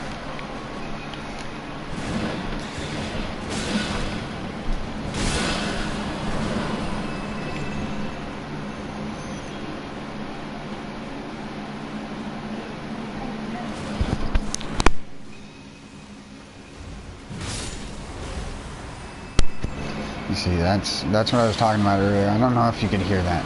Just my mother mumbling about nothing.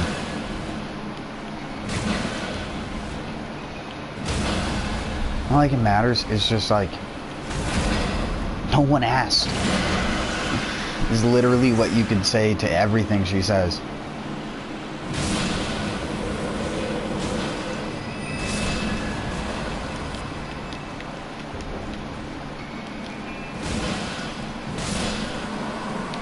It makes me sound like a dickhead. But I don't really care. If people had to deal with her, they'd say the same fucking thing. That's why my dad spends 95% of his day away from her.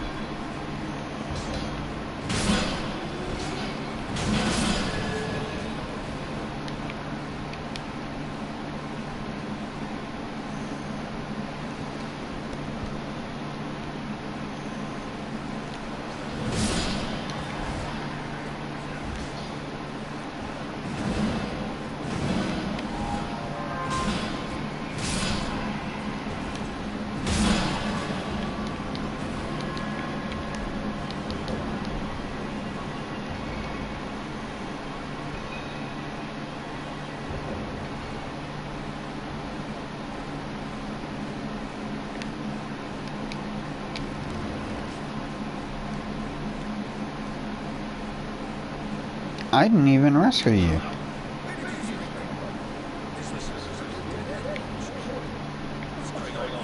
How did you get in here?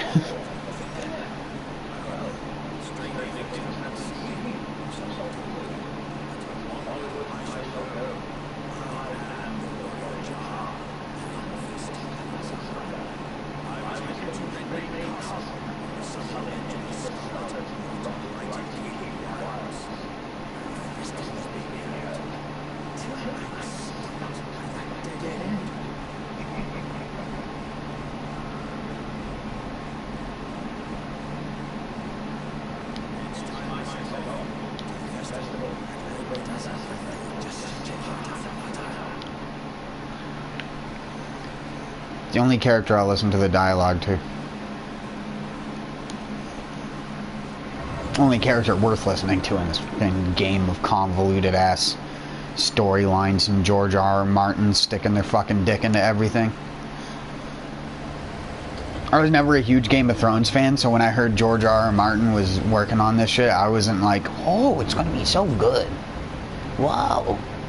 It's gonna be good because the guy who made Game of Thrones is working on it. I was just like, oh, great. So now are people gonna bitch when the ending isn't what they want? Because that's all people did with Game of Thrones.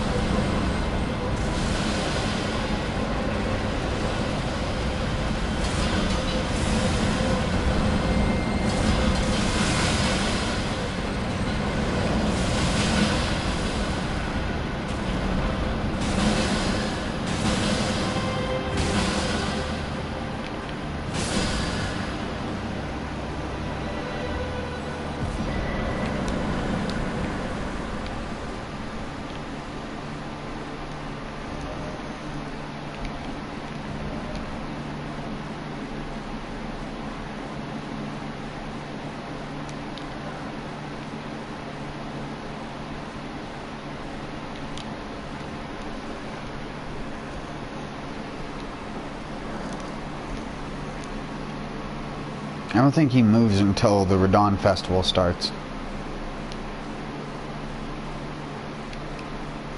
But I could be wrong. I've been wrong or about wrong things before.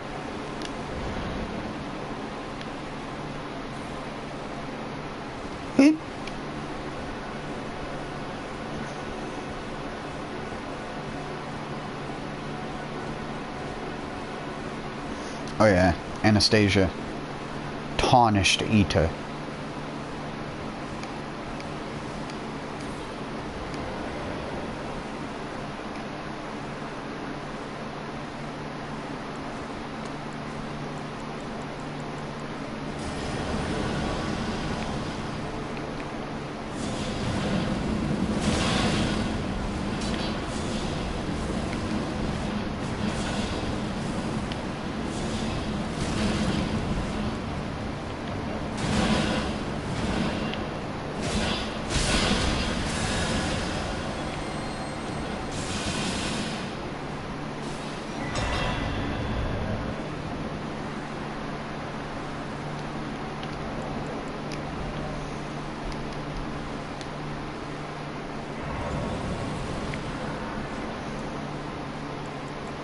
I'll just end up keeping a ton of these if I don't.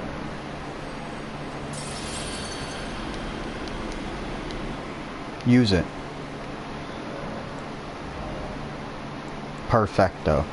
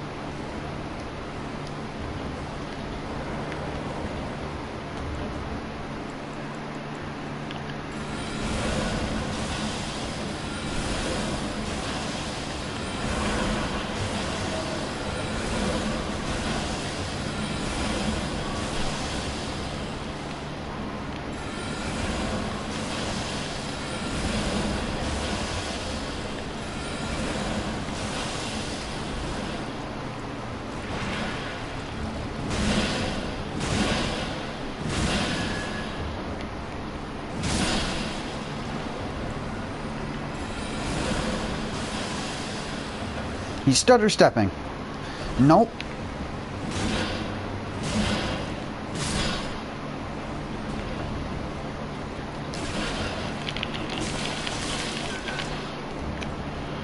I don't know if that even works for those guys.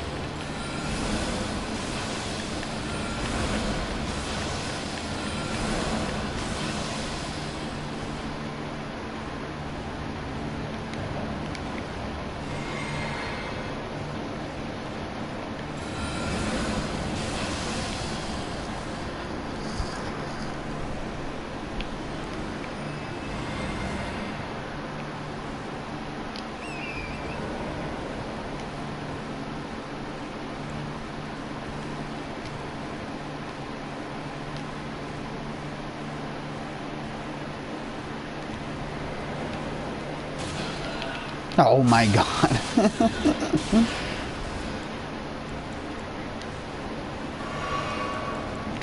I don't have any good AoEs. I have this. Wonder how good this will do. Bat, bat, bat, bat, bat, bat, bat, bat, bat, bat, bat, bat. Oh, I got grabbed again.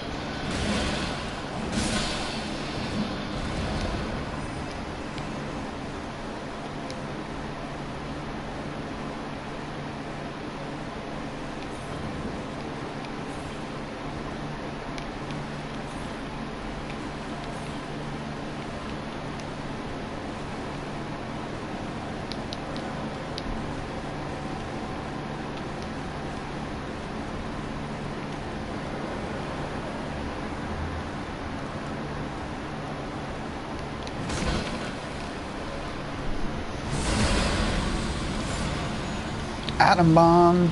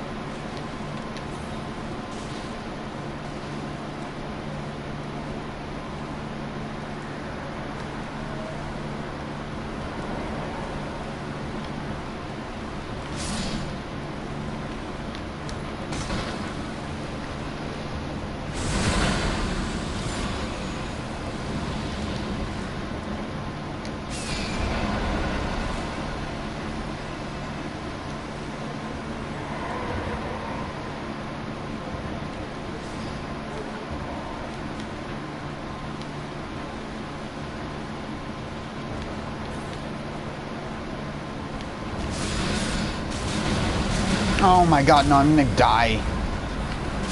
Yeah, fucking knew it the second I got stun locked. Most obnoxious thing about the shitty programming in this game with the fucking horse is oh, the horse got stuck? Now you can't even choose to get off the fucking thing. You are stuck on the horse until you take enough damage to get off the horse, and then you fucking die because you're stuck on the ground. Your character can get up off the ground, off anything, slammed by a giant's fist on the ground, pancaking you on the ground. You can roll up immediately. Horse goes away, you fall into your ass and have to sit there and watch your character fucking drown in his own blood. Like, get the fuck off your ass.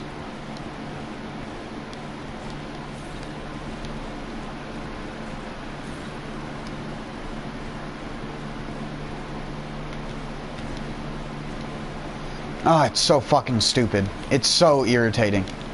Everything else in this game is fine. That is fucking irritating.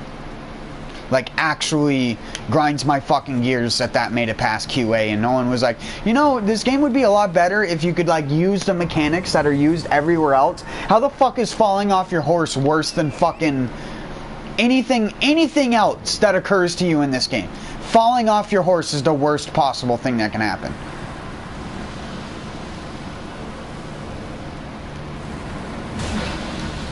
Don't be on the horse. Get off the horse.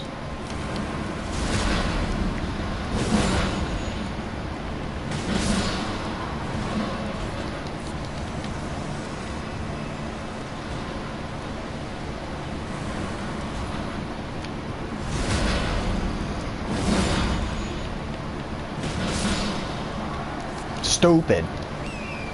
Freaking stupid.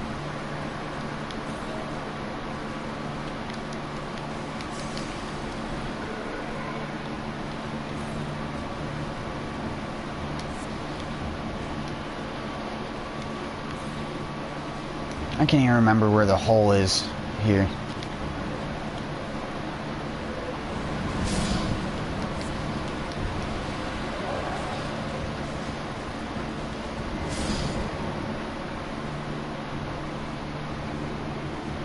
Isn't this a sanguine noble or something? Oh no, this is the double pumpkin. The Dubkin.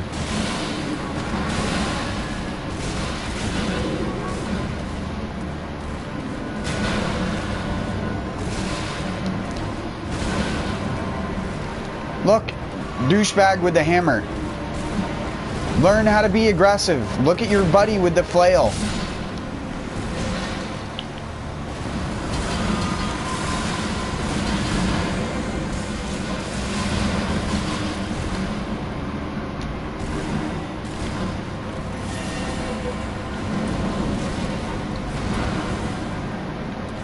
Oh shit.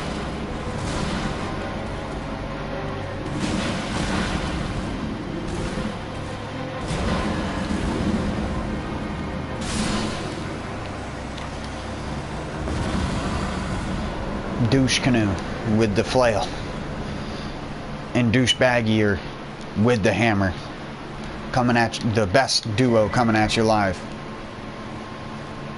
I thought there was like a stone sword key one around here. It must be in the other ruins where the birds were that I killed that I was going to go to after this one, having not died. But now that I died, I'm going to have to go re-kill those fucking birds again, the worst normal enemy in the game.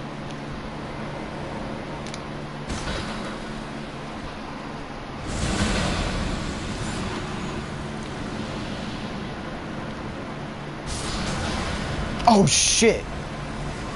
That has a deceptively way bigger range than I thought. The explosion animation is like puny compared to that.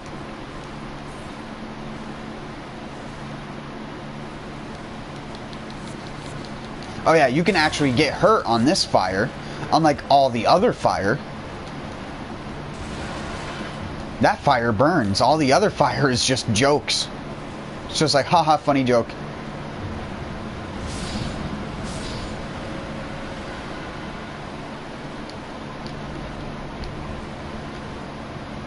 Be wary of the explosion.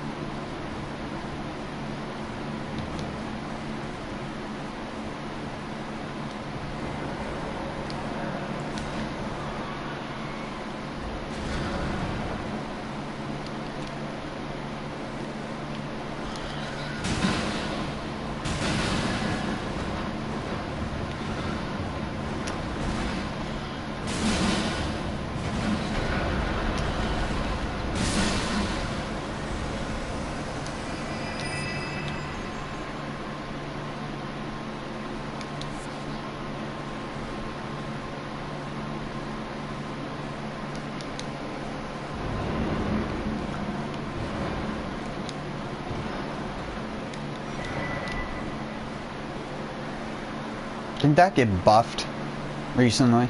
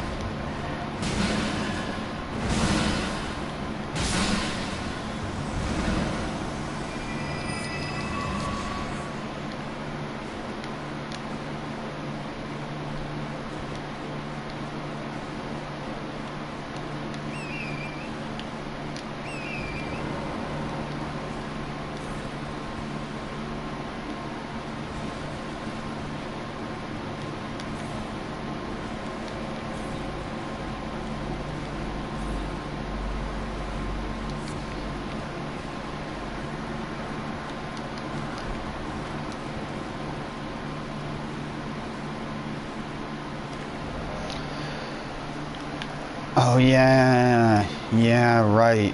The fucking minor Erd Tree catacombs.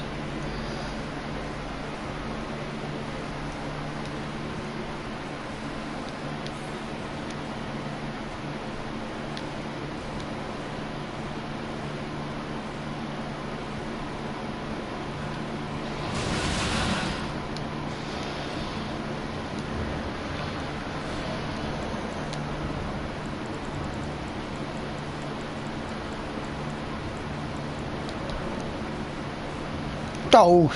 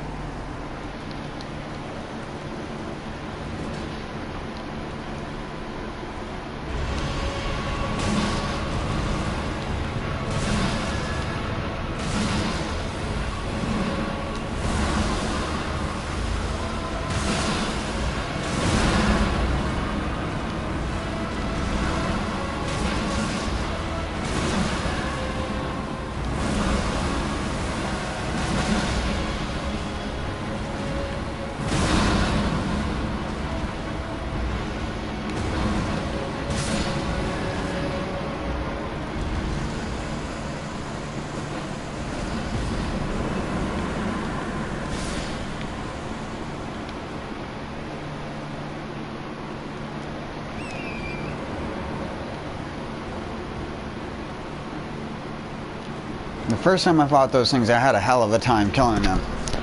Until I learned... Sorry about that. Until I learned that you can go behind them when they do the ass splat. And then they became easy just like the rest of them. I actually find that the ones that do that are a tiny bit easier as long as they don't do that back to back and make like a perfect perimeter of rot around themselves. The one in Consecrated Snowfield is really hard though. Like with everything in Consecrated Snowfield though.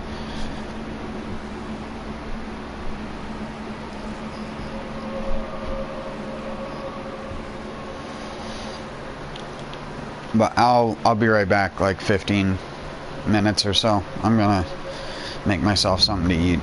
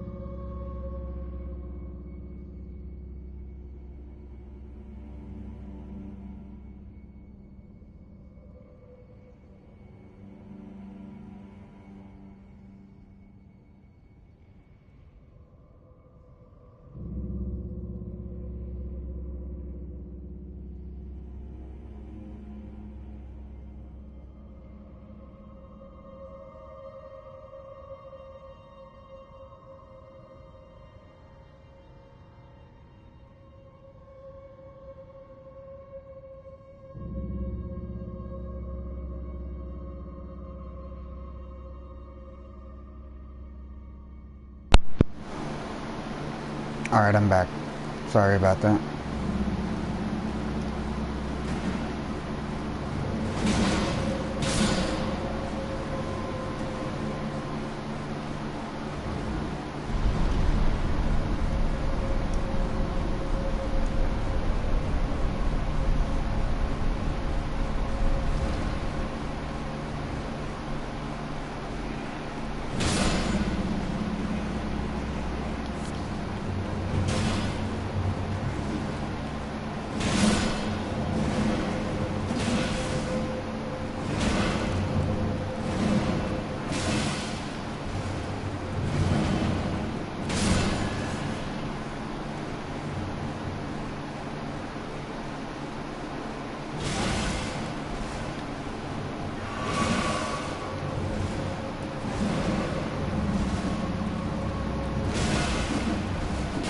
Am I gonna die?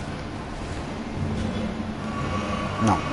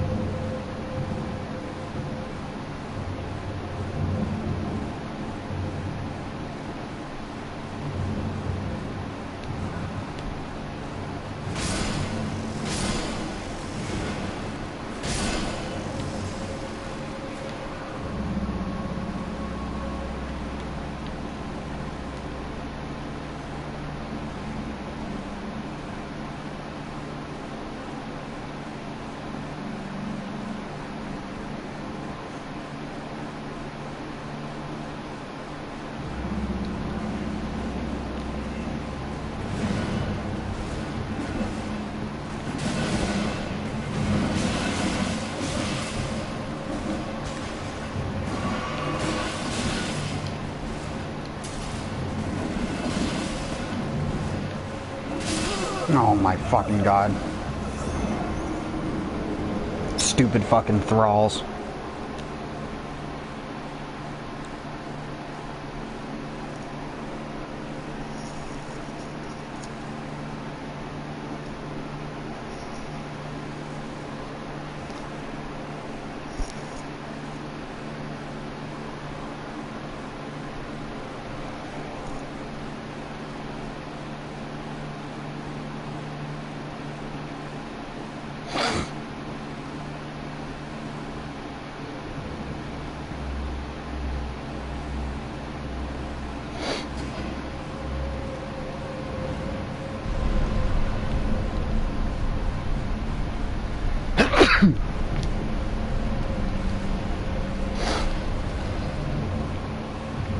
Excuse me.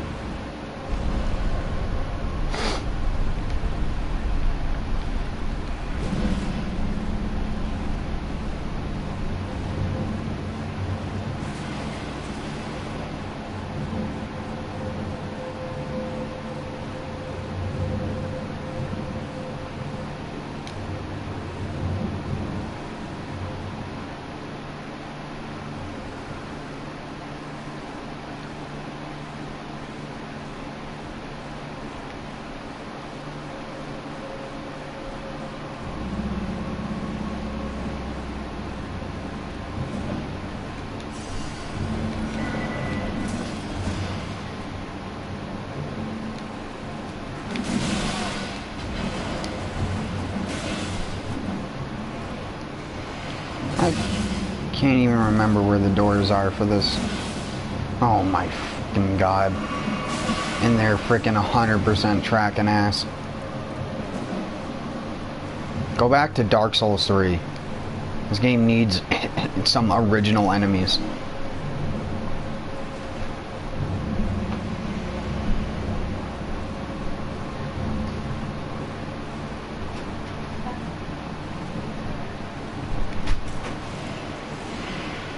Dark Souls 1 slimes and DS3 thralls reskinned as green goblins.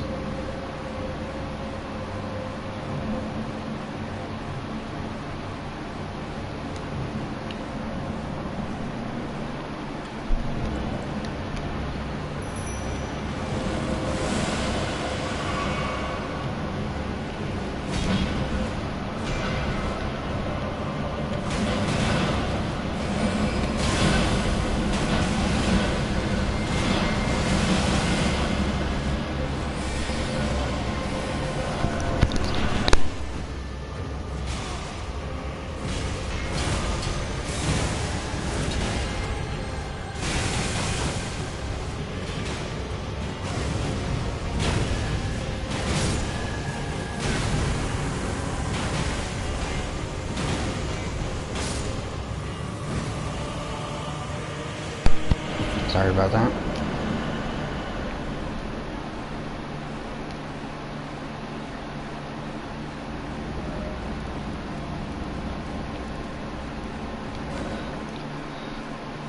Go kill Margit. And Godric.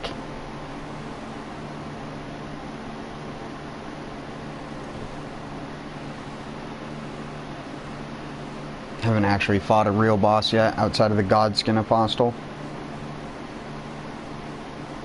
And I guess the Bell-Bearing Hunter, but I cheesed him.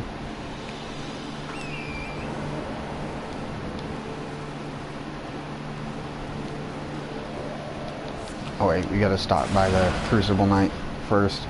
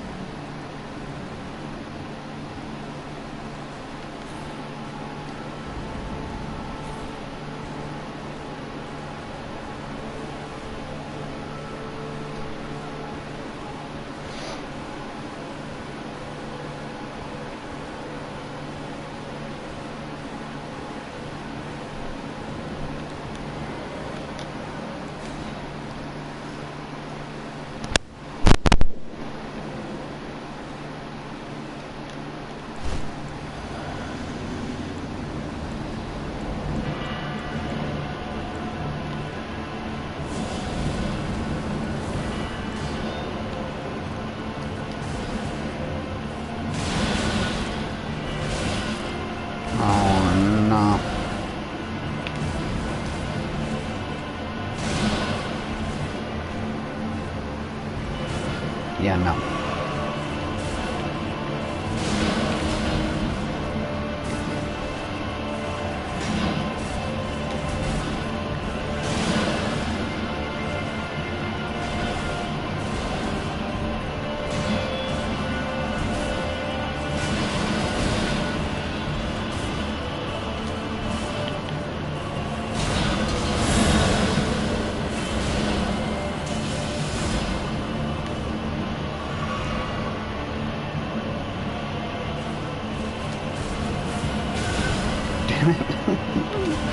That has such a deceptive early hitbox on it.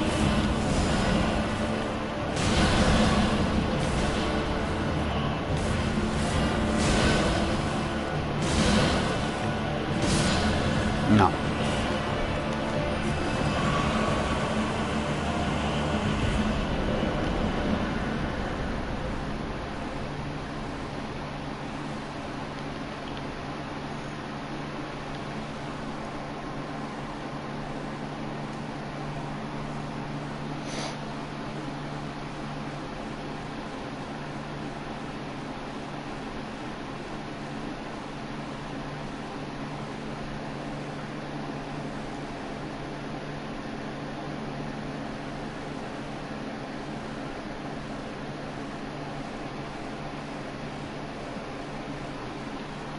It would be so much cooler if you could actually get the useful attacks from those guys.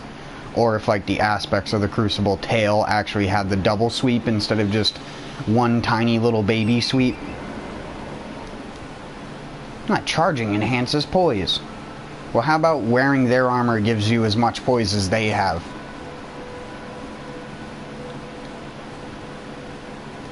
Oh, but that would be too easy. Wait, no it wouldn't, because then players would just die because they just try and sit there and tank through shit they can't. I don't understand FromSoft's idea of game balance. It makes no fucking sense.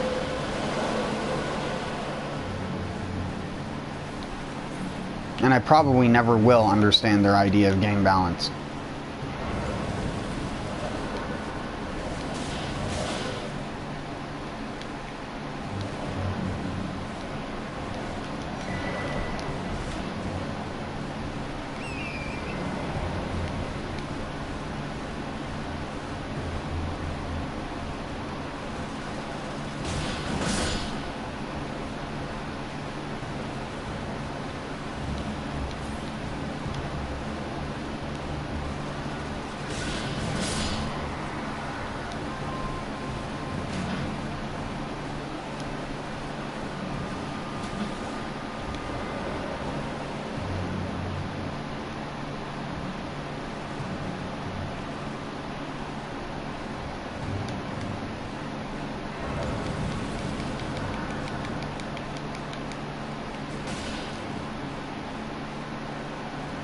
Not cool, bro. No, they do. They just only do it when people bitch about PvP. It's the only time.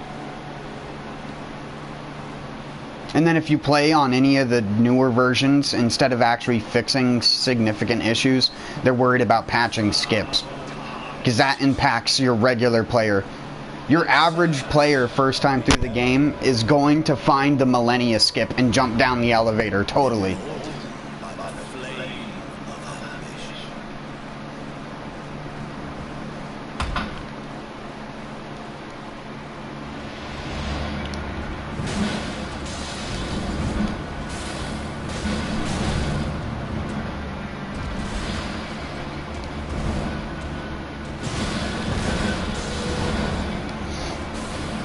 If FromSoft made a fighting game, one character would be like Fox in Smash Brothers Brawl.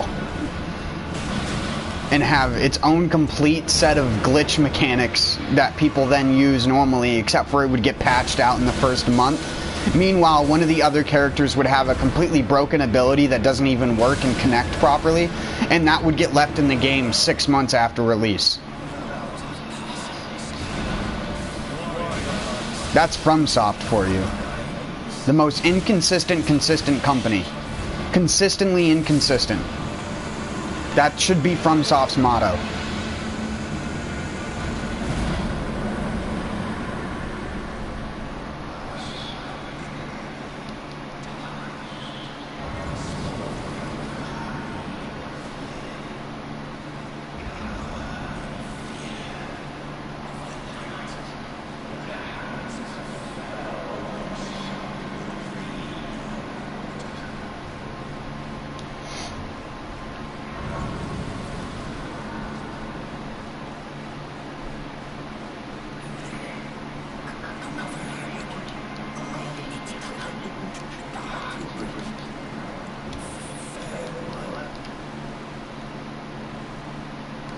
Open the gates!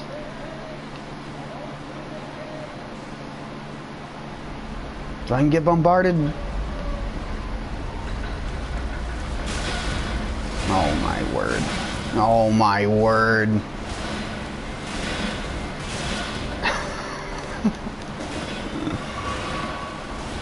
Explain to me how those ones did not hit me.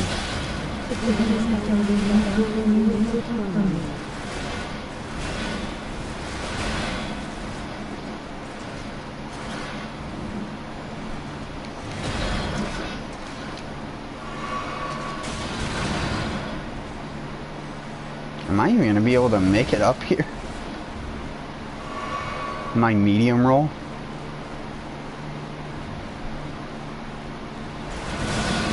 Oh my word.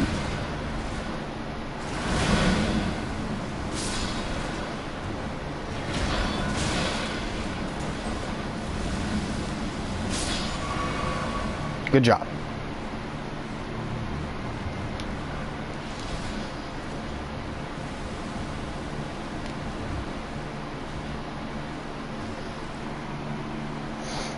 Yeah, I completely understand. I think Elden Ring is the most boring FromSoft game. I still find Bloodborne more entertaining. I still think Bloodborne is the best game they've made. I think people forget that From Software helped the Steel Battalion Xbox Connect horrible game. I think people forget that to this day. Just ignore that. Ignore that clusterfuck, but just focus on the fact Dark Souls is a game. And then call every Dark Souls game an Undead Burg-like, because that's the only part of Dark Souls 1 people really like. And ignore the fact that 50% of the game is dead ends after that point. Just only pay attention to the Undead Burg. It's the best. People overhype and oversell these games massively. Probably more so than any other game out there right now.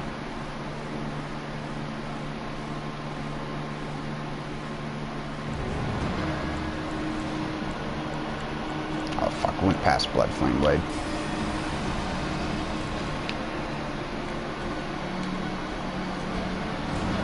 Really? You're not even gonna do the drag the axe on the ground move? Okay, that move's honestly better.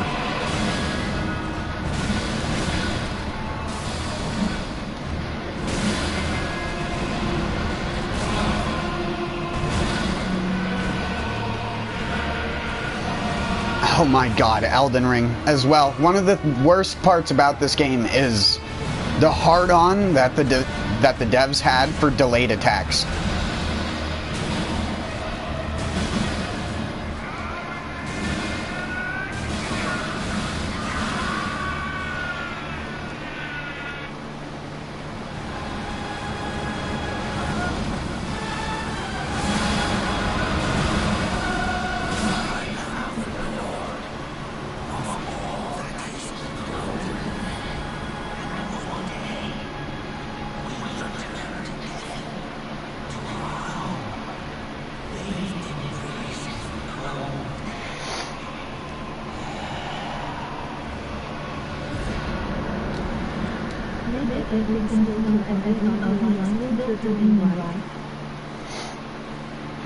Make everything that one attack from the Fume Knight.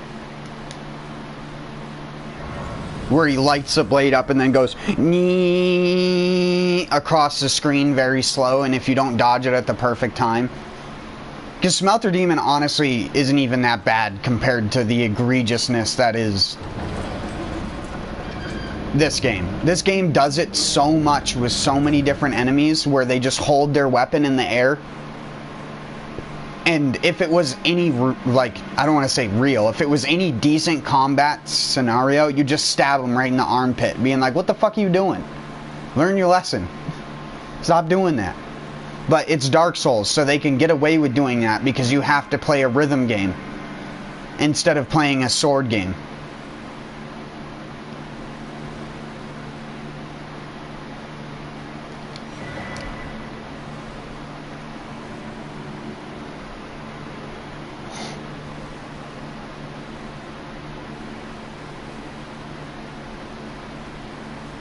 That's why I don't get why so many people hated on Neo.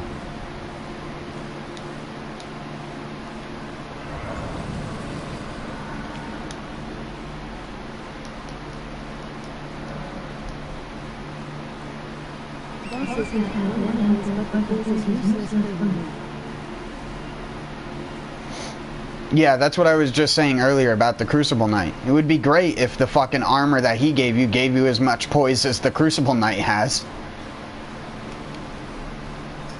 Instead, it's not even near the best armor set in the game.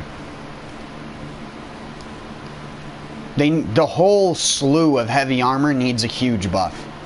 Because it's too middle ground. You're better off just wearing the same Great Horn Tragoth armor through the entire thing.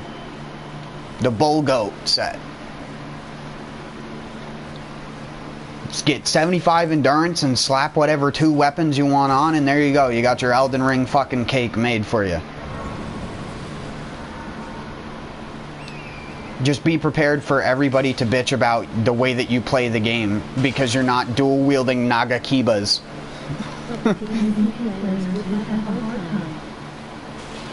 Or you're not using the fingerprint great shield with a rapier or something like that. No, you're using dual wield great stars, dude. You're obviously dumb and have no skill.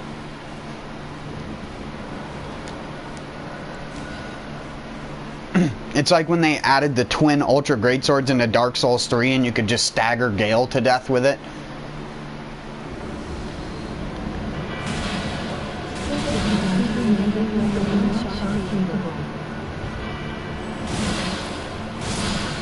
Cool.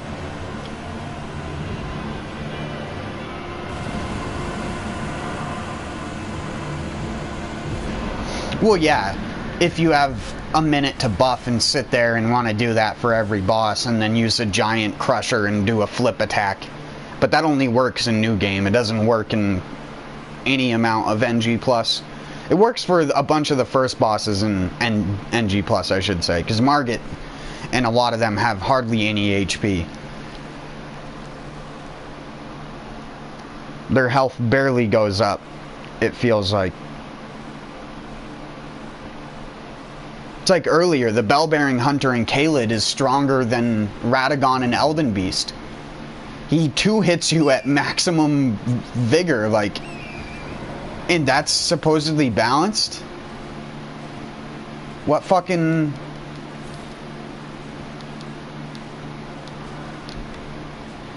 What fucking game am I playing? Sorry, buddy.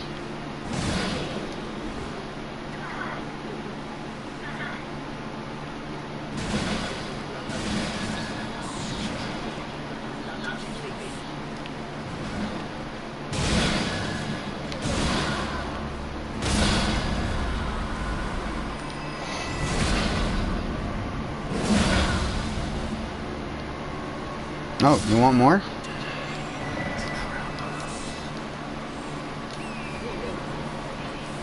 I still have to pay for your items when I give them to the Twin Maiden Husks. I just went over this earlier. You're not thieving anything.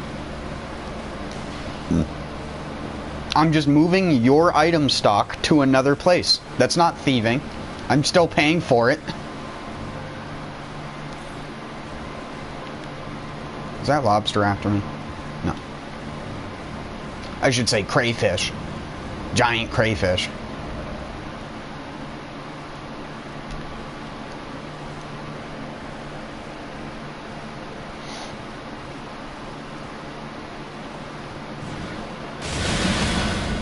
Oh my word. That's efficiency.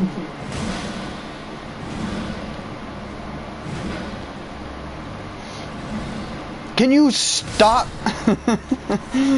Just fucking walking backwards. The only counter to anything in Dark Souls. Slowly walking backwards.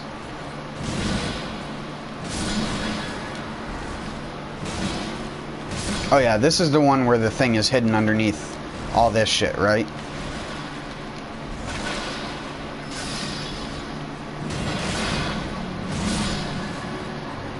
Is that in a different building?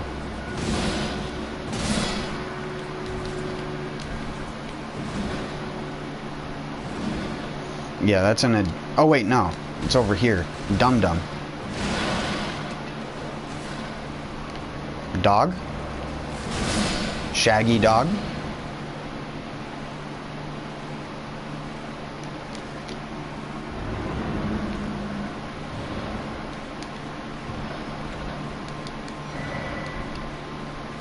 The 2 fingers.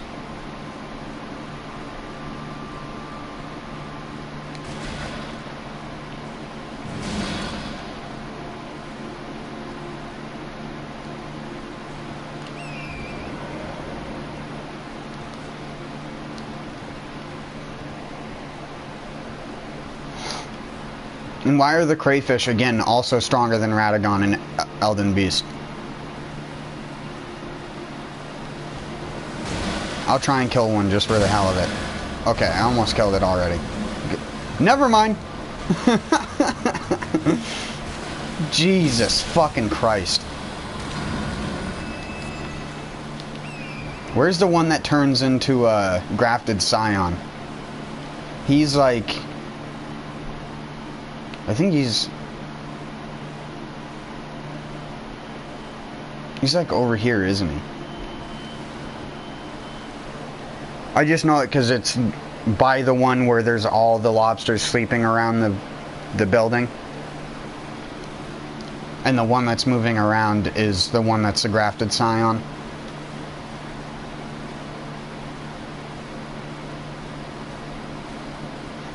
Sometimes I forget, like, when you do wield big weapons, anything is pretty easy. It's when you try to use dex weapons in this game that you're gonna be shooting yourself in the foot. Believe me, I tried. This originally started out as a katana belt. And I swapped to big weapons about halfway through using them because I was just like, I'm struggling on new game with basic ass enemies. Because you can't stagger them or do anything besides unsheath, unsheath, unsheath. Over and over and over and over again.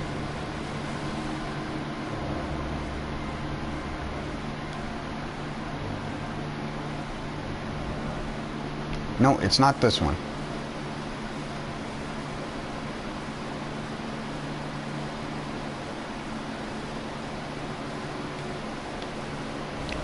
And if I want to play a game about quick drawing swords, I'm gonna go play Neo because it has way better fucking mechanics for that.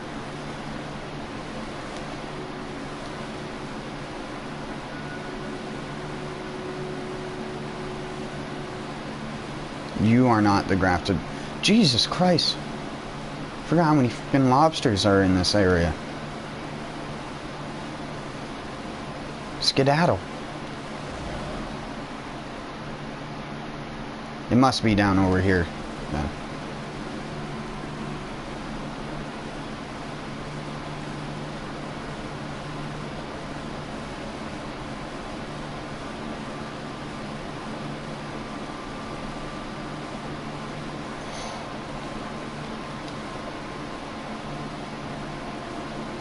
Should be right... Oh no, he's past it. I see him.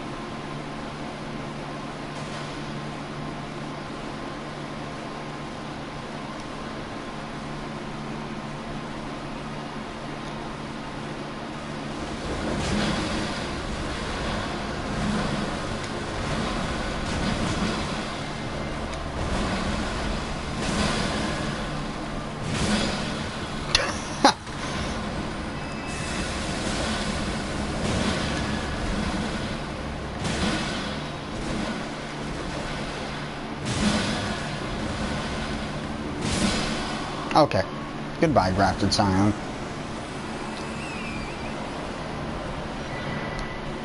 I actually gained health from that. I should go back and talk to Blackguard. Well, I need to go talk to the snake girl and then Blackguard.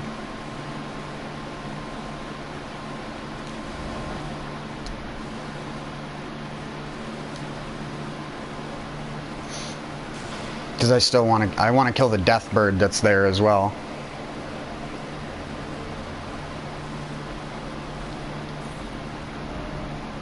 Oh, I went too far south. What am I doing?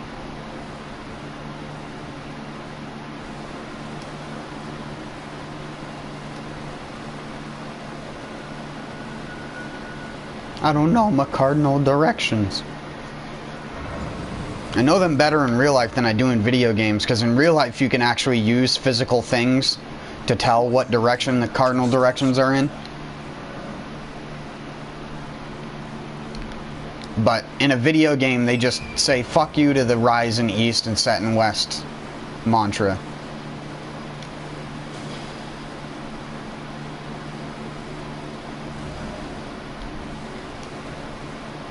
Oh yeah, I gotta change it to night. Whoops.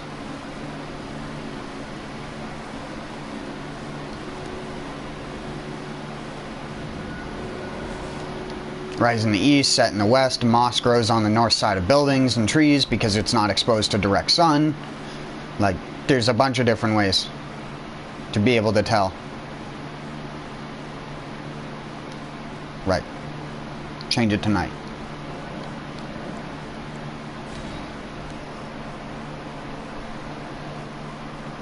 Trees and plants in the northern hemisphere always have a tendency to grow towards the south and lean towards the south, so it's another easy way to tell.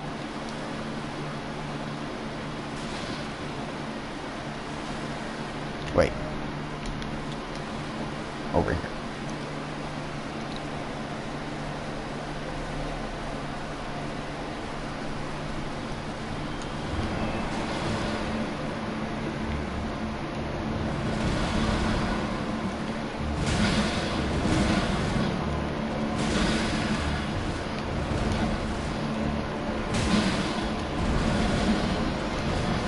Get down from there. You're a bird, not a cat.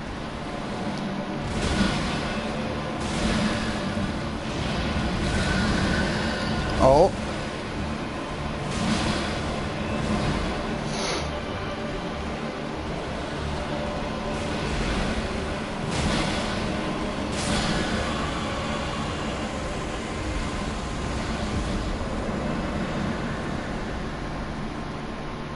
Cool. 30,000.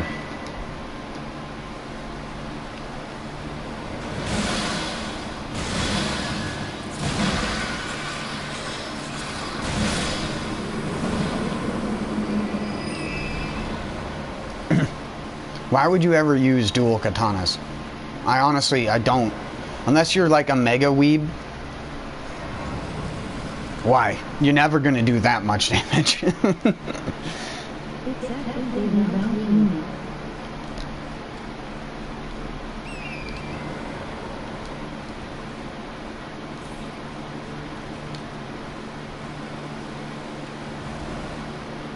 Oh.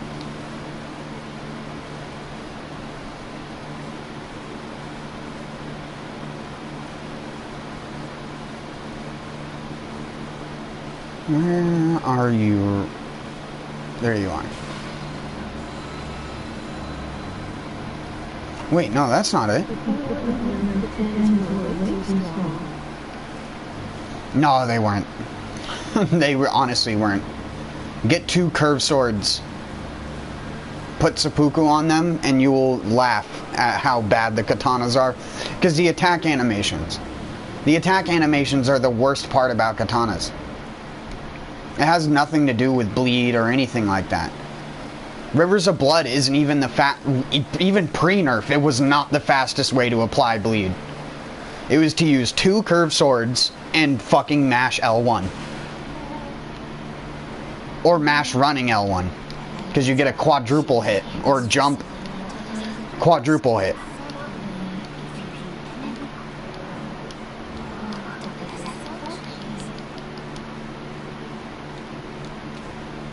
That's what my other build is. My other build is a dual Beastman cleavers with blood and seppuku. You'll kill the fire giant in like 2 minutes with that build.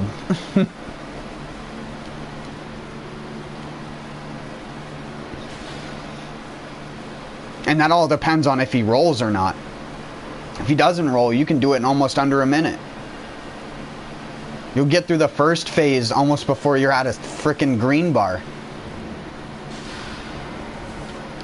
And that build don't even have arcane. I can only imagine if you use arcane to actually scale your bleed damage.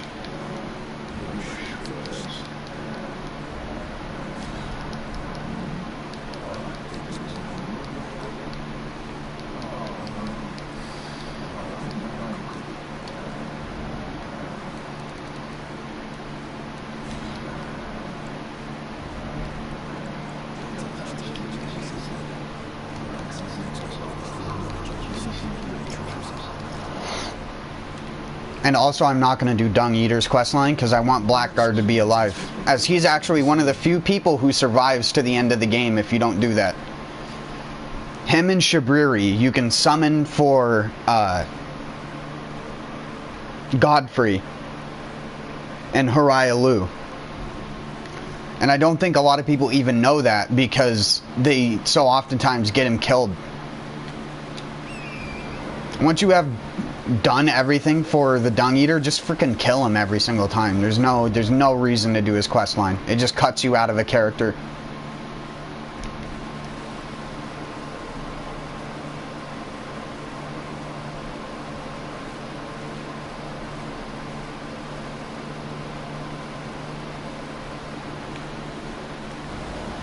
Why do I keep fucking up my directions?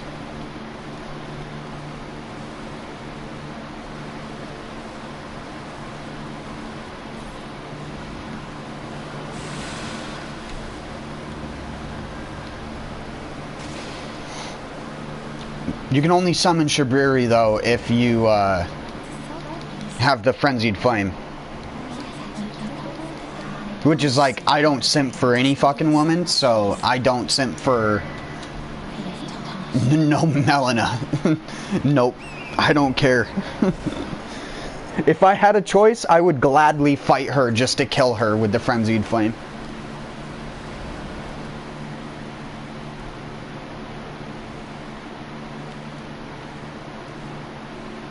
She offers you a Honda and then doesn't give you a Honda. I want the fucking Accord, bitch. I don't want anything else.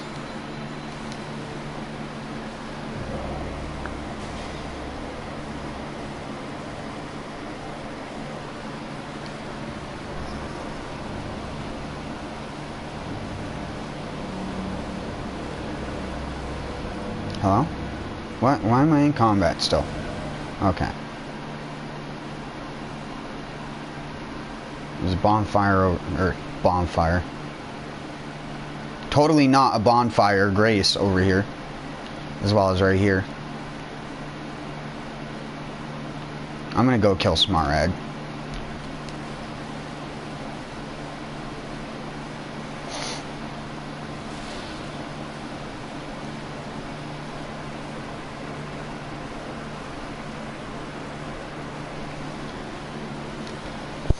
The thing is that people get so set into a specific idea because it's so used in the community, they think it's the most broken thing on the planet.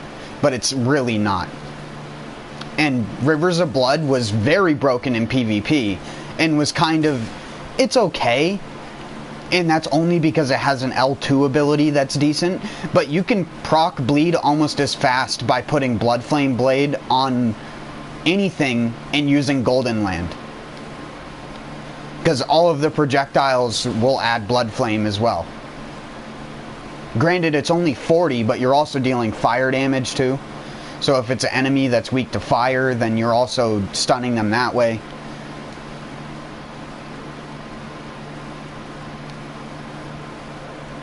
And since Arcane doesn't help with the build-up, it only helps with the damage. It's not a big deal. You're better off speccing into intelligence to make your cold weapons stronger so you can have hybrid weapons. Because if you have a hybrid cold bleed with a normal bleed like the Great Stars that you can then buff with Blood Flame, you will make them get frostbite. You will burn the frostbite off so you can reapply it while also bleeding them at the same time. It's way stronger. Especially if you're going towards higher end enemies. The only time it's not stronger is on Radagon and Elden Beast, as I keep saying, because they have resistance to that shit. Radagon can be frozen, but Elden Beast can't be anything.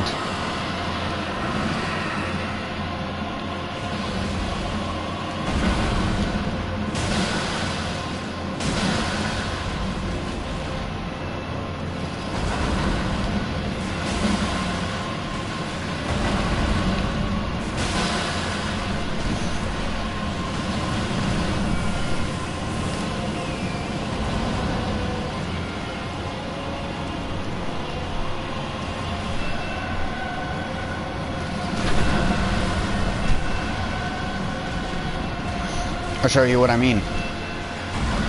I'll bleed him without touching him.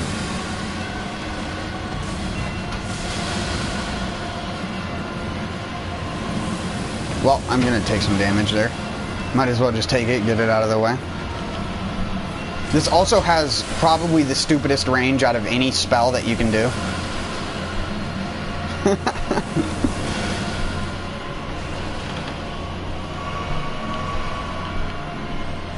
I think the only other spell that has as long a range is Rock Swing.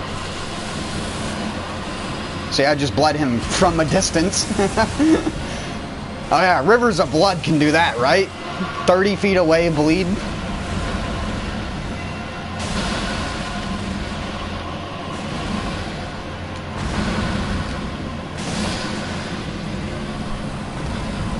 It's a prime example of people not experimenting enough with other items. Because I'll tell you right now, it's way stronger to do that shit. Especially when you have Mimic Tier doing that shit as well. Because that's why I have Blood Grease and Cursed Blood Pot. And I don't have any faith, mind you. If you have faith, those projectiles will actually do a lot of damage. Like upwards of 1,500 to 2,000. So, combine that with the bleed proc and everything. It's so much better. It's so much better. And it's been better since the game came out. It's just no one fucking used it. Because they were so obsessed with fucking katanas. Because half of the player base are weebs.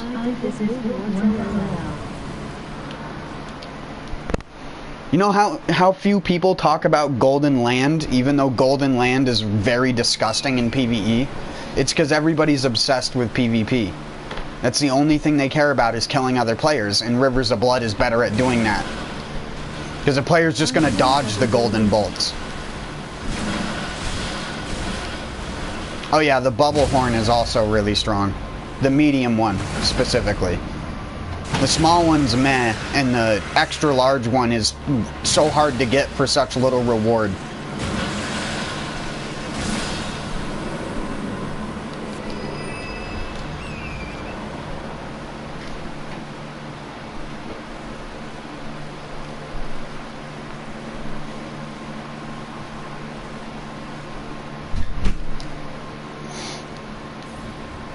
Everyone's always just like, Comet Azure, Comet Azure. Have you seen my friend Pest Threads?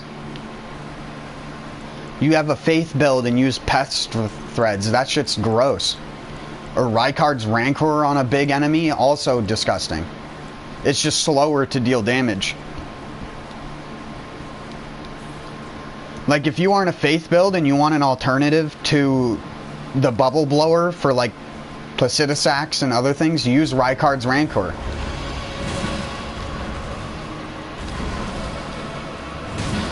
It's honestly pretty good.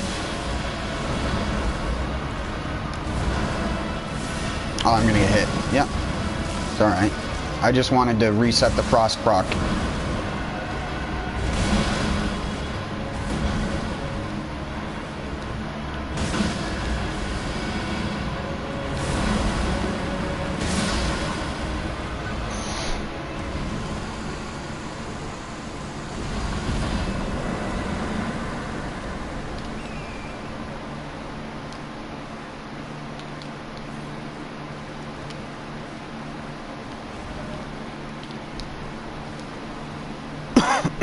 Excuse me. You know how much shit people talk on certain spells in this game because they've never actually tried to use them in certain situations?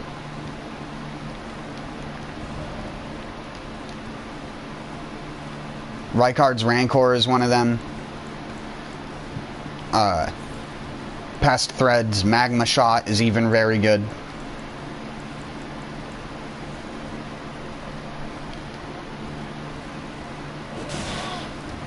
I find the Comets to be underwhelming, except for Night Comet. Night Comet's really good at dealing with human enemies.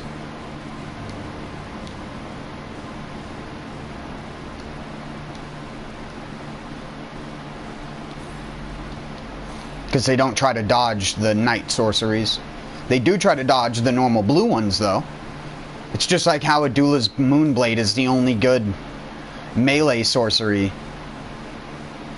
besides Carrion Slicer, but Carrion Slicer falls off once you get this far into the game. That's why my staff is for Carrion Slicer, but there's no fucking point in using it. 0 point. I could do one jump attack and out damage Carrion Slicer. You gotta have 99 int and just sit there and mash L1. It's not even that the spells aren't enjoyable, it's the system in which you have to use them that's not enjoyable. Pressing up to scroll through a bunch of spells is not enjoyable. If this was the spell menu and you could just use spells there, that would be better.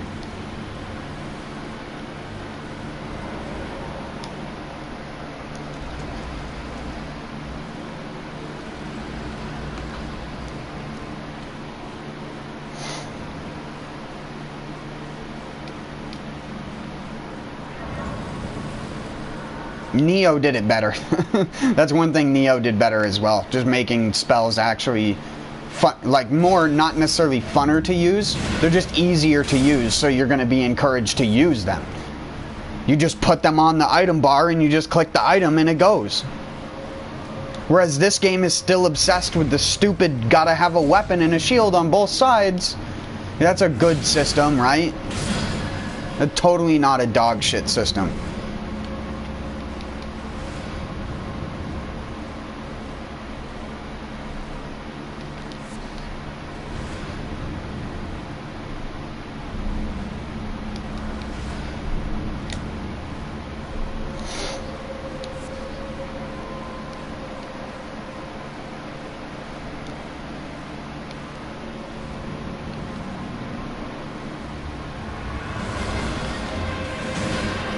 Oh yeah, right. This is Spirit Calling Snail. Goodbye. NG+7, by the way. Journey 8, NG+7. Wow.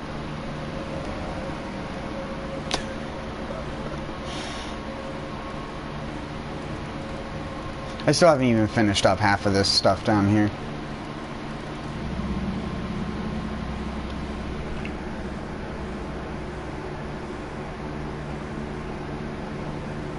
I want to do Radon. And I'm wondering if I should just go to Altus.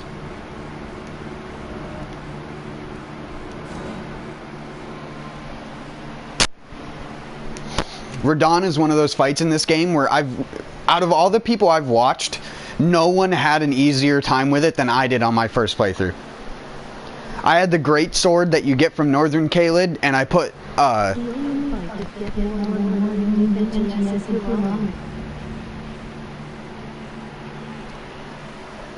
yeah. But that's if you use a standard type build. For me, it's just like, the only part of Haralu I hate is the AoE spam. In any other situation, it's not that big of a deal. Because again, you can get Blackguard and Shabriri to help you with that fight. And they, as much as they seem like shitty characters, Shabriri uses Frenzy Flame magic that does tons of damage, and Blackguard is just a melee with 2 balls on his fists. And he just soaks up damage even though he's not wearing good armor. And then you add in your Mimic tier, and you could basically just sit there and watch them kill Haralu.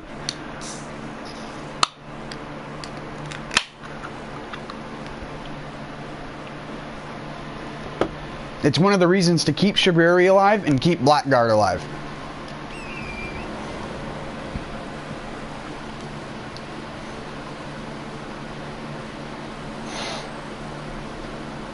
Get Frenzied Flame, burn the Erd Tree yourself, because fuck Melina. Bitch says she's gonna leave like 3 or 4 times and does the typical woman thing of keeping coming back instead of just letting the player have the item. Oh, you needed to access the Grand Lift of Rold? Let me come back after I just told you I'd be leaving. And my favorite part is the first time she tells you she's gonna leave and then you go and fight Morgott, she's dressed in a completely different set of clothes with the Blade of Calling, and then you beat the boss fight with her, and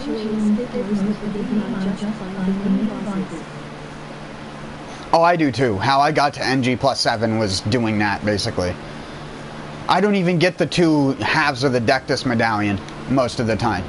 I just go straight for Magma Worm Makar, because it's the only Magma Worm I normally end up fighting. But I wanted to do every single thing on NG+7, just to be like, look, if you're having trouble in the normal game, you're clearly not ready for this, because it's not even that hard.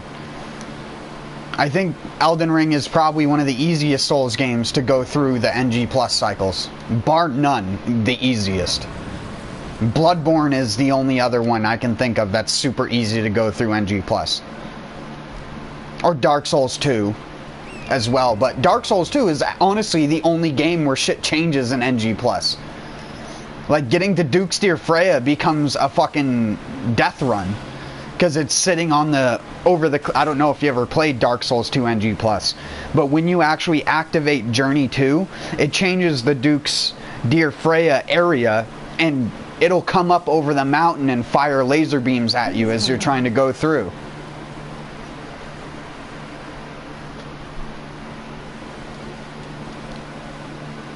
It's not necessarily that the bosses are harder, but some of the encounters and ways you get to stuff is harder. That in Dark Souls 2 just has a bunch of shitty enemies all over the fucking place. Littered, like someone diarrheaed on their click button. And it just glitched out, and you're like, oh shit, there's fucking 20 Hide Knights here.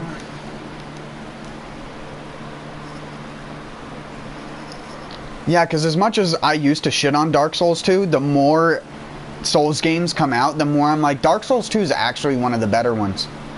Weirdly enough. Dark Souls 3 is kind of trash. Dark Souls 1 gets stupidly fucking boring, super fast. It wasn't back when it came out, but nowadays if you told someone to try and get into Dark Souls 1 like people did back in the day, where people had like 1,000 hours on a character, not gonna happen. Not gonna happen.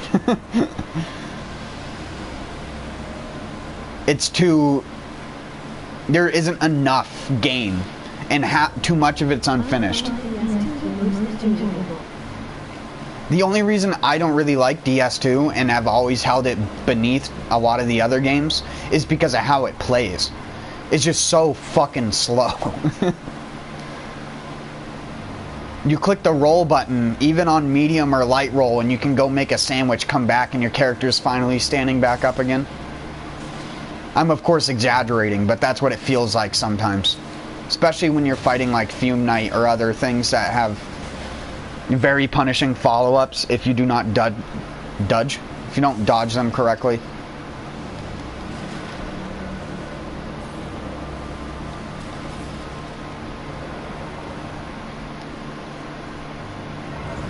Dark Souls 2 also has one of the worst Souls areas in it.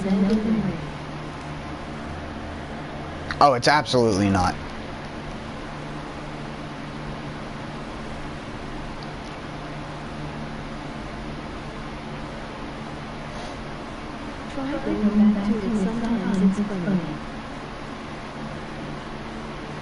Oh, I have. It's hard for me to play because of how slow it is.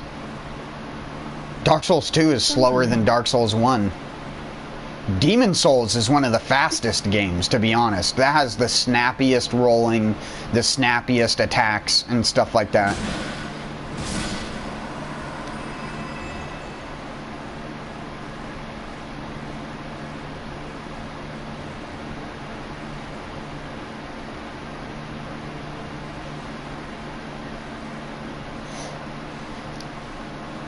And if it wasn't for the fact heavy armor is so good in this game, after they buffed fast roll in the last patch, fast roll is kind of gross. You go so fucking far now. Honestly, too far in a lot of cases, because you'll roll past the thing and not be able to follow up.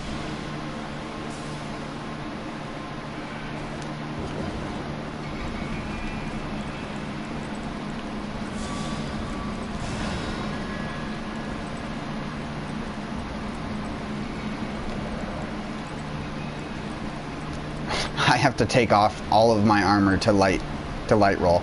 Yeah. But yeah, light rolling in this game is stupid. Now, ever since they buffed it.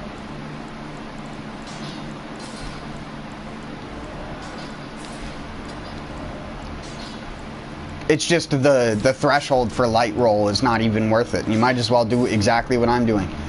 Get as fat as you possibly can and put on the 2 biggest weapons you can wield, because stats don't fall off in this game. Dark Souls 2 also has adaptability, which is just egregious. Level up this one stat so you can actually roll correctly.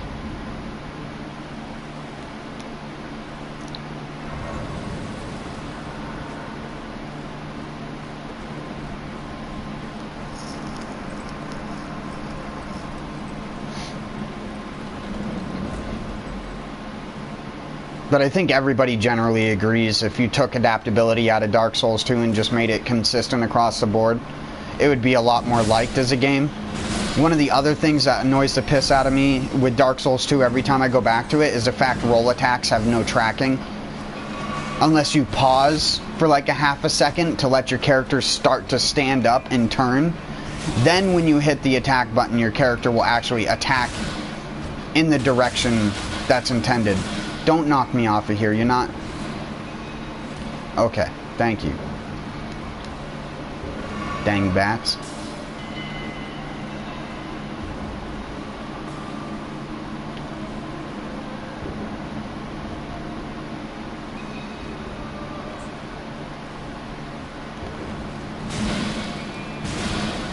I'll kill you, Grandma.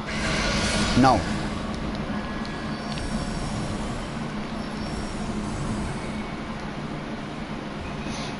Elden Ring, the old person slaughtering simulator.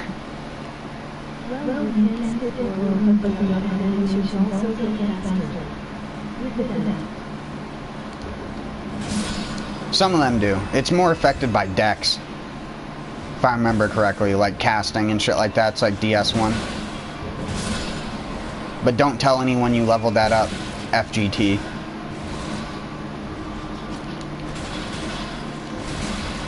Oh my god. No!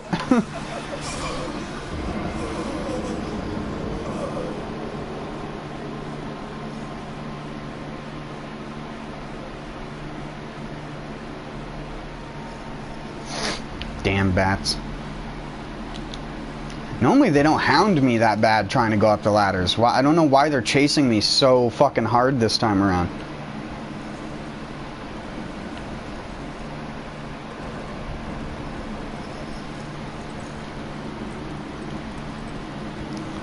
Don't tell anyone you leveled up dexterity when you have 80 dexterity.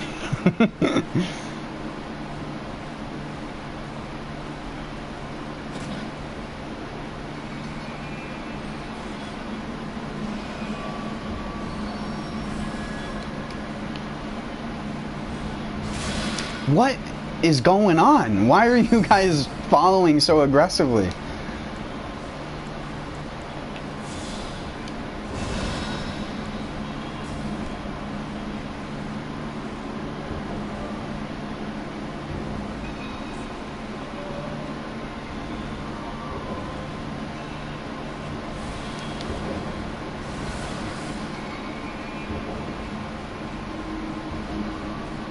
That guy doesn't know how to sprint on ladders.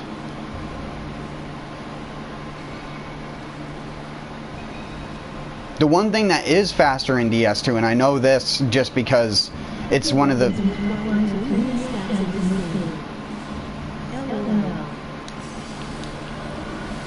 Yeah, but you want to invest that many stats, even if they didn't, to get the maximum scaling out of it. Because in this game, scaling doesn't fall off until 80.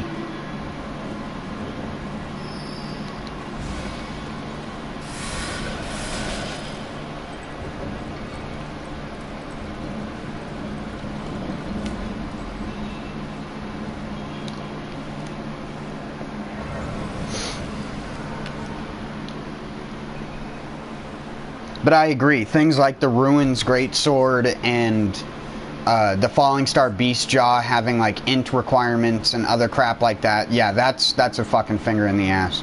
And not a good one either.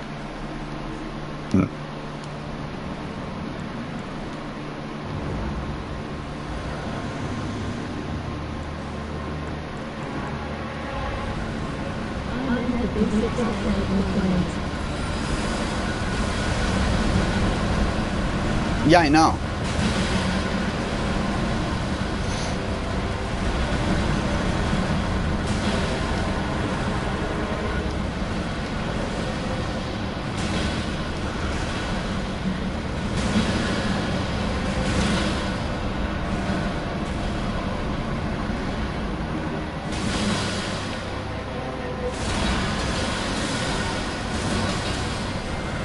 Bow, bow, bow, bow. Goodbye.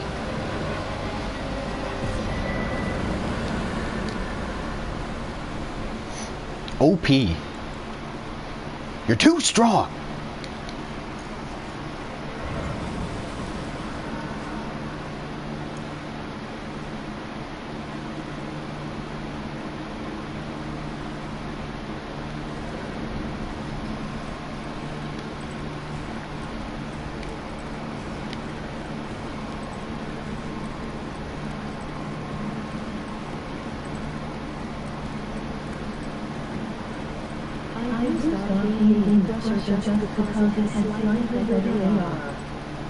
Yeah.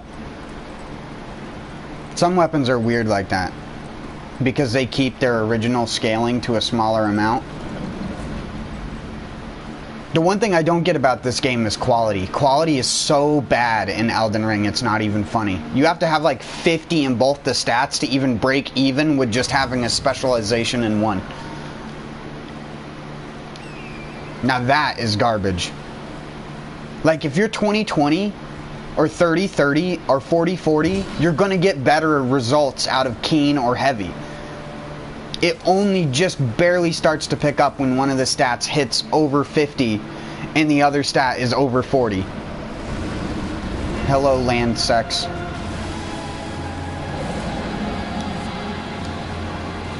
Where's your boyfriend, Vike?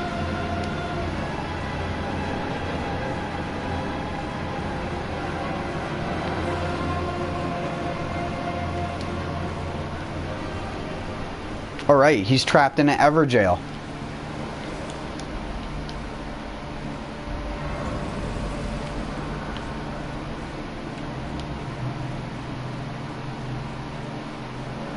Alright, now I can go fight Rhodonicus. I already beat the double trouble fight that's here.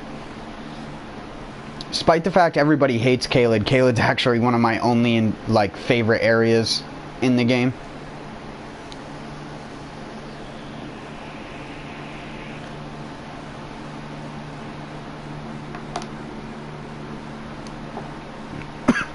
And Mount Gelmir. Mount Gelmir is cool. Not to actually traverse it, but just for what it is.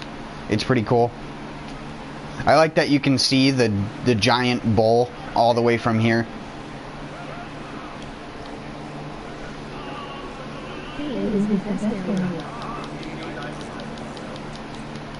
It's the most originally designed one as far as the game goes, as much as it's just the Miyazaki toxic swamp. At least they went full out with lore for the reason why it's a toxic swamp.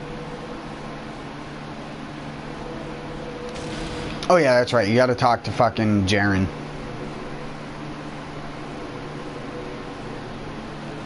Him and his flamberge. It's a pretty good weapon in this game.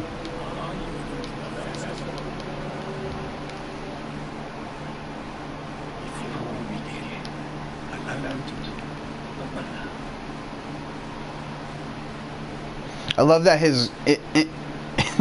it's implied that his story is so long that it goes from being day to night.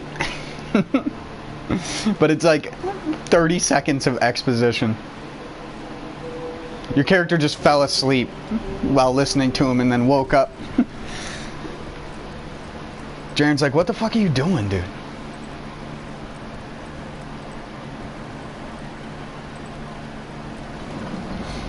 You only get to fight Radahn during the day if you die to Radahn.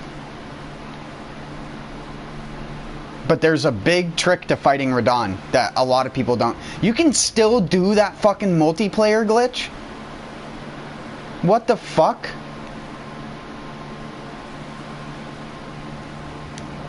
And they're fucking patching goddamn skips still, and they haven't fixed that.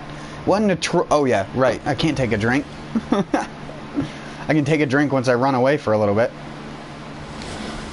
Nope. Alright, there we go. So if you didn't know, this is one of the biggest things about Radahn's fight. You can run backwards and despawn Radahn. And what this does is it makes him pull out his melee weapons and run at you. As I'll demonstrate.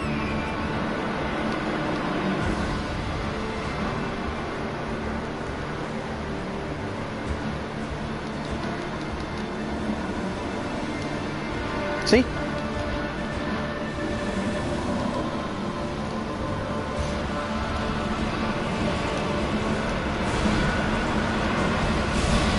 Oh, come on, Radahn. Oh, what is my character fucking doing? Look at him.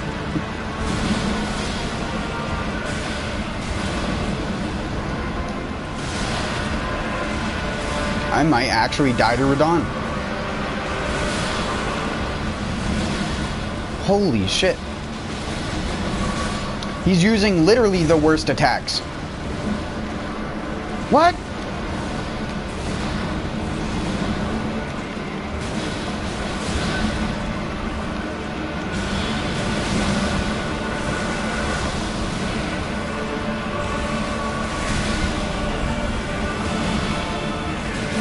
That's gonna hit me, right? Yeah.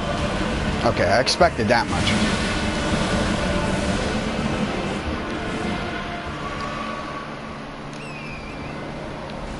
Where was I looking? I was looking like this. Yeah, I was looking that way.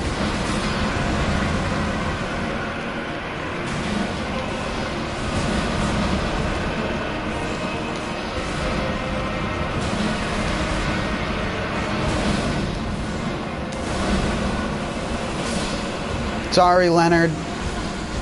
Sorry, buddy.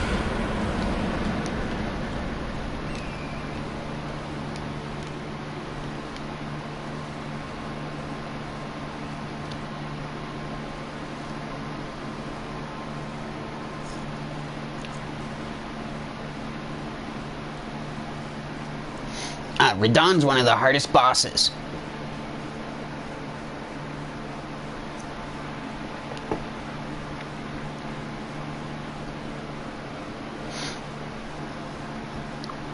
Maybe if you come and fight him in new game with like barely an unupgraded weapon. Even before his hitboxes and everything were nerfed.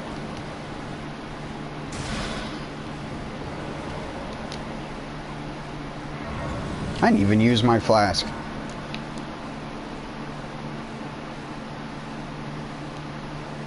Pot.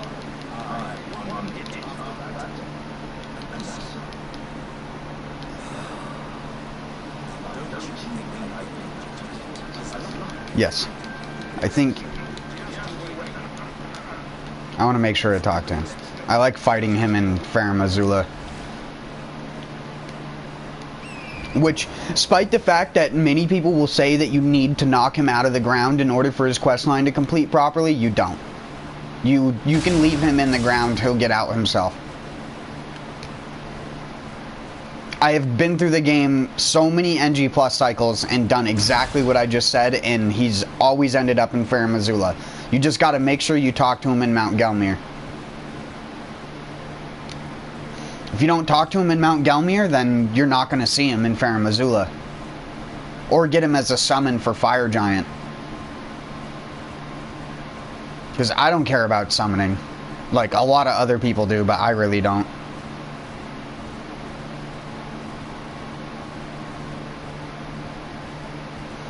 First time I fought Radahn, I just Lion's Clawed him to death. With a greatsword. And now I just use the Get Bled and Frosted build. And I didn't put Blood Flame on or anything. And I'm not even using any offensive talismans. I'm not using Millicent's prosthesis or anything. Nothing. I'm not even using Lord of Blood's exaltation. Imagine if I was, the damage I would output. People are always just like, oh, you have to use these things in a build. Nah, not really.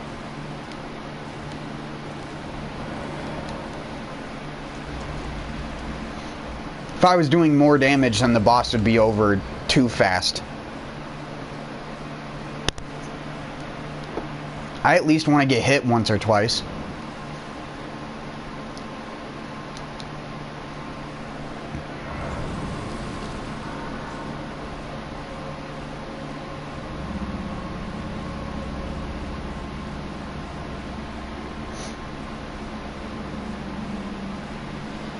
I remember when these guys just used to damage each other all the time, but now they only damage each other when you get within, like, swinging distance of them.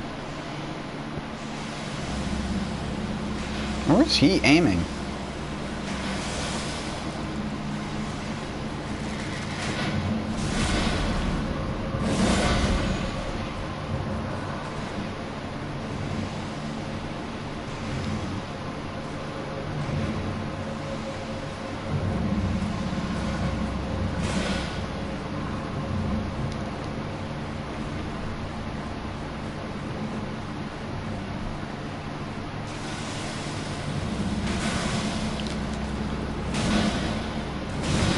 Holy fuck, these guys have as much health as Market.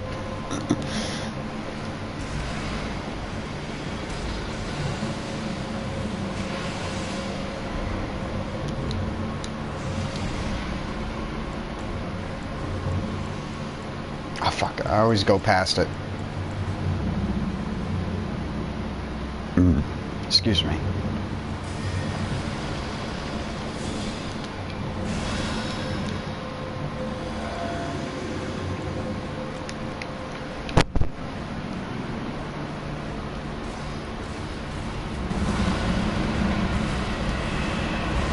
Oh.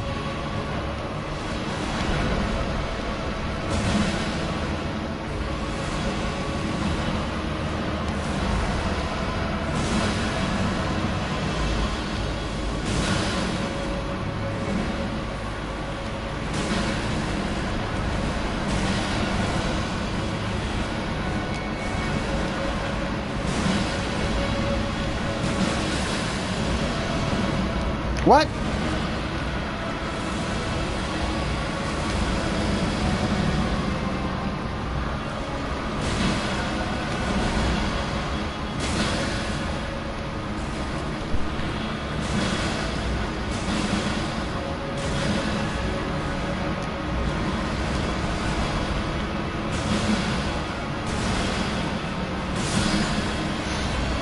So many people have a hard time telling what that thing is doing, but I think it's one of the easiest big enemies in the game. Everything it does is so overly telegraphed. You get at least 3 to 4 seconds to tell what it's doing.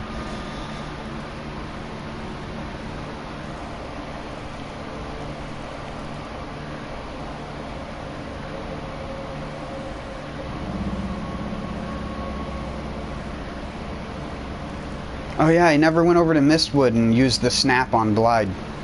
Not that it matters, it's the most unimportant thing you can do in a storyline in this game.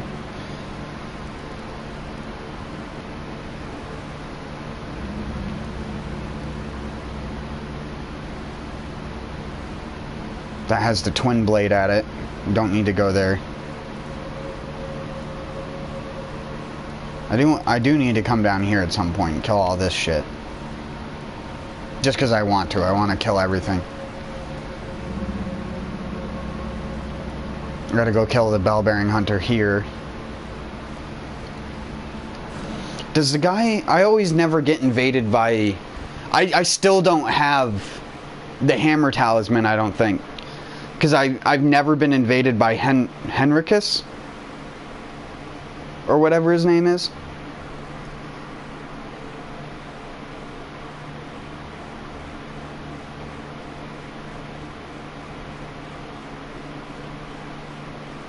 I think he'd be gone by now. I don't think he's there.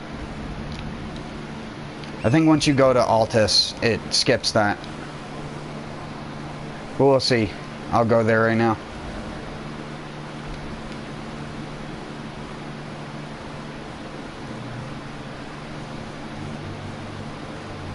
These guys are worth 1,000 in new game. What are they worth in NG+7?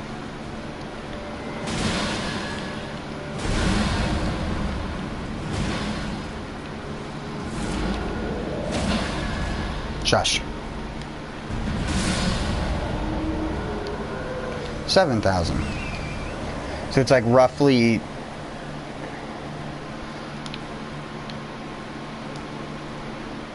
It's like 750% rune increase or whatever. Math, I'm not good with it.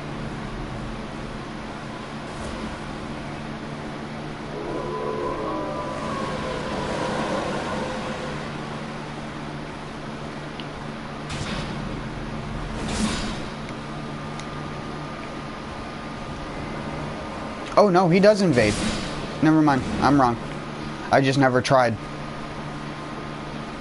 I think it's once you get the quest to kill Old Knight Istvan.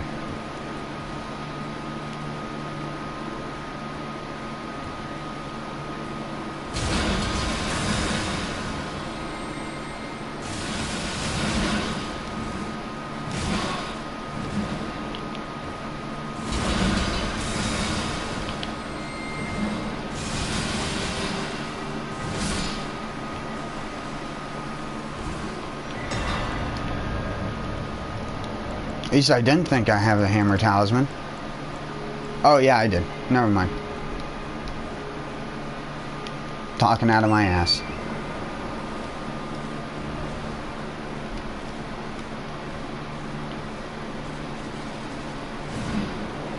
A little early.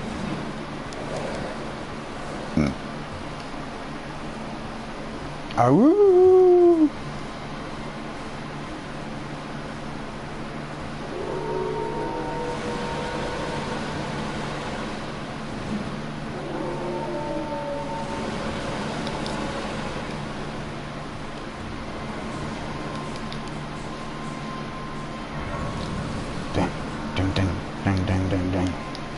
Go away, wolf.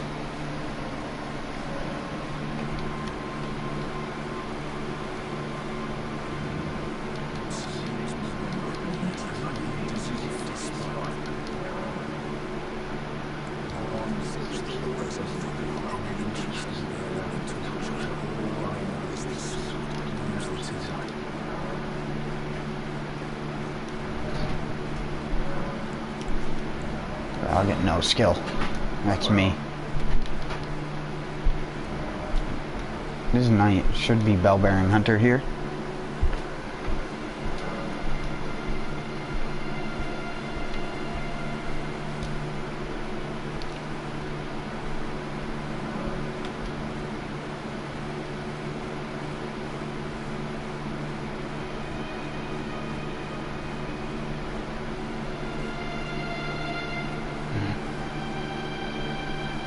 Why isn't Bell-bearing Hunter spawning? I thought you only had to buy one thing from Bernal. If any at all.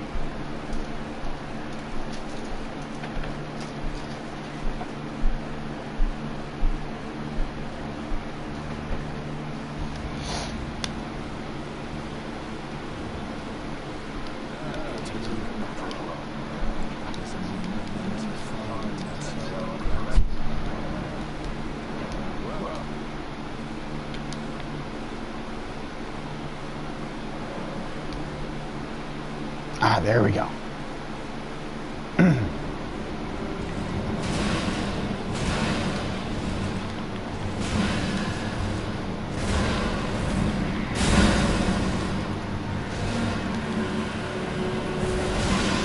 Oh shit, his goes way farther than the one you get.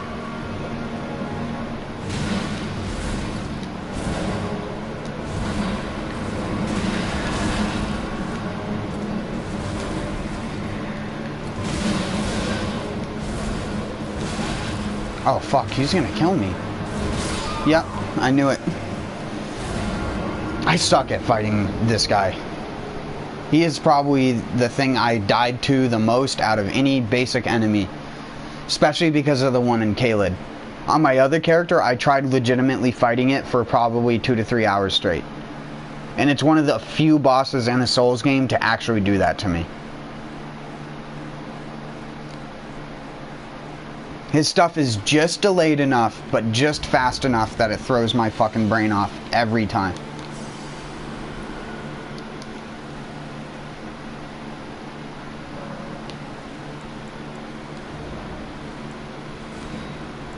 Can I even put, is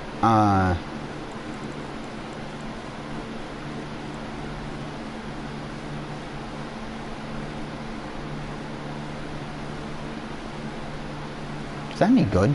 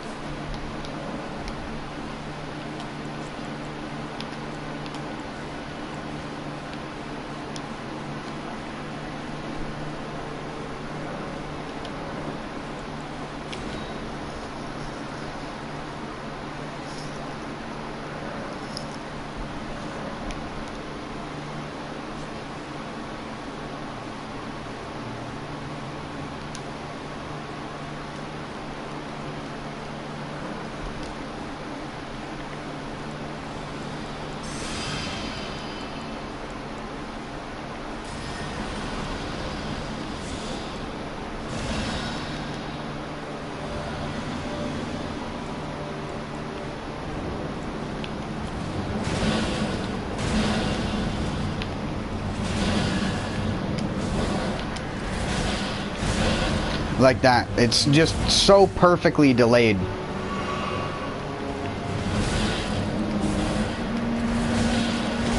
It makes him one of the hardest enemies in the game. Even that is perfectly delayed to catch you.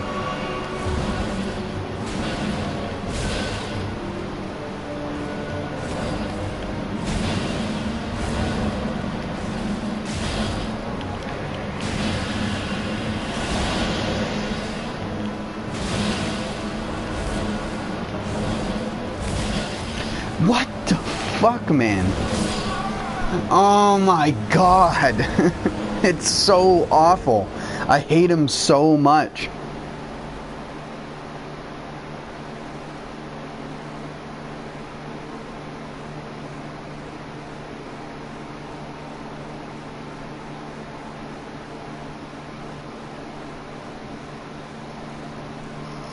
Well, here comes me dying to the very first bell-bearing hunter for hours after first trying Radon, Margit, Godric, all that stuff. This is the literal toughest enemy in the game. I don't care what anybody says. The bell-bearing hunter is... And for the record, it's Elmer the Briar, but whatever the fuck. Just copy and paste a guy with a different name. That's Elden Ring's, like, forte at this point. Elmer of the Glue. Don't give him any funny ideas or else that'll end up being the next thing. It'll be him except for he'll hit you and he'll put the slow effect on from DS3. And then you won't be able to dodge if you get hit once. Perfect. And his name will be Elmer of the Glue. And he'll be a bell-bearing hunter with slow effect. I'm a genius. Hit me up, FromSoft.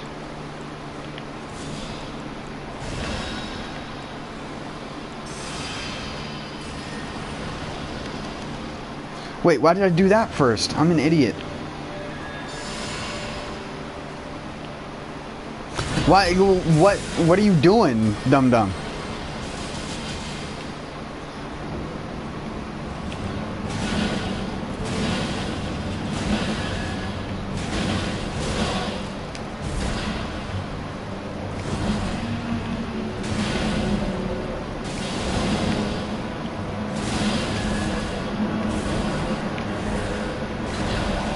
Oh, I dodged it. Can I have a reward? Ah, he's so difficult. Why don't you kill Radagon and Elden Beast? Little twerp.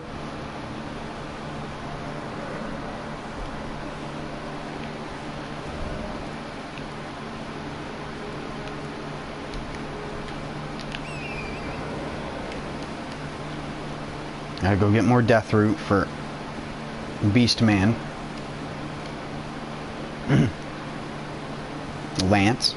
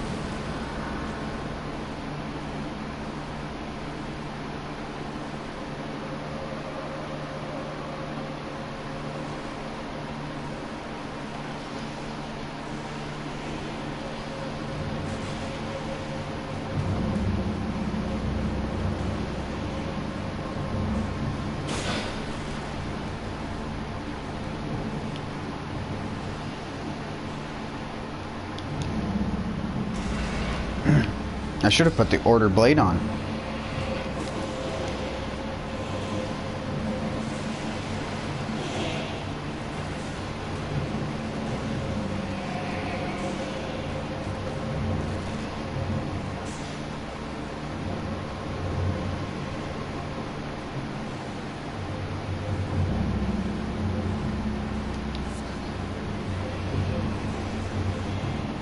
Isn't this where you fight the first one of those shades, right?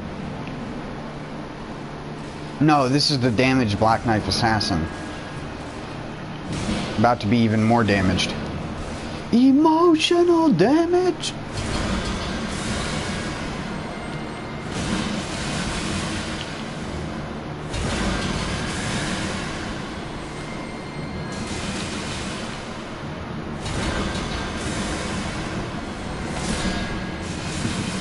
Baseball batted.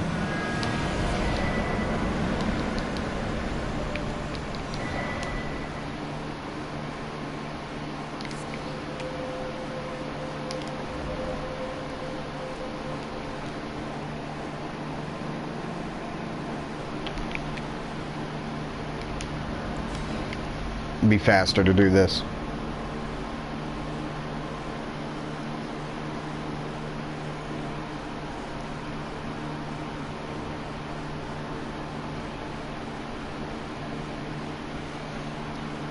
Melina should have just stayed working with the Black Knives. Because I have a feeling Melina is the whole reason why your maiden is dead at the start of the game. Either it's either Melina or Vare. It's one of those two. No one ever considers Melina, but they forget that Melina has the animations, exact one-to-one animations of a Black Knife Assassin when she fights alongside you with Morgott. The only difference is she uses the Blade of Calling instead of a Blade of Death. But she knows about it and uses her Blade of Calling exactly like it's a Blade of Death. So, I have my own suspicions there.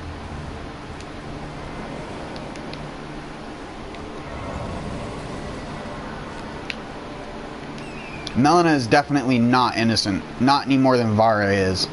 But I like Vare's personality more than Melina. Melina is just your bog standard. I'm the girl that makes everything okay. For you, character. Here's the magic key that I've been holding off from you this entire time. I've been testing you. Okay, bitch.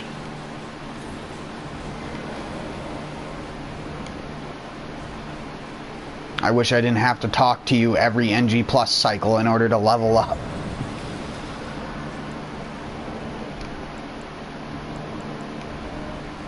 Alls I wanted was a Honda, instead I got an entire exposition dump.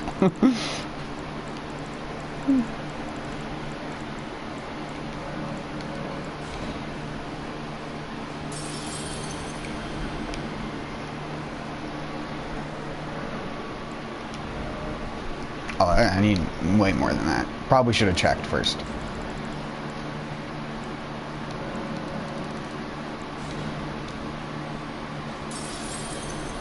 Yeah, that should be good.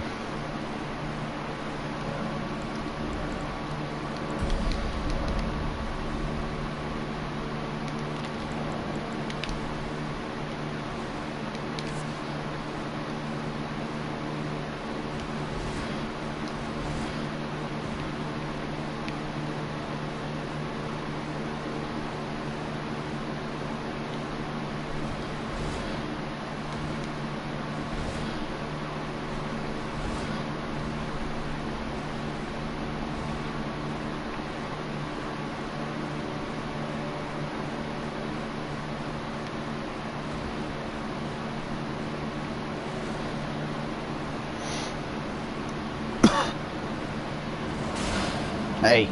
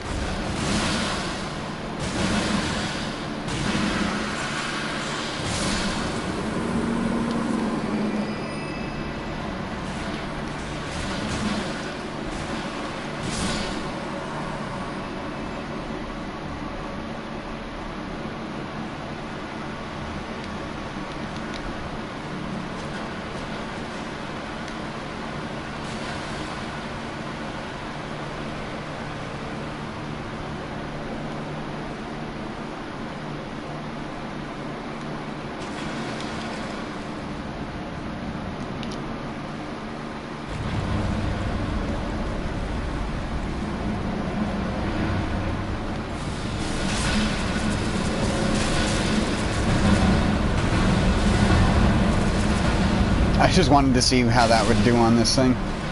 Obviously, way worse than my weapon. You gotta remember, I only have like 23 faith. So I'm honestly amazed it does as much damage as it does. What about Rykard's Rancor?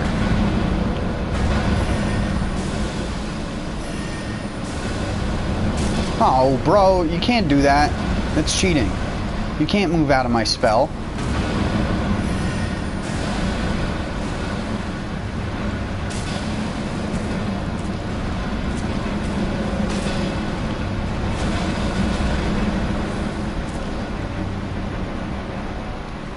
Okay, now time to die. Enough fun.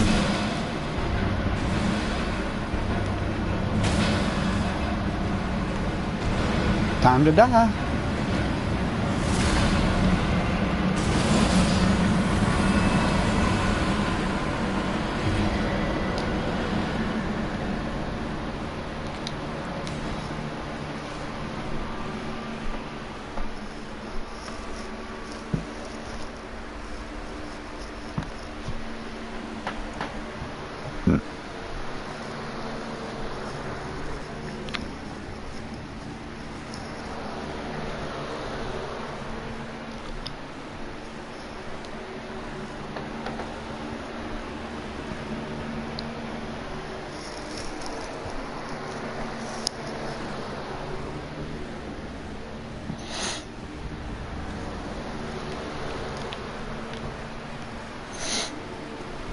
And I think that'll be it for me today. I'll come back tomorrow and finish off all of Limgrave, do all of Liurnia, then we'll move on to Altus and Mount Gelmir, then Lindell, or Landell,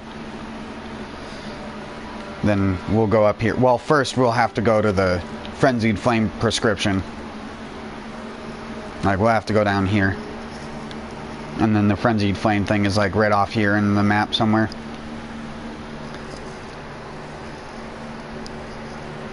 Oh yeah, and we gotta talk to Vare. So we can go to the subterranean, or not subterranean, Mogwin. the Dynasty Palace. This place. Mogwin Dynasty Mausoleum.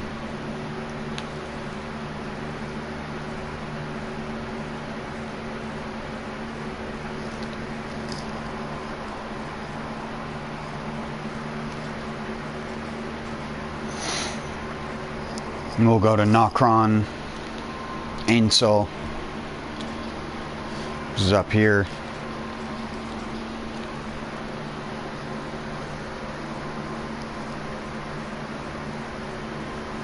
We'll go to Ranny.